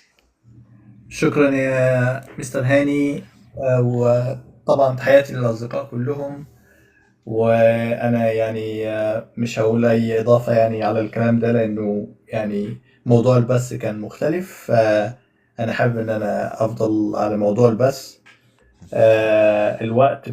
الوقت في الفيزياء فكان موضوع شيق، وأعتقد إن أنا قعدت أجاوب في خلال البث على أسئلة الناس فيما يتعلق بهل البث هيكون مذاع ولا مش هيكون مذاع. أكيد كالعادة البث يا جماعة هيكون مذاع يعني غالبا في خلال 24 ساعة على قناة Critical Faculty، هيكون برضو في لقاءات أخرى زي ما قال هاني، نتمنى يعني مع نفس البروفيسور، وفي موضوعات يعني برضو لها علاقة بالعلوم وما شابه. الميزة كمان يا برنس، ان لما بتنزل على اليوتيوب بعد كام ساعة كده اليوتيوب بينزل التطبيق بينزل لوحده الترجمة بكل لغات العالم منها اللغة العربية. فالاشخاص اللغه الانجليزيه بتاعتهم مش قويه عاوزين يقووها يا جماعه، قلت لكم دي فرصه كويسه جدا ان انتم مش فقط بتاخدوا معلومات فيزيائيه، وقووا كمان اللغه الانجليزيه بتاعتكم. اسمعوا كيف تنطق كلمه معينه، مثلا نطقك فيها خاطئ او كلمه، فانت هتستمع للكلمه باللغه الانجليزيه والترجمه العربيه ليها في ان واحد. ففرصه كمان انت بتضرب عصفورين بحجر، تعلم فيزياء وشويه فلسفه وكده، وفي نفس الوقت بتسمع للغه الانجليزيه من خلال النيتيف سبيكرز او الناس اللي هم المولودين بيتكلموا هذه اللغه. طبعا هو امريكان انجلش. اللقاء القادم اللي هو بتاع الفيزياء والفلسفه هيكون معانا ارون ادير هو الامريكي، ومعانا جوناثان بيرس اللي هو الانجليزي، وهتستمعوا الى فرق النطق ما بين نفس الكلمه، كيف تنطق باللكنه الامريكيه وكيف تنطق باللكنه الانجليزيه في آن واحد، وانا باللكنه الايرلنديه، وتشوفوا الثلاث فروقات ما بين الثلاث كلمات وكيف تنطق. فدي يعني تستغلوها استغلال، لأن اللغة للشباب الصغير يعني اللي بيسمعنا، تعلم لغة بالإضافة إلى الكمبيوتر وكل دي تساعدكم يا جماعة في حياتكم يعني. تفضل يا برنس، أنا آسف المقاطعة. أبدا يا هاني، وأحب أني يعني أقول لك وأقول لأصدقائي المقيمين في أستراليا يعني نتمنى يوم سعيد في العيد القومي لأستراليا يوم 26 يناير. فدولة من أحدث يعني دول العالم عهدا يعني وتاريخا، ولكن شعب يعني من أطيب وأكثر الشعوب تسامحا على وجه الأرض الصراحة. فيعني طبعا كل الأستراليين بيحبوا بلدهم وبيحبوا السلام والأمن والرخاء والهدوء اللي موجود فيها، ونتمنى انه يعني الناس كده يعني تاخد فكرة كويسة عن استراليا والشعب الاسترالي. ولو في اي حد في المستقبل عايز يعمل عمليات ارهابية ولا حاجة يبعد عننا بقى شوية، تمام؟ غير رأيه. احنا يبعد يا عم، احنا ناس مش بتوع مشاكل، احنا لا ناس لا مش بتوع مشاكل. معظم الناس يا برنس مش عايزه مشاكل. هو ده هم 90% من كل الناس في كل الدنيا عايزه تمشي جنب الحيطه. هو في حد عايز مشاكل؟ كل واحد عايز يعني ياكل ويشرب يبقى مبسوط واولاده يكونوا مبسوطين. معظم الانسانيه فقط 5% اللي عاملين لنا مشاكل في كل وقت وزمان وفي كل مكان في العالم، موجودين في كل مكان في العالم، المهووسين بالاديان والمهووسين بالالهه والمهووسين باي ايديولوجيه معينه، لدرجه ان هو ممكن يعني انا بحب جمله قالها العبقري المجنون الغبي في آن واحد محي إسماعيل، لما قالت له المذيعة، قالت له انت ممكن عندك فكرة تموت عشانها؟ قال لها ايه؟ قال لها لا طبعا، ما انا يمكن انا حمار ومش فاهم. فدايما حطوا يعني ان انت ممكن تكون على خطأ، او ان انت تدخل اي نقاش وتكتشف ان انت ممكن تكون فيه على خطأ.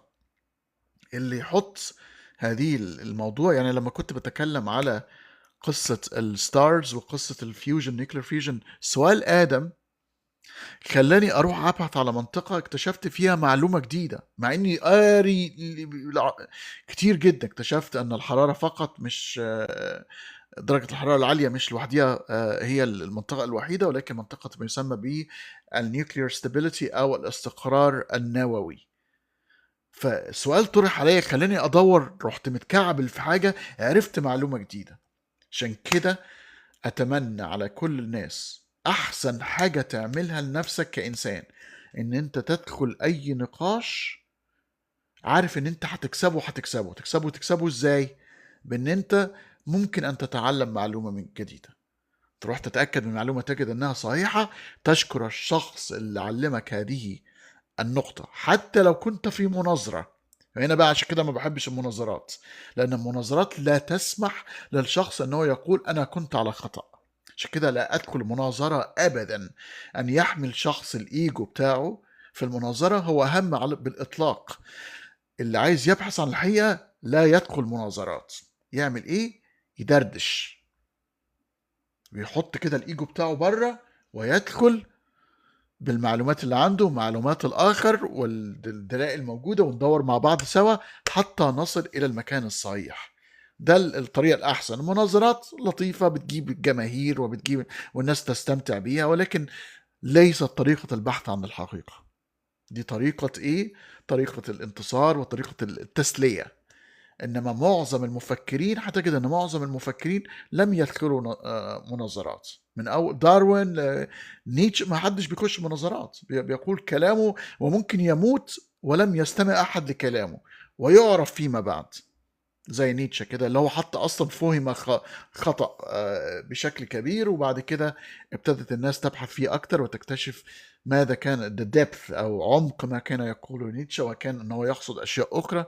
ولكن هكذا هي الإنسانية، بتفهم الأشياء حتى يعني تصل إلى المنطقة اللي عايزة تصل فيه.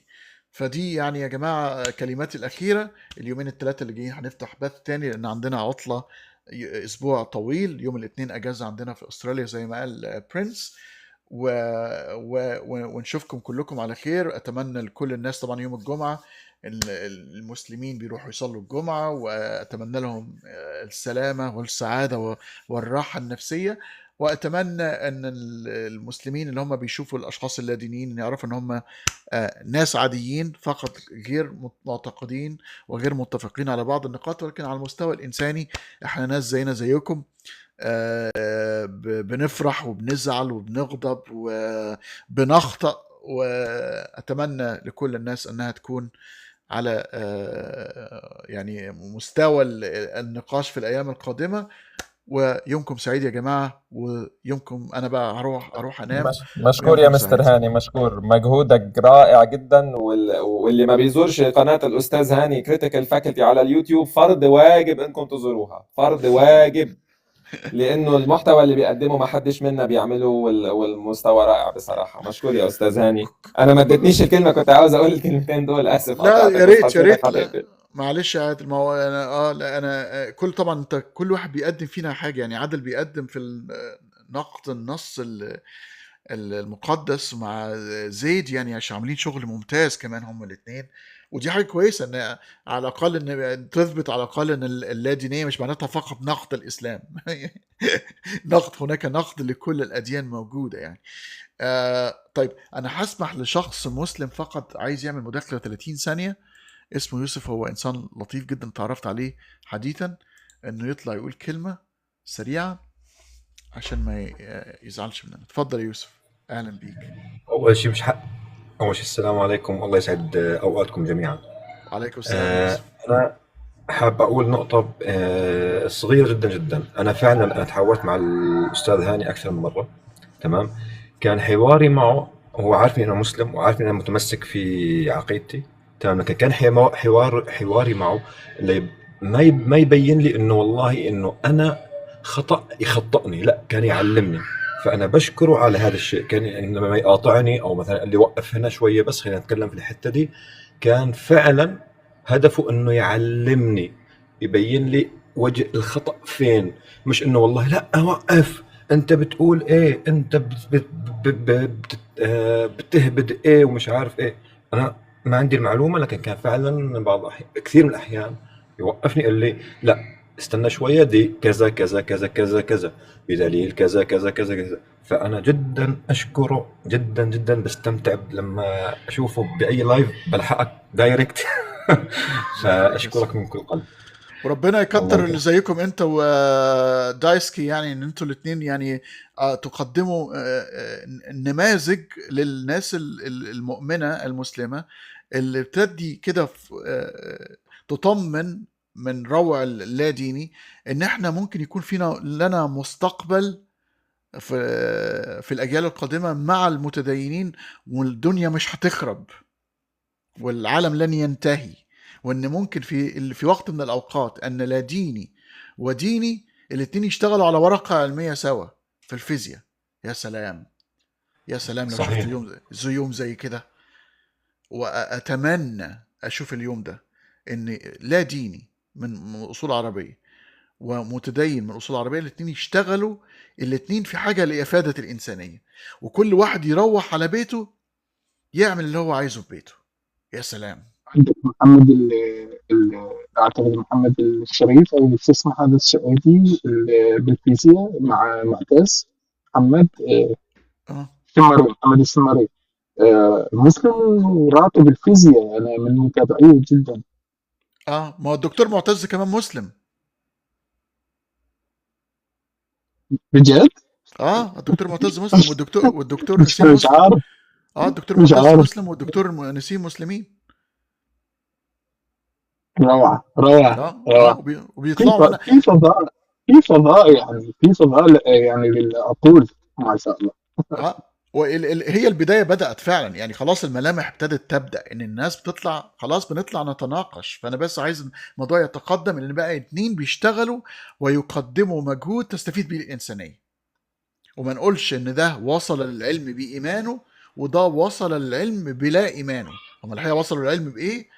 عن طريق المنهجية العلمية. والإيمان وعدم الإيمان هي منطقة، مساحة شخصية لا يوجد فيها تعدي على الآخرين. في شخص بيرتاح وجدانيا مع أن هناك شيء في هذا الكون أكبر منه، وهناك شخص آخر يستطيع أن يتعايش مع، لأن هذا مسؤولية كبيرة ومش كل الناس تستطيع أن تتحمل هذا الشيء المخيف. في قيل هذا الكلام، أنا لا أعرف ما هو أكثر رعبا، أن احنا وحدين في هذا الكوكب ولا يوجد أي شيء على الإطلاق إلا وعينا إحنا، ولا أن هناك من خلقنا ويراقب من بعد. الاثنين مرعبين الحقيقة، ولكن هي دي قصة يعني. صحيح. حتى بس تعرج نقطة صغيرة أخيرة 10 ثواني، إنه حتى المسلمين نفسهم لما اشتهروا في العلوم، لما اشتهر خلينا نقول العصر الذهبي للإسلام في العلوم، تمام. زي مثلا خلينا نقول الخوارزمي، ابن الهيثم، أبو القاسم الزهراوي، أو الأمور كلهم أصلا أوريدي كمان بنوا على علوم من ناس ما سبقوهم من الإغريق والفلاسفة والأمور هاي. فهي مش موضوع إنه أنا خاصة في المجال العلمي أنا مش والله إنه هذا غير مسلم أنا ما أخذ منه، لا أنا أخذ منه المعلومات، أكمل عن طريقه. جابر بن حيان أول من وضع الأسس العلم التجريبي الناس كلها اشتغلت بعدين عليه وأسسوا للعلم. ففي كثير بص أشياء هي دي حلاوة العلم يا يوسف، تتلخص في كده: أبيض أسود، راجل ست، في القرن ال16 في القرن ال21، مسيحي يهودي لا ديني، العلم لا يعرف إلا المنهجية العلمية بصرف النظر عن كل غيري مثلي الميول الجنسية. ما يعرفش حاجة خالص عن المواضيع دي، يعرف حاجة واحدة فقط: بتتبع المنهجية العلمية، والنتائج اللي انت وصلت ليها نستطيع أن نتحقق منها بالتجربة وبإعادة التجربة، ونستطيع أن نستخرج منها تقنيات تساعد الإنسان في حياته. أهلا وسهلا. ماليش علاقة بقى ده مثلي، ده أصله بياكل نباتي ولا بياكل لحوم، أنا ماليش علاقة بكل هذا الكلام، ليه علاقة بالمنتج العلمي.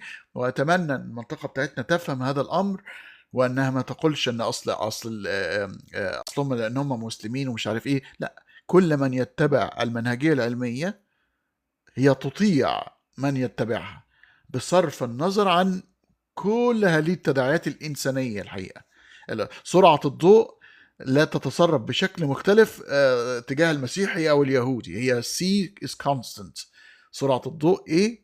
ثابتة لا تتغير، حتى مع اختلاف ما يسمى بالإنرشيا أو بالمكان الأوبزرفر، حتى لو هو متحرك أو غير متحرك هي ثابتة. وهكذا هي الحقائق الموضوعية اللي احنا بنصل لها بالمنهجية العلمية. شكر جدا ليكم يا جماعة، يا نهار اسود 4 ساعات ونص، وابتعدنا تماما عن موضوع الحلقة، ولكن المرة الجاية هنكون أكثر صرامة في إن احنا بالذات لو بنقدم حلقة علمية إن احنا هنستمر في المنطقة العلمية. ولكن حبيت إن أنا أطمن أكثر اللادينيين أن في ناس زي يوسف وفي ناس زي دايسكي، إن هم في ناس مسلمين كمان مش عاجبهم اللي شايفينه وعاوزين الأمور تتحسن حتى نلحق بقطار الحضارة قبل ما يفوتنا، لأن إذا فاتنا الموضوع هيبقى صعب جدا علينا كلنا بقى كمؤمنين وغير مؤمنين في هذه المناطق البائسة. يومكم سعيد يا جماعة، وأشوفكم على خير. مع السلامة.